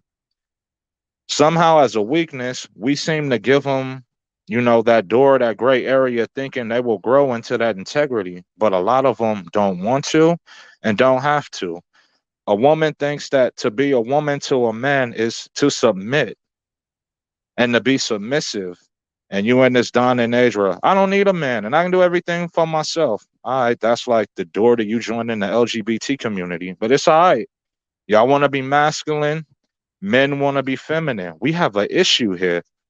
Nobody wants to sit down and really sit at the table and call the shit out for his bullshit and say, hey, enough's enough. Women have multiple cards to sit at the table and use against you on why they'll accept you and why they won't. My biggest issue with women is respect. Women don't respect the black man. They don't see value in us, which is why a lot of men go outside of the black woman to date other women. Because when you have that beast or whatever she is, she's gonna value you for what you are. Where the black woman isn't. She gonna say, oh, that nigga ain't shit. We've been raised our whole life. Mama said it first. Oh, he ain't shit. Oh, he's stupid. You this, you that, you this, you that. No respect, right? Aunties joined in, sisters joined in. I've never heard a black woman speak in respect of a black man and give him that $1 million cheesesteak value that Nipsey was talking about. Until we could figure that out, where the woman look at you and see value and honor you and respect you for that value and have integrity, love, and respect for herself, we gonna always have a problem. So my shit is like this, like a pimp. If you not choosing me, I don't want shit to do with you because I'm not trying to sit here and go through your multiple personalities and figure out which one I want to deal with. Plus, on top of that, all the bullshit you want to deal with. Women got niggas in friend zone so that they can get free shit, free date, free meal, free trinkets, free everything. Get my nails done, get my hair done, get a free bag of weed. It caters to them and it benefits them. We don't have those same benefits. In a relationship, all the negative, fucked up, stereotypical shit that a woman that's not a woman can do, and sit down and ask her, hey, what do you bring to the table? See if you get an answer. Mm. The woman isn't thinking about sharing or 50-50 or coming to the table or even providing or doing her part, even if it's not 50-50. Women said if men do 50-50, we weak. What happened to the art of building and surviving and building together to build the strength and structure of a family structure together as one? It don't exist no more. I agree. I don't want to rumble on too long because, I'll be going in and out, in and out, in and out, going on forever. I ain't mad at the queens. I ain't mad at the sisters. Y'all choose what you do. So just like when a woman go, hey, a nigga ain't shit. He do this, he do that. Women go, hey, women ain't shit. When it really comes down to the facts of why women choose to do what you do, just be real. Say, I did it because I wanted to. All the men that, do what y'all do. Instead of lying about this shit, when they come to the table and shit hit the fan and you caught, hey, you did it because you wanted to do it. See, the statistics women don't think about. It's more women than men in the world. It's more men are assholes by nature. So that's a high percentage of assholes that ain't gonna respect you and ain't gonna be that man you want them to be. Women are living in a fairy tale unform of reality because they looking for Prince Charming. Prince Charming don't exist. Most of the perfect man that the woman manifests in her mind and our ethnic background and from the black men, we're a very low percentile. And then that man that she looking for, he don't want her because a man that's a high profile man and that figure of bracket that she chasing, he don't want one woman. He can have any woman he wants to. Why? Because his money and his power gives him a presence and a persona that women are chasing after. It's like a metal to magnet. No man in a high power position is going to be comfortable with just one woman. But this is what women want. That's true. Even within our black power structure, I don't want to say conscious, but let's just say us that's awake and on some real awakeness, not the uncounterfeit awakeness. Most of the women in what we do and who we are don't want us. I'm not dark skinned. I ain't got dreads. I don't have a muscular physique. So I'm automatically thrown out the bracket. But all these women that are supposed to be like you and I and call us brother and call us sister and call us king, not looking for us. That's an issue. But all of them are chasing the same man. All of them. I sit and watch them drool over one dude. That's crazy because I thought consciousness was a mindset, not an image. So, but see, that's where we're lost at. The demeanor of shit doesn't have a proper setting and a proper definement. That's true. And you have some who say they don't deal with religion, but they're talking about the chakras and kundalini, and that's Yeah, they want to know where your spiritual level at to judge in order to gauge. I think I think it's funny. Sisters say they want you to lead with something other than the usual conversation, and it ends up they want to talk about the spiritual stuff. That's still not who they are, though. You know, it's still a deflection from the true self. I find in most ways, the spirit is just one part of self. You know what I mean? I found that within my findings, within communicating, women don't know how to communicate with men. Most women's At all. answers for the questions that we ask them are kind of like they've been asked these questions so many times that they've come up with short term answers, one word phrases, two word phrases. Their answers don't require for them to think at all. So, in my mind, if I'm talking to you and you're not thinking and I'm asking you questions that require for you to think and take time to answer, if you're not giving me that, you don't have time for me because you can't stimulate me mentally. We can't talk. I'm gonna start talking to you and you're gonna be lost. Like this shit is boring. I don't understand half the words he said. facts. Right? Hey, sister, And I'm not saying that women are stupid. There are some very educated women who are eligible, who are capable of doing this. They're just not, I don't want to say they're not picking us, but what they're looking for is up in the clouds, man. And they ain't gonna never get it. They're gonna always be chasing that I, shit 360 I was gonna degrees. say a lot of times those women they're not they're intellectual. I find sisters being more intellectual when it comes to cultural conversations than general knowledge outside of black things. say that You know what again. I'm saying? Unless it's a passion or something like that. Say that again, brother. I said I find a lot of sisters are, you can have a deep intellectual conversation with them, but in the context of the black experience, our culture and stuff. But even with ones I know with master's degrees and stuff, they're limited. They're limited in what the depth of the intellectualism of a conversation with you as a man. They're limited if it's not related to their passion or something they really care about. Right. I don't know if that's I think brothers just in general, men communicate differently than women do in general. Facts. You know, Facts. I know I've seen some sisters that might have had the same books I had, and I'm like, damn, I see why we communicate well. You know what I'm saying? Yo, my sister-in-law told me that. She said, "Stop telling the women you first meet.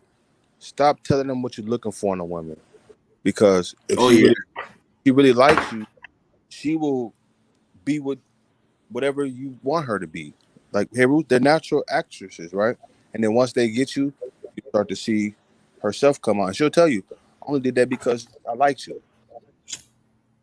You see? And another thing to keep in mind is, like, people who are hearing this, we're not bashing women, right? Both of us are victims, right? But we have to talk about the real issues that are tearing us apart, right? Faking it till you making it ain't gonna work for us, right? Nah. Men can express, like I asked the youngster, what are you looking for? Loyalty and a low body count, right? I asked the woman, and I said, other than sex, what do you bring to a relationship? And they got quiet. What do men desire? And they got quiet. Like Brother Raheru said, some think that their beauty is enough. Yeah. I mean, look at me. You I'm said high. beauty or booty. Look at me. I'm beautiful, right? And I'm giving you sex. What more do I need to bring to the table, right? Yo, it's so bad. Even twos think they're tens because they got vaginas, man.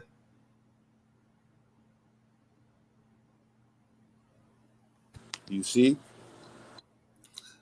Yeah. When they forgot that, like I told the sister this, I said, do you know the effect you have on men? I mean, not just the physical part, but the nourishment in terms of what his capabilities are, right? Mm-hmm. The ability to take not a man that's broken so point where he beats women. I'm talking about a man whose spirit's been broken by society or something, and you giving him hope. Like I'm with you, daddy. I'm with you. You know, I'm here with you, babe, and we in it together. Feel me? The ability. I'm gonna say this real raw, and I'm gonna pass the mic. Right? An erection, right? An erection, right? Taking a soft dick, getting it hard. All women can do that, right? There's a root word to that too, which is resurrection, right? Just like women have the ability to get a soft dick hard, they also have the ability to resurrect a dead man. That was the whole story our ancestors was talking about. Feel me? Right. What will Malcolm X be without Betty Shabazz? Martin Luther King Jr. without Coretta? You see the point I'm making? What happened to behind a great man is a great woman, right?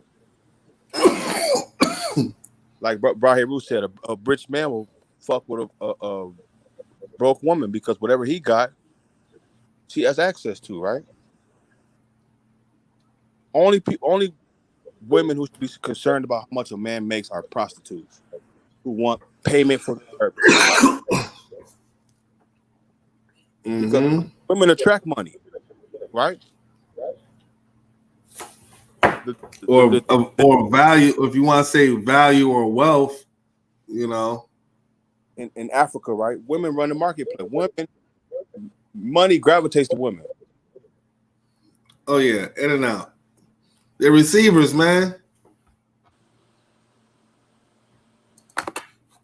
So why you putting a standard that you don't fuck with broke men when it don't matter? You can make a broke man rich. That's what I'm getting. That's what I'm saying is that's where we're having a disconnect with the men having an idea of purpose and so forth, and sisters saying, "Yo, I'll generate enough wealth for myself and leave this nigga alone if I have to."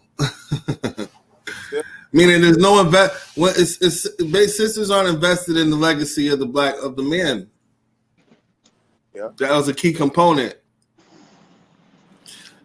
You know, when a woman's invested in a man's legacy, she knows she's gonna die around the same time he's gonna die because they in it to the end, and what they build is gonna outlive them. You got two kind of relationships, right? Uh-huh. I'm with you because you're the best thing for me, right? That's real, right? Then you have I'm with you until something else better comes along. Yo, that might be the that's like 3/4 of the motherfucker shit. You're going through the relationship already thinking that you're better than the person, whether it be man or female. You're gonna have problems. Let me chime in. Let me ask a question. Is it that men settle and women don't? I think it's that men settle and women don't, and that women have been bred to believe that they are higher beings than men, and men have lesser value. I'll say this. Men empathize with women. Remember, a lot of men came from single households, right? Single families, right? Absolutely. So they identify with her struggle. Okay. I would say this: the man that grew up in a single household with just the mother, right? Now, I can't speak for all because not all mothers are this way. But the mother that had the strength and raised and did the shit right and had, well, I don't want to say no flaws, but she did her shit. With that man idea of a woman be the reflection of the strong woman that he's seen, just the values that he's seen in his mother who raised him by herself, which now when you look at the state of single mothers in that situation, I mean, look, man, prostitution's legal. I go out and I look and I'm seeing, you know what I'm seeing at a high rate. The woman has no respect for herself. She's lost all connection with her spiritual being, if she had any, to basically feel that she has to do this to survive. And it's on different levels because you got the internet hoe, which really isn't physically selling herself. She's just selling images of herself. It The goes from idea, that. yeah. It go from that to the pole. Then it go from the pole to escorting. It goes from escorting to full blown prostitution.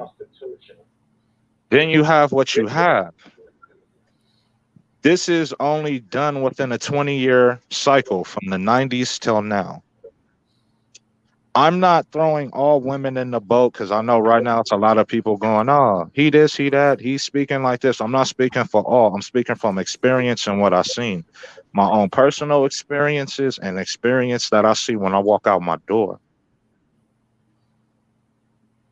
So that's kind of even the playing field there. I'm not sitting here trying to bash all women, but a lot of women need to grow and do some self adjusting.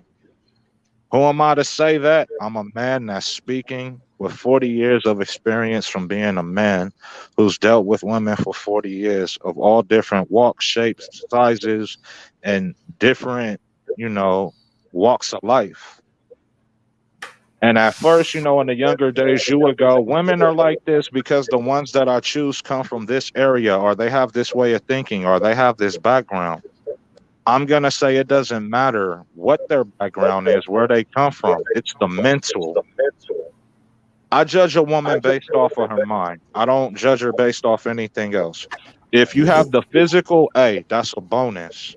If you know how to cook, that's a bonus. You have knowledge of self, you love yourself, you have that value and that self-worth, and you walk around like the ground you walk on leaves an imprint of your value. I'll love you more than you love yourself. But I don't see that. And then as I'll say, hey, I'm willing to give all that. It's some nigga right now, oh, you all beta simp ass nigga. Hey, I'm far from a beta. Right. Yep. So if the conditions we're in now of loving to grow the family have been attacked and we've been separated, right? Black man from black woman. You got a lot of black women jumping ship, going to the white man and the Arab and other races. And there's groups and YouTube pages to show you this shit in rapid alarming numbers. I sit here, I watch that shit to educate myself. I watch shows such as Fresh and Fit to educate myself. Why? Because they're interviewing 10 women a day. In 2 weeks, that's 200 women. They're asking these Yeah. women real serious questions and they cannot answer them. They all have the same type of mindset and giving a response. And I ever wonder, do they go back to these shows and watch themselves and say, damn, I'm dumb? Right. Because now that Kevin Samuel shit, even though everybody hate him, that female shit is real. I can't call a woman no more just because you got plumbing that allows you to give life. You got the key to life between your legs, but you don't even know how to honor yourself and walk around knowing you have that blessing attached to you. We just trying to honor you for what you are. We can't even do that because the situations you've put us in as a man have gone on for too long. What's the oldest profession in the world? Prostitution, right? That means that a man's needs were never being met and fed inside his own household, that he had to go out his door and pay to get it. It's funny because in China, the wide beer prostitution in China. You see, but I will say this: so, hey, we were saying right. We're not putting all women in the bag, so let's get to the other side of the women, right? The number one college graduate, the number one minority business owner, right? CEOs, right? Are black women, bro. Right? But on the opposite side of the spectrum, her son is still public enemy number one, right? So, like Heru said, there's a split there. We need both of us are victims, right? We know the tactics of divide and conquer, right? But men, even the youngsters, right?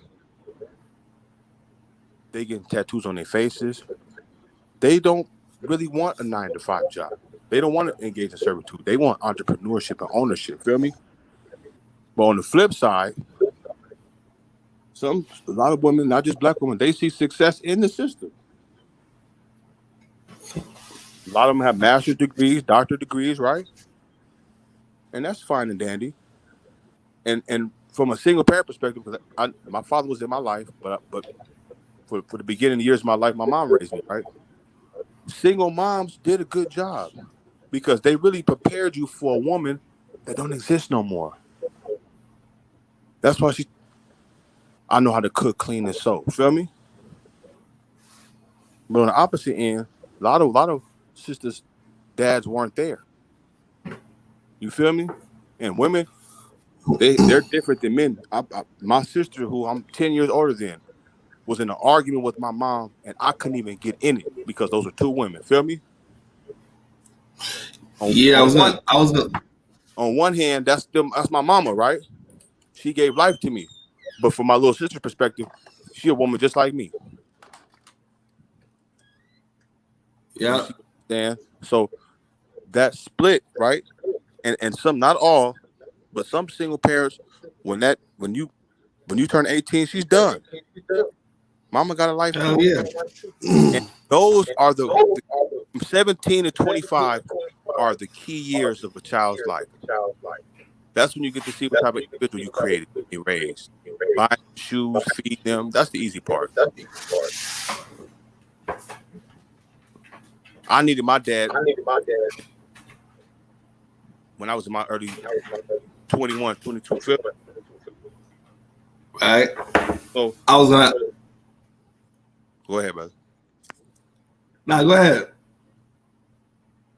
So all I'm saying is that in some cases, I'm done. I did my job. You're 18 now, right? Some see it as a burden, right? I could have been this and this and that, but I had you, and I did the right thing and raised you, and it stopped my whatever. You feel me? So you have something else grow up feeling like their mom resented them. You know what I mean? He 18. I'm finna do me now. She's done. You see what I'm saying? You don't like this? I got put out 18 and a half. I know I'm not the only one. Feel me? I was gonna say, in some ways, black males find themselves getting kicked out like daddy got kicked out 18 years before their ass got kicked out. My situation is a little different, man. I was one of them kids that wanted to be emancipated at an early age. So it was mostly me removing myself from the house and running around to do basically what I wanted to do. And You don't realize it when you're a knucklehead, but when I got older, I see the effect that it has on the relationship with me and both my parents. My parents eventually reached the point where they got tired and fed up with my shit and said, enough's enough. Fuck you. So at that point, when that happened, and then there's some other shit I'm not going to get into that's a little bit too putting too much of yourself out there. But when you got to figure shit out and you have one parent trying to make it look like you're not capable of, being an adult, and then you have the other parent who never really was there and never really took on their role as a parent, what can you do? So what I did was I absorbed it. I said, I now know what type of parent not to be when I had kids. So my father gives me an example of what not to be. My mother gives me an example of how not to raise my daughter to be.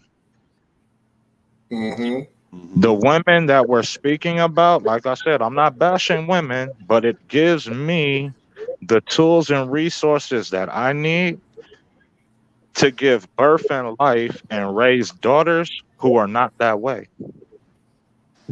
Because that's the only way that I can see a solution to the problem. I can't To the problem, change absolutely. everybody. I can only deal with and control what I create. Yep. Facts. And taking the responsibility of stopping that cycle of hate is the best thing you can do. Facts. I realize this. A woman's never going to sit back and look at your relationship, no matter if it was good or bad, and have a moment, even if y'all together or not. It can be 10 years from now. She's not going to pick up that phone and call you and say, you know what, I was tripping. I really do honor you, for who you are and the things that you did. That's never going to happen. Never. Nope. Damn. Let me think.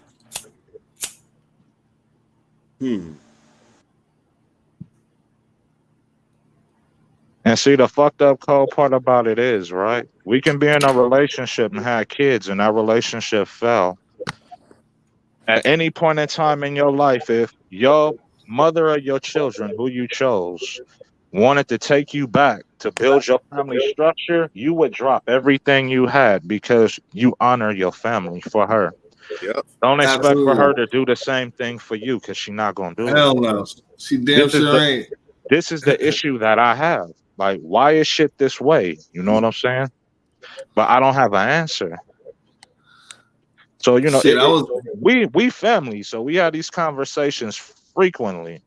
Right. Yeah. But when you have more people involved in the conversation, even with y'all, it's nice to know I'm not going crazy and I'm not alone in what I'm witnessing in my life dealing with relationships.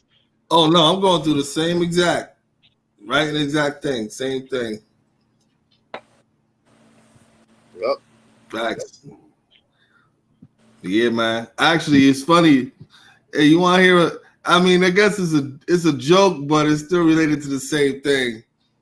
It's funny, but not funny. But so last week, a marshal came to a county marshal came to my house to serve me some papers, right? So I'm in the shower. My sister tells them I'm in the shower and shit, and I told them I'll be out. And I'll talk to them when I get out if they're gonna stay there to serve me some papers. So I'm thinking it's child support related, right?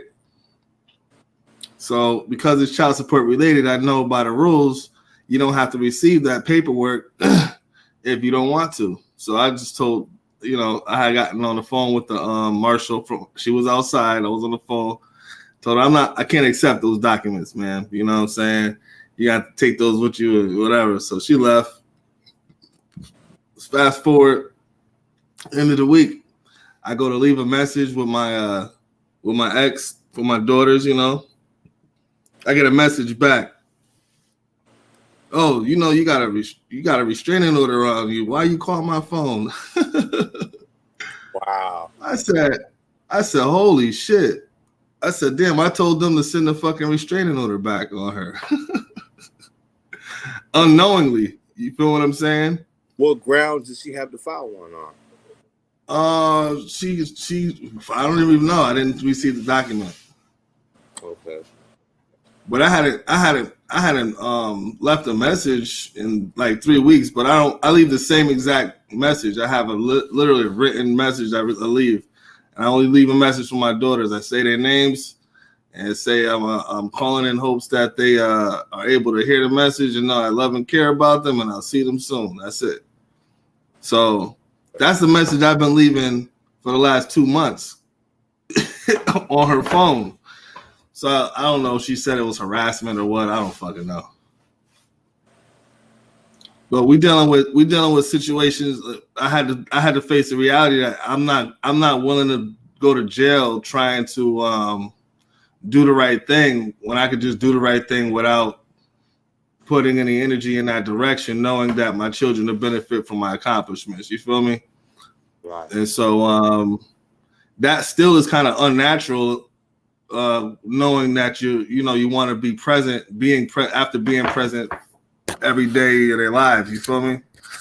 I'm gonna say this, man. For a father to have a daughter and not be able to be in your daughter's life at the rate and the way that the world is functioning right now, I think a woman knows how bad that shit hurts a man, and that's why they do that shit. That's why they do it. I say that for sure. I got 2 daughters by my ex-wife, so both my daughters. So it's double time. So this is what I was about to speak to, was that not only is that pain inflicted on purpose, right? I see it now. I identify with it as a form of emasculation. It's not so much. It's not the same. It's similar. It's similar to buck breaking. You understand? The whole aspect of alienating a child from the father, which the black woman practices in the black community, which has caused the bastardization of most children outside of them just being aborted. Again, we're not bashing black women, but the myth of deadbeat fathers has already been proven to be a myth. So the reality has to be that black women are intentionally keeping kids out of their father's lives. And so based on that conclusion, it's an extreme negative in the context of how it's affecting the community, because you're destroying the emotional and mental, or it's an attempt to destroy the emotional and mental wherewithal of the black man, period, you know? And so women question, and this is why I don't take what women say in our community too much serious anymore, because there's these quotes that come out that you can tell women made, and there's these quotes you've heard women say, but they have to do with a man being a man. And you say, well, if I've lived in a situation where a woman might have kept me from my kids to keep me from demonstrating what being a man is, then she's actually playing a very dangerous game in order to misidentify me the same way the white man would call me a boy despite me being a man. You feel what I'm saying? Right. So it's the same kind of tools being used by sisters that they've learned. I don't know if it's from their interactions or their socialization into the society that's given them these tools, or it's just from them being black like us and we know what's been done to us. But the way they use the stuff that white folks would use against us is crazy as fuck to me. You get what I'm saying? Mm-hmm. And that's in one area in which I identify with that as emasculating the black man. You take away his child.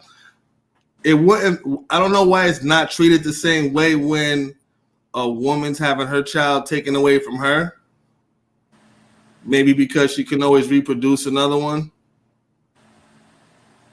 You know, meaning she could just find a suitor. You know, it's not the same for a man. You can't go around asking women to let you get them pregnant. Right. She could offer sex and get pregnant. You feel what I'm saying? So it's different in terms of what connection a man has to his child versus a woman. Not saying that one is greater or lesser, but they're not the same. So a paternal attachment to a child includes security. That security means that anything that comes in contact with or threatens that child's life is going to be dead before it's allowed to do that. So a woman intentionally keeping a child from the father is eliminating that instinct. Even though the man still got it, I'm programmed to respond to protect my children. So Right. it's a form of psychological warfare. All right, let me ask this, because I got boys, right? I said I have boys, so let me ask you this question, right? Do you think in some cases where a mother is keeping her daughter from the father is a form of envy? Yeah. And that's especially if they had a dad. I mean, if they didn't have a father. Right, like for example, like a father that has a daughter, right? And he's a good father. And despite the issues he's going with the mom, he still treats his daughter like a princess that she is, right? Yeah, he's still the king, he's still the king of everything in his daughter's eyes. Because daughters need fathers. That's the first line of defense a daughter has is her dad, right? Yeah. He hands her off in marriage, right? Do you think the moms kind of envy that if they didn't have a father? Absolutely. And I think they'll even prevent that as a way. They'll prevent access to the father to the daughters in order to show the father how much power she has. Because not only does the society support her doing that, her will alone is strong enough to carry out that deed and not think twice about it.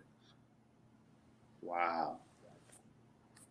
Again, I'm at almost 3 months and not even talking to or seeing my kids. You think she gives a fuck about that? I don't know. I couldn't have made up a reason why I would have done that to her, but she seems to have some rationale in her mind why she can do it. So that's the thing. A lot of the things that aren't explained by black women when questioned by black men, they can't be explained because there's no thought behind their actions. Right. There's a goal. So, if you're under the influence of some sort of programming, you don't see the in-betweens of the action. You're carrying out the task.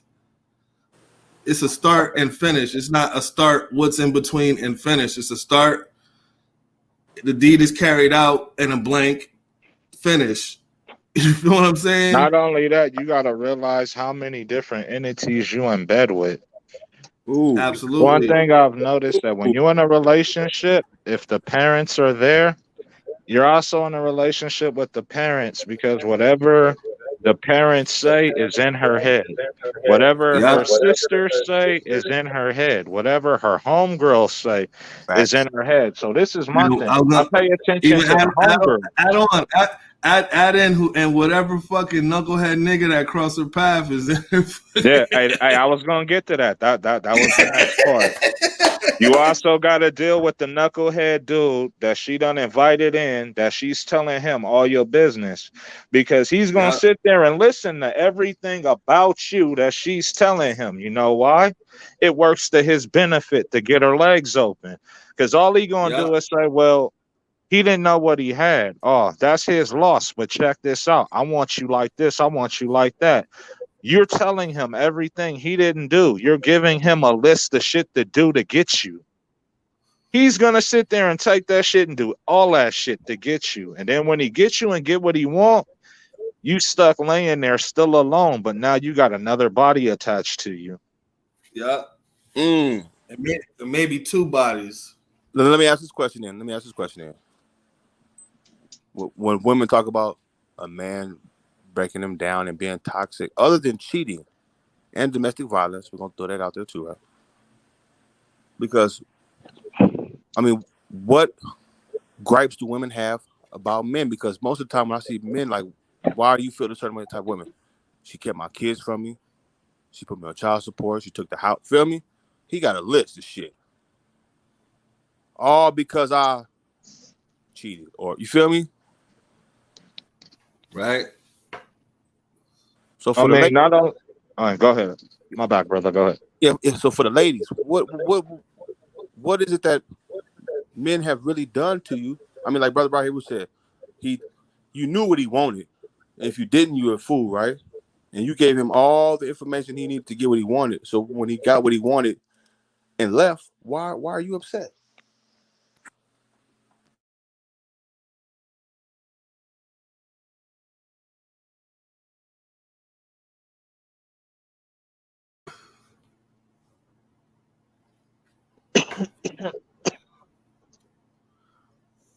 Another issue we deal with behind that same shit is that I asked the woman based on how old she is right now. I'm 40. So the cutoff range is 28. Even then, the mind is still young, but 30 and up, right? Okay. Looking at that, I'm looking at the mindset. What's going on inside your mind? How are you thinking? How are you moving? What are you bringing outside of just yourself? Where do you see yourself as two people building together 10 years from now, 5 years from now, or even a year at a time? Because some people don't like thinking that far, especially if they got ADHD, which don't exist. But you're dealing with a state of mind and a mind frame. When we're older and you're dealing with a younger woman, you can't you're not in the mood to want to hold her hand and shape and mold and shit and sit there and hope. Well, I don't like using the word hope, but you're sitting there counting your days waiting to see her reach the potential that you see in her. We'll give that to them. You think they'll do the same shit for us? Hell no. Listen to the music. The music will show you. Look at the music the women you date listen to. That's their mind state. The shit that they talking about in the song, see if that's her behavior. Look at her homegirls. What are their homegirls' behavior? Because if the homegirl relationship is fucked up and the nigga she dealing with is fucking her over, guess what? When she pick up that phone and call her, hey girl, check this out. I want to sit here and run a comparison between my dude and your dude. And if we find they doing the same thing, because I'm about to dump this nigga, you should dump your nigga too at the same time so we can go out and be hoes together and go find new dicks to ride on some real shit. That's true. That's how they do it. Absolutely. Because she'll sit there and listen to her homegirl before she listen to you. And you can be, y'all could both be saying the same shit. She'll listen to her before she listen to you. Yep. But yeah, that's that gender loyalty. I gotta look at both sides because we do shit that's fucked up too. So I also gotta get in, our own ass because we ain't perfect either. We got our flaws. Like Dr. Ben said, his weakness was a woman. I think every man's kryptonite is a woman. Yeah. Facts. But see, the woman don't understand the predicament that we're put in. A woman can walk out the door and dump you and replace you within a matter of seconds. A man don't have that same ability. A man has to work for or put up something and put time and effort into getting a woman. A woman don't have to put forth that time and effort to get a man. All she got to do is say, I want to suck your dick and take her clothes off. On some real shit. Right? Yeah. So and we're the idiots because we fall for it. Oh yeah, for real? Oh man, fuck that. Go ahead. You know what I'm saying? Yep. So, but as a man, we have to reach a point in ourselves where we grow out of our ignorance and be the man that we're supposed to be. But I gotta ask this question that I ask myself. We fight and put so much time into educating ourselves to make ourselves better men, trying to move differently to make ourselves better men, even having different circles that we deal with and how we move become different because every time you upgrade yourself, the bad parts of you that's there and the company you keep will disappear. Y'all don't have nothing in common no more. A woman will sit back and watch you throw your whole circles away for her. And once you do all that, she feels she got you. Now, oh, he ain't got nobody. I done made the nigga throw all his friends away. All he do Yep. is sit in the house and cater to me. Okay, this nigga boring. See, once a woman disrespects you and has no respect for you and starts talking to you recklessly and disrespectful in all type of fucked up ways, expect all the bad shit to happen. Because if a woman don't respect you, she gonna look at you and be sitting there and going, "This nigga's a bitch." Yeah. Yeah, I was gonna say, but look, it don't take much for a woman not to respect you. Nah, She it could, really don't. Facts. it takes the same amount. It takes the same amount it takes for her to want you. See, a woman will disrespect you out of her mouth, but call her a bitch. You know what I'm saying? But she can Yeah. call you every type of bitch ass nigga, every type of hoe, every type of everything on the planet, and all this fucked up shit, right?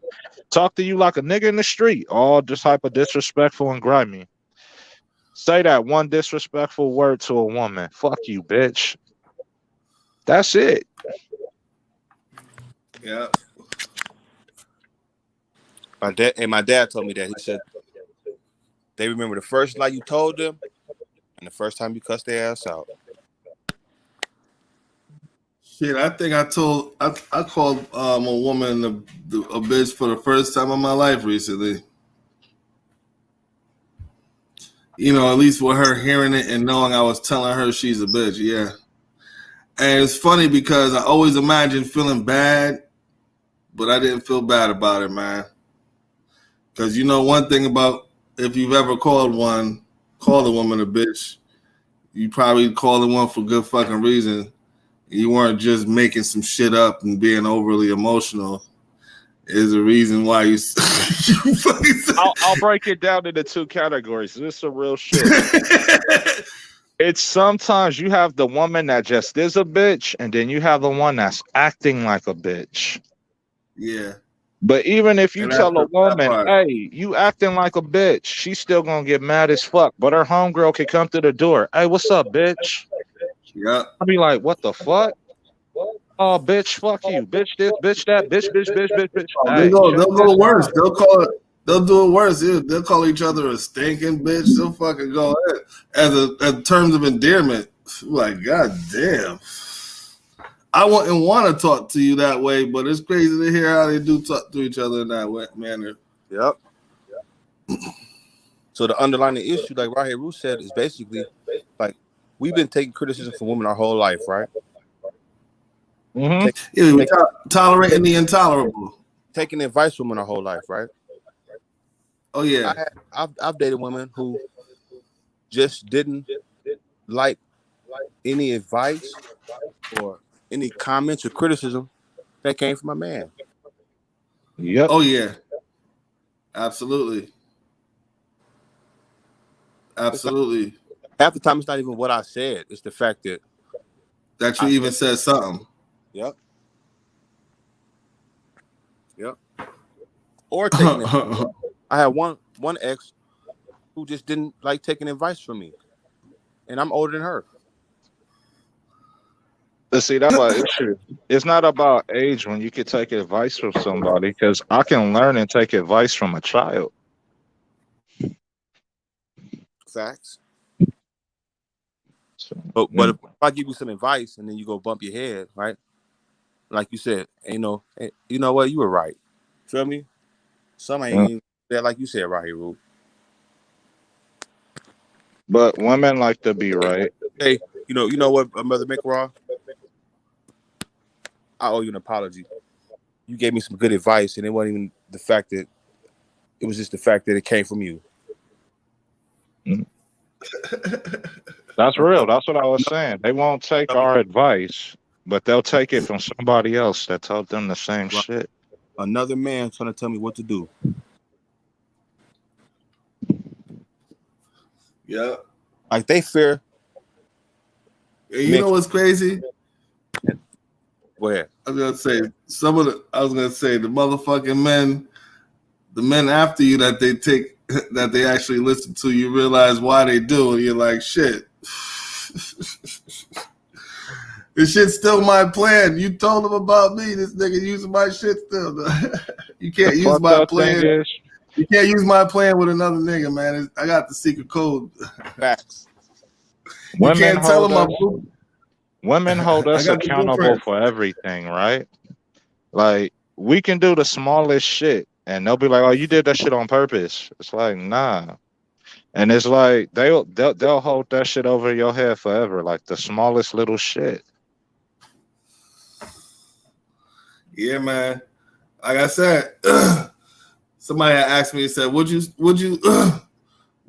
to her? I said, I didn't do shit to her. I told her about herself. It was like, nigga, you know you can't tell a black woman about herself, nigga. You might never see your kids. Why should that be the black man's fear? You know what I mean?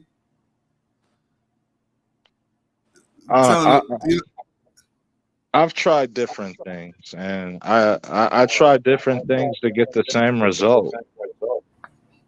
So at that point, I was told, you know, if you keep trying shit, well, they say the same shit, but I'm gonna throw it in the same boat. If you keep trying different shit, expecting a different result, and you constantly get the same result, what the fuck do you do? Because you're constantly, you like a ram ramming your head into another animal, nigga, for no goddamn reason. It's not gonna knock sense into you, right?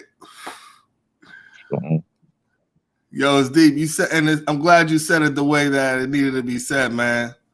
And I learned that from dealing with my mom. Because people easily assume that you are trying it the same way.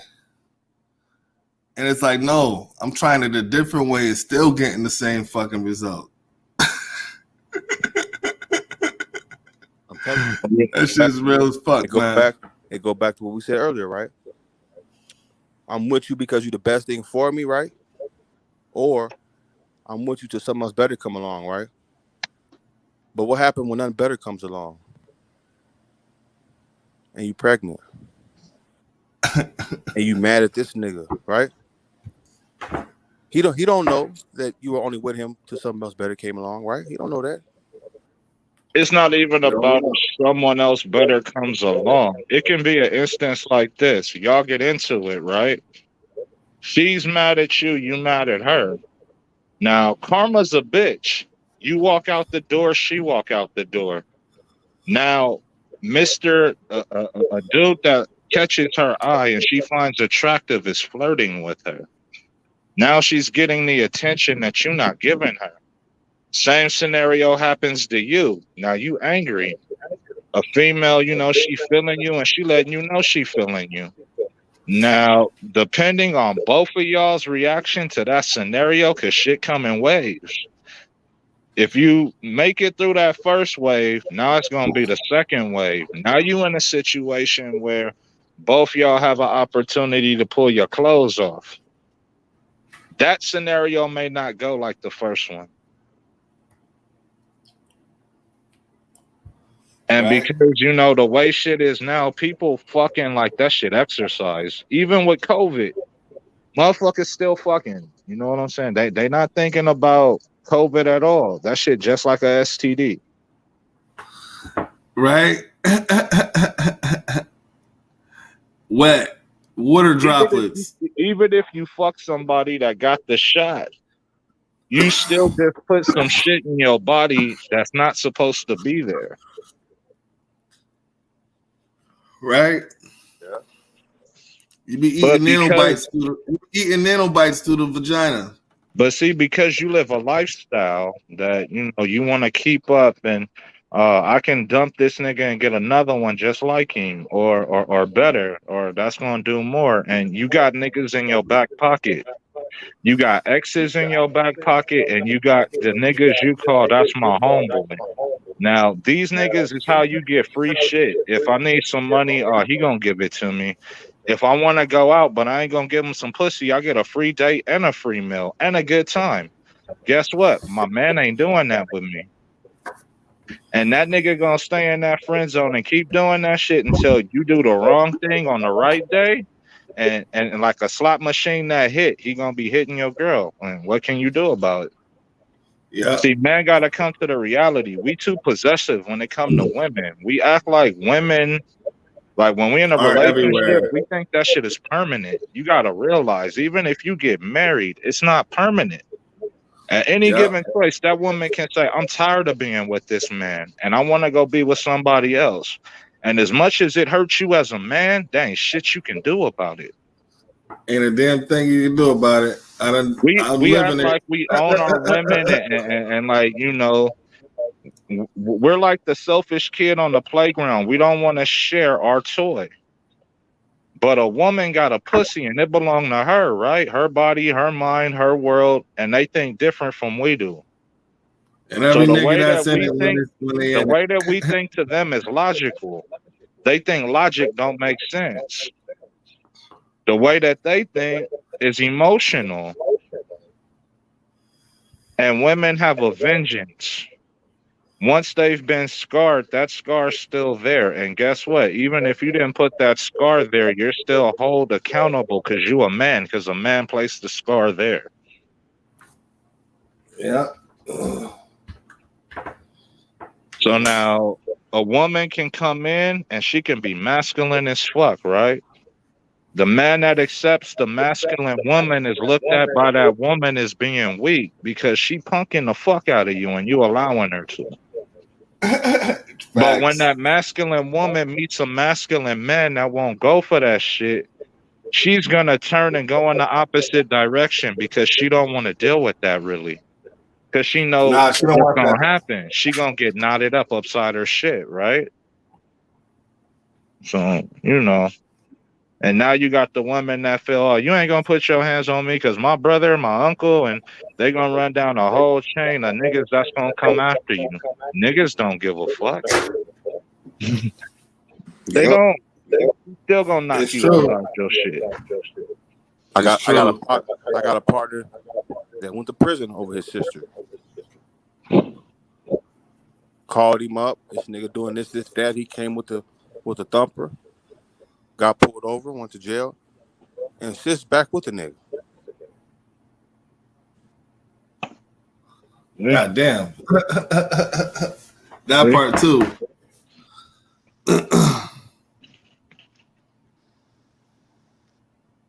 That part too, right? That's one thing that I said while I won't put my hands on my daughter. I don't want her to think it's okay for a man to put his hands on you. Mm-hmm. So the mother has to be the one to provide the discipline. The only way I'll fuck her up is if she do something extremely out of line.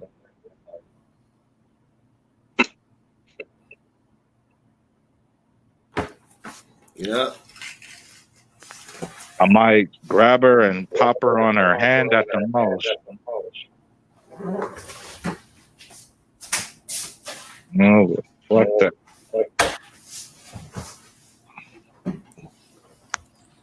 This is a topic we need to talk about more often, man.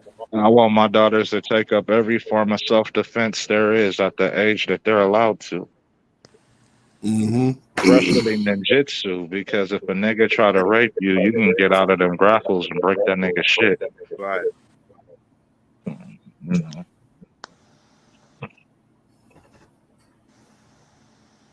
You see, and these are aspirations that a father has for his daughter. You can't get mad at that. Nah, man, it's almost a crime to work against it, man. For real. That's why I said in the UK, man, they're making that shit illegal almost for the shit that black women are able to do in our community to brothers that want to be in their kids' lives. That shit is borderline becoming a crime in Europe. I put it like this. You watch TV and the episode come on where the daughter got her first little boyfriend. And the Mm-hmm. dad says the key thing, think about all the nasty shit you did when you was his age going to a girl house. Say that again. Every black episode of any family sitcom has the episode where their daughter gets a boyfriend for the first time. And the dad has Yep. to reflect on himself. on all the shit that he did. So I've noticed this. Like when women ask me a question about their relationship, I give them an answer that they can't handle. I'm gonna answer it from a man's perspective. And they don't like that shit because every woman that I've gave that answer to, I've been right. And I didn't want to be right, but I'm trying to answer your question because you asked it. Because I've been that man that's been in every situation. I've been the brother that still got the pussy. I've been the friend zone that still got the pussy. I've been the nigga that know you got a boyfriend and still got the pussy. So I've been in them situations and you know how you think when you got that access and you in that situation. So I'm gonna answer it because if I ain't been in a situation, I done seen it before. Facts. So when you know better, you do better.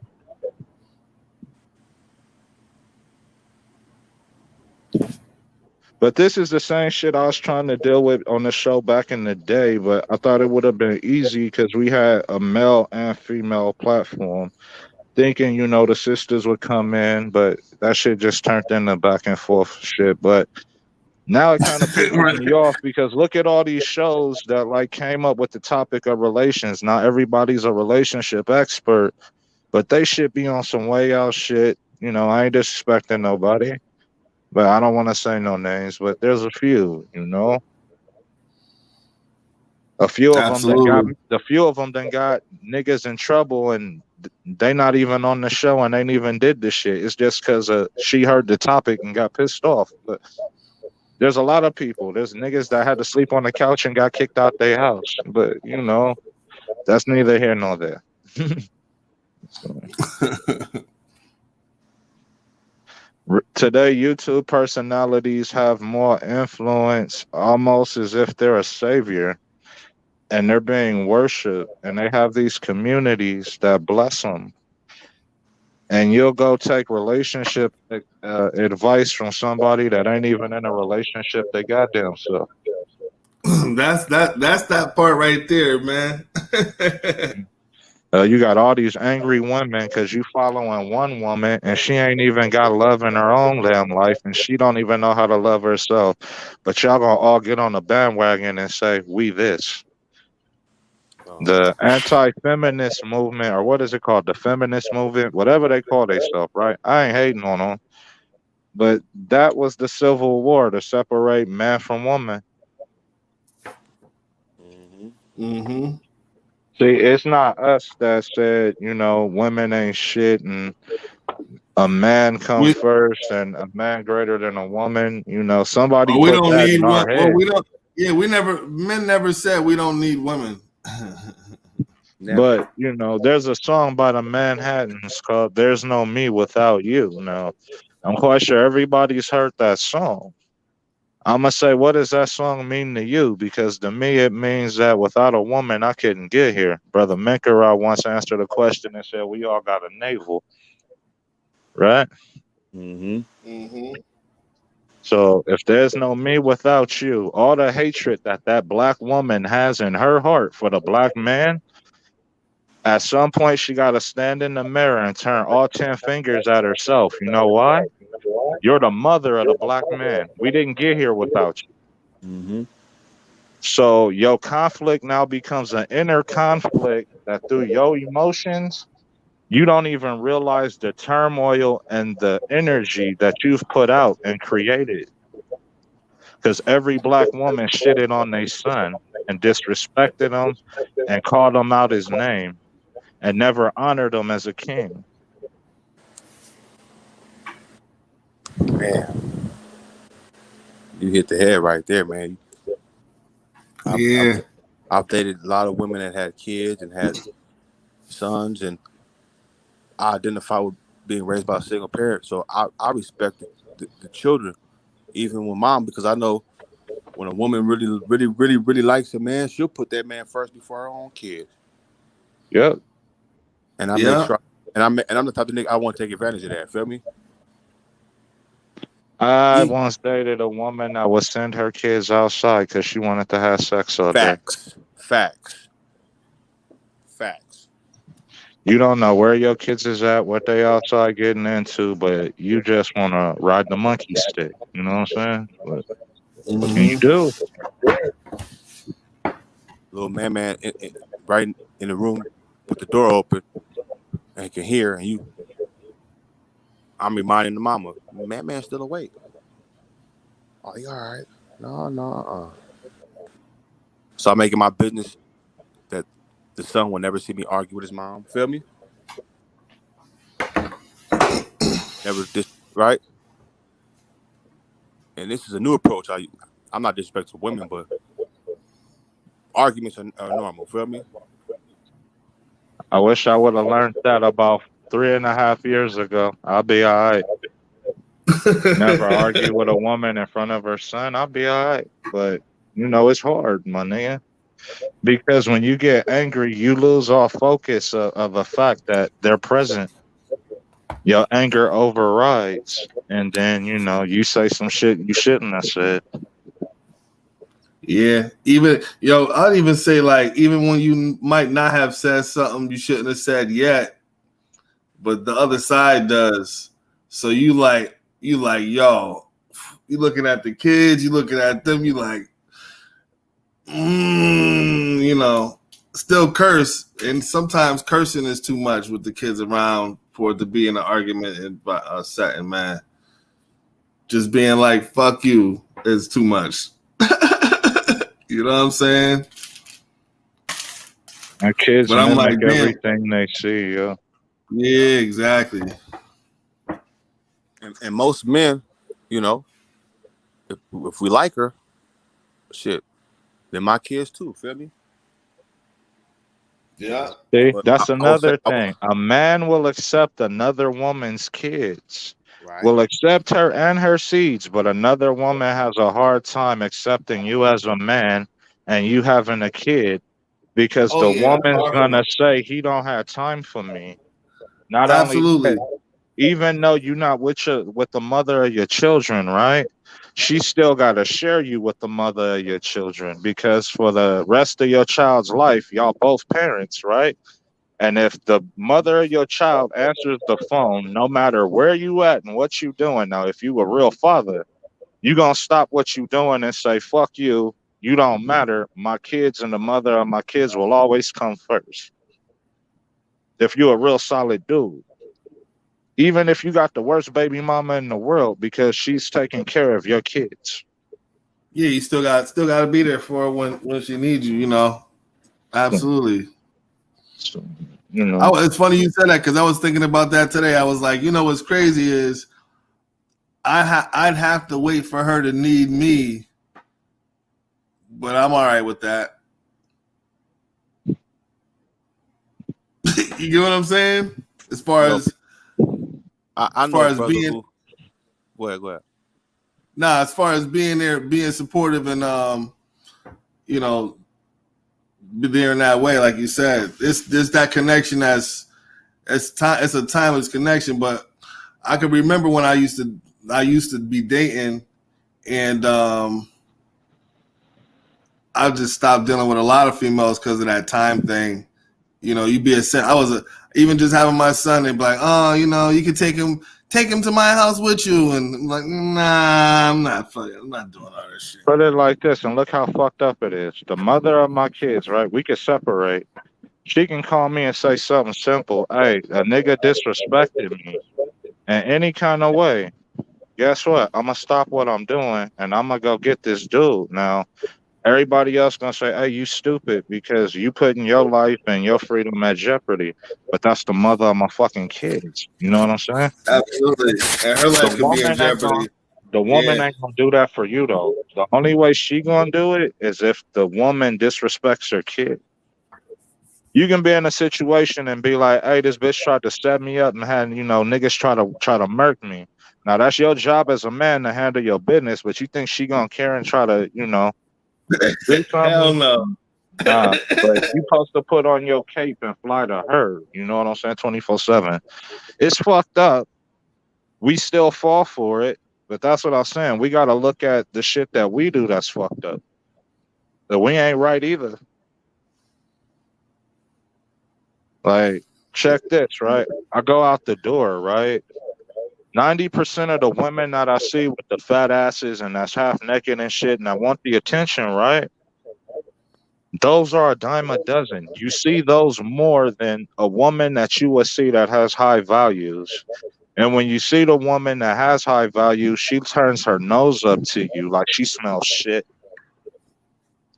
Yeah, So that's it why I leaves said you it leaves that. you as a man in an arena like if your woman not uplifting you, right? And she not, checking your balance 360 and you off balance and you go out that door and all you got is a playground of whores. That's our weakness. That's where we fuck up at. Yeah, I was gonna say that snottiness about them is them thinking that we're lesser than. It's even in a maybe it might relate to class in the class sense. You know how they separated the sisters from us in the class sense. So black men are a separate part of the black community with black women and children being their own group. Because that's the dependent group. That's the group that the system has an interest in supporting and taking care of. That's kind of like Islam. Islam tell you men and women can't pray together, right? One day when I was Mm-hmm. lost in Islam, I went to go make prayer with some brothers. These brothers was from the Wall of Deen Muhammad community. We prayed with women in front of you and women next to you. Now I'm gonna tell you what happened. Now, when I went go down to make sujood and I look up, whatever I was supposed to be praying to and saying went away because all I see is ass and pussy imprint. So I understand why men and women aren't supposed to pray together because you're in a formation to where she's in a doggy style position and a lot of Islamic women wear see-through or, the clothing that's very, sheer and, you see everything. So Oh, yeah, it's yeah, at like that Lenin. point, Yeah, so, but different strokes to different folks, but that energy is real. it is. It is. Like the art of seduction for a woman is her weapon. And when we look at history, women use that for a purpose. It wasn't to be selfish. I mean, what? We don't know which Cleopatra it was, but they said she used it to get close to her enemies to kill them. Because a I was man gonna is say most vulnerable when praying he got his mantis. dick in his hand, right? When a man got his Pray, dick in his hand, he ain't got his gun in his hand. That's why I say you praying want to kill a mantis. man. If you want to kill a man, the three best points to catch a man to kill him in the bathroom when he got his dick in his hand, or he taking a shit. Because most niggas don't take their gun with them to the bathroom. Unfortunately, I do. Second, when a nigga in some pussy. Third, when a nigga sleep. So we off I was guard. saying, hey, Ru, I was saying that praying mantis because she mate with you, then turn around and bite your head off, man. That's a part of her nature, though. When you Yeah. look at So you nature, think? right? Do you think sisters are that's really what it looks like is happening is brothers is being decapitated out of this motherfucker. All right, look. I'm not saying, I don't know what I'm saying. I'm just gonna say it, right? Look at nature, right? There are certain animals where when you touch the babies, the mother eat the kid, right? Mm-hmm. What make you think she won't eat your ass too? Exactly. Like I do shit that piss her off all the time. I don't mean it, That part. and it don't matter if I apologize. It's not gonna make it better. So what I do, I just instead of apologizing, I just say I need to do better. That's it. That's all I can do. Mm-hmm. I don't want to go back and forth and argue and go through the dumb shit.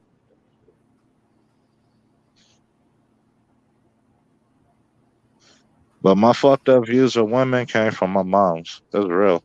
Because that relationship showed me how evil a woman can be. Mm-hmm.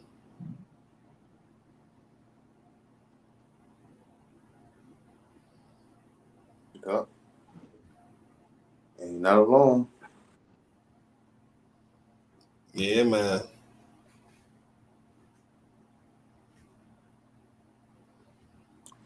I'll take it a step further. These youngsters, I'm in California. A lot of youngsters dating Latino women, and mainly because do they want to date a woman that reminds them of their mom?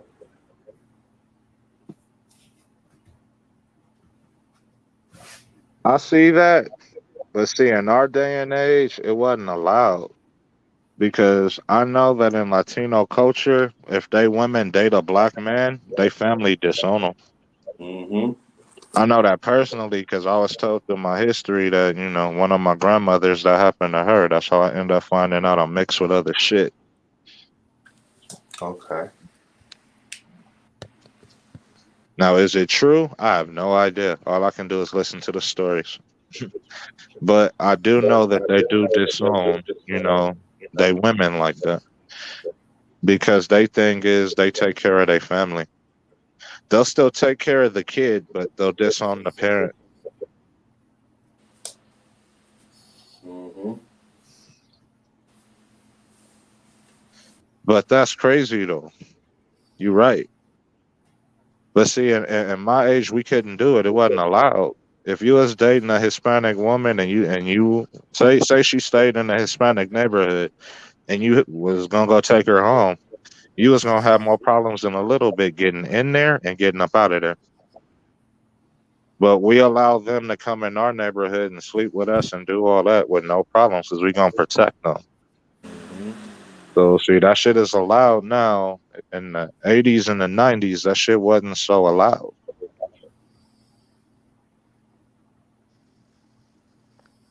I blame Daddy Yankee, the Puerto Ricans. Well, no, I've only dated a Puerto Rican woman. I've never dated a anything outside of that. But her words to me was that they treat their women like shit and they got little dicks. That's exactly what she told me. I'm not being disrespectful. I'm keeping it 100. Mm-hmm. Said they have no respect, they have no dick control, and they have no respect for their women. I've asked a black woman, why do you go outside of the black men to date outside of your race? They say we're disrespectful. We don't know how to treat them. We don't know how to talk to them, and all we want to do is fuck. Well, I can't say that she's wrong, because it fit. It may not be, what I want to do, but it fits. Some of those things I do want to do. Mm,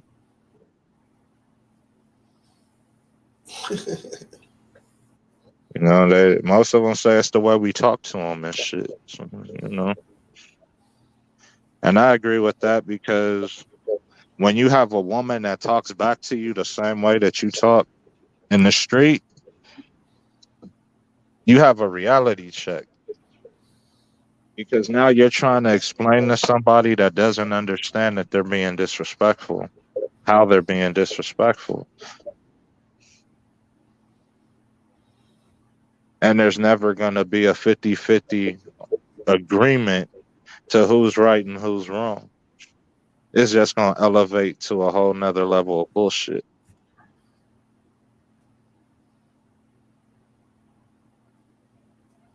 Mm-hmm. But anyways, I don't know every fucking thing. I can just speak on my experience. Like I said, I wasn't trying to overthrow the conversation and go left part, right part, It's third all base, good, second man. base. You know, We still on topic.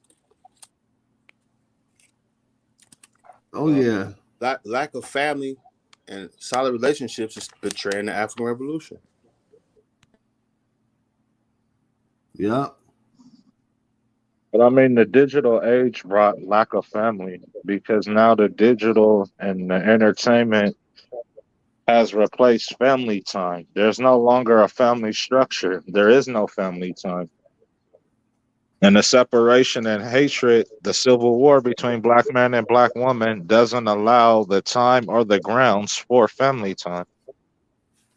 Because the kid's gonna most likely go off the energy of the mother. If the mother don't like the man, the kid not gonna like him either.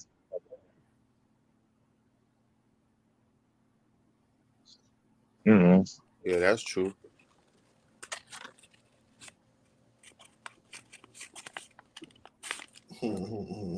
Very true.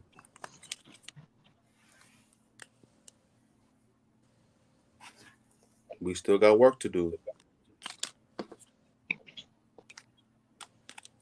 Oh yeah.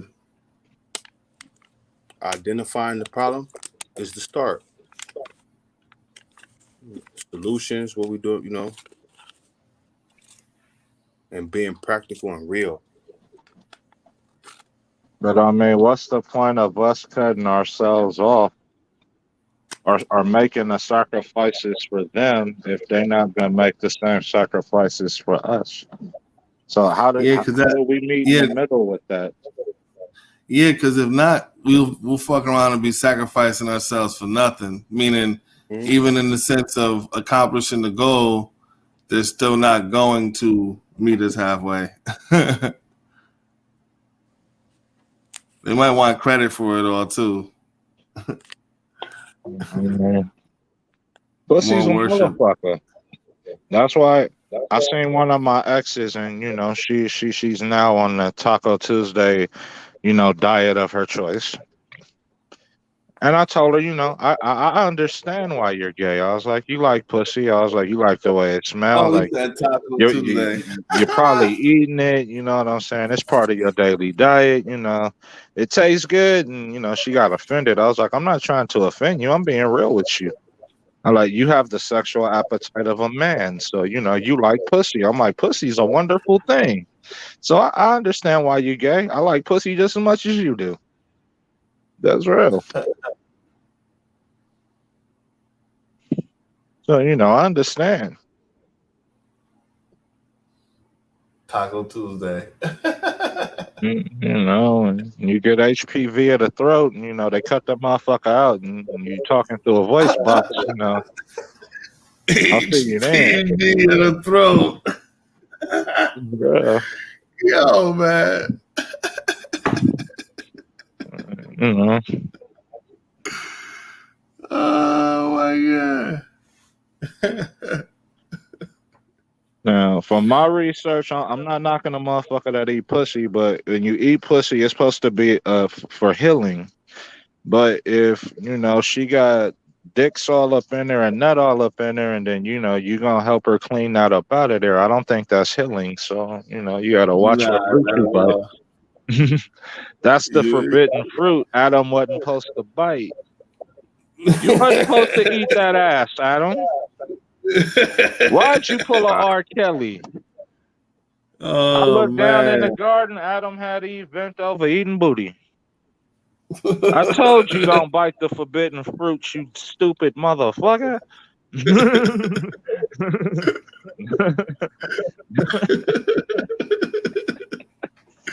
Nah, let me stop. Oh man.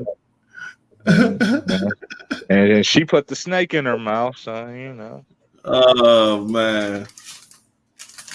after it came out the apple, so she had to taste herself. Wow. You know. See. And you cut an apple in half, the motherfucker look like a pussy, right? I'm not making this shit up. I'm just going off of science, Oh, nigga. Every fruit got a pussy in the middle that got seeds. Then I heard, hey, we shouldn't eat seedless fruit because that shit it kills the hormones for you to reproduce. That's how it has no seeds in that shit. oh So if yeah. you're eating that shit, you're killing off your own reproductive system. This is why I say just having life isn't enough if you can't reproduce. That's what makes it equal versus it be like, oh, just because women birth us, she's this. She's like, nigga, to see the light of life comes from the nutsack, you know. And then you missed this part of the conversation. We was asking if women could reproduce amongst themselves, they would probably be only females they'd make, right? That's a hard one to answer. Yeah, that's a hard one. Because you do know they're trying to scientifically prove that shit, right? That it's supposed to be possible, right? They're trying. They're Yeah. trying. And I've seen, well, you know, we're men, so fuck it. I've seen some interesting shit in porn where women are inserting their clits inside of another woman. It's like it's a penis. So all she missing is the ejaculant. And then when women ejaculate, you know, shit look like semen, but it's part piss. So I don't know. I don't know how they're gonna work that out. I was gonna say it's mostly piss. Oh, you know, but it's mostly piss. Yeah. You know, but smell like piss, warm like piss, squirt is piss. Yeah. So niggas that like to get squirted on, you like getting pissed on. That's real. Yeah. That's real. Golden shower, my nigga. Squirt all over me. Man. That's real.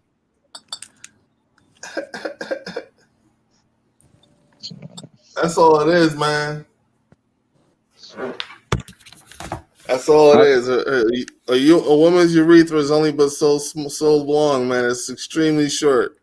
And then, you know, I don't mean to be disrespectful to the ladies, but that creamy, frosty shit, that make a nigga worry because if a woman got a yeast box, it's creamy and frosty too. So, you know, I don't know what I'm dealing with. Are you excited or do you need to see a doctor? You know, I don't know. I'm unsure.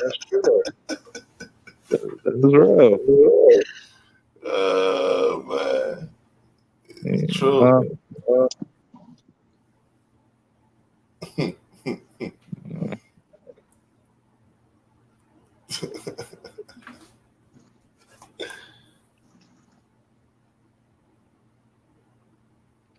Oh, yeah. Well, I'm 39 today, man. I'm 39 today. I'm trying to figure out what I'm gonna make this last year of 30 everything, man. A happy solar day. Shine bright. Shay. Yeah. 3:32 today I was born. PM. For I sure. got a couple more hours, but Congratulations. yeah. Hey, it's been fun bringing the birthday in with y'all, man. It was. Yeah, we went in. I'm telling you, within 4 hours. I missed a lot of it though. Oh man, yeah, you gotta check it out. I I'm gotta just realizing, yeah, we did about 4 hours and some change, man. Man, all over the place. Everybody was on, Born and Little and Tim and everybody. Brother Boy was having issues with the microphone. You know how you was trying to get on and it wouldn't let your cam and your mic come on or whatever? Yeah, I had to find the right settings to hit the switch and switch it over. Yeah, that's what he wasn't able to find the settings to do it. But he was on listening. Depends on what web browser you're using. Yo, man, Maker Rock brought some shit up earlier, man. This shit was fucking thorough, man. It's talking about the white man being an alien, man. Oh, yeah. Yeah. In correlation to the Tomorrow War. Yeah, you seen that shit, right? See, yo, Look, I've seen it, man. I've seen it. It seems like the most logical fucking possibility, man. The key thing, we've been looking to the sky for them. We looking in the wrong direction. Yeah, they've already been here.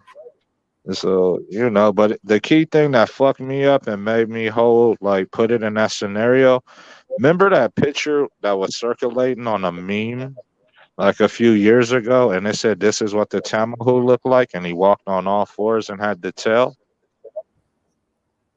Yep.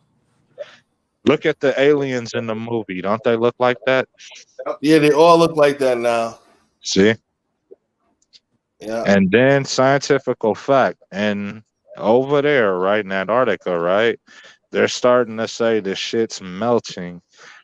And it's like Rapidly, though. they're in Rapidly. they're in fear of whatever's over there that they've been keeping a secret, that for some reason now we should do this to refreeze Antarctica and stop whatever's going on. Okay, what the fuck is over there? Mm-hmm. Right? So, I'm not trying to be on the conspiracy shit, but sometimes movies, actually be hiding real shit in it. Mm-hmm. I could see where he was going with that. That's some real shit. Yeah, man. I'm gonna be listening to that tomorrow. That part again, because that was a ride. You took me for a ride, man, Karad. Let's put it like this: the white man itself broke itself down into three species, right? Okay. So, what are those three species? Because this is the Europeans' problems amongst each other, or why they don't like each other. A monkey. The Neanderthal, that's one. Yep. And then, well, what does the other one call itself? The Ashkenazi. Yeah. Okay. And then you got the Uralian, right? Yeah. Yep. Now that book told me that all these people are warmongers. They have no connection to spirituality, and all they know is war and evil. They've never held a light or reflection of good, truth, or any sort of God ever in their life. Does that sound like something, that it looked like us, but it's not us? Yep. You know, whatever abduction stories do happen, you don't see no black people. Aliens. Niggas Right? talk about I got a probe in my butt and bitches, I got a crystal in my pussy. All y'all white. Right. Everybody white. Because they brought. You seen the young Pharaoh? Hey, you seen the young Pharaoh video with the white woman doing yoga? Nah. Oh man. Hey, you seen that the baby video though with the white girl giving them head? Oh man, that shit was funny as hell, man. Yo, that nigga is funny, man. Yo, he's using the freedom of expression to its fullest. No censoring and non-censoring and all that shit, man. Oh my But it's the goodness. truth though. When he showed that shit, it showed a white woman for what she is. The white woman has always been known throughout the course of history as being the best at giving head. Now, Right. I ain't never had no white girl head, so I don't know. So, I ain't trying to have to go into a comparison, but that's the image that I seen in the video. And then when she got up and gave him a high five afterwards, that's some shit a white girl would do. Black woman Yeah. ain't gonna do that. She gonna feel degraded. So, Right. Feel white like she girl did. does that shit Feel like like she she an got. Olympic champion and shit. Like you gonna put a medal around her Yeah. neck when she get through. Black woman gonna act like she got something, like she got a problem satisfying you. I got the short end of the deal out of this one. Because they created oral sex. Yeah.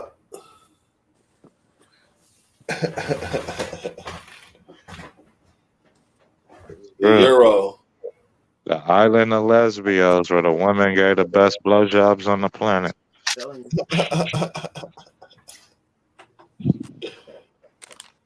Yep.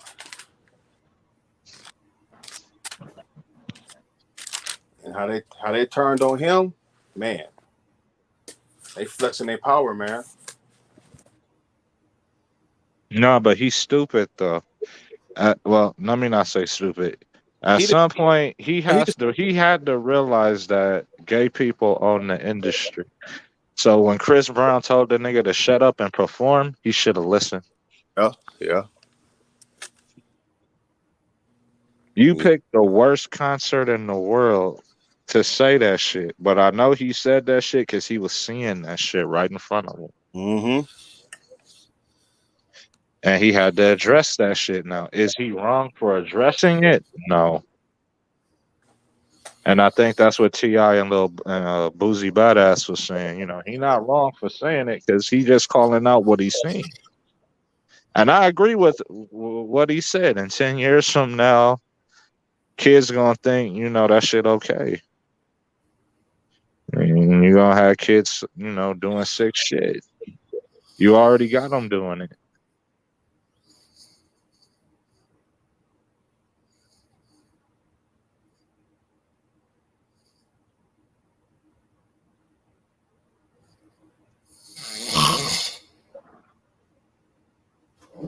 Well, yeah, man. What do we do? Somebody in the library. Didn't he come out wearing a diaper? Who? The baby. When he first came out.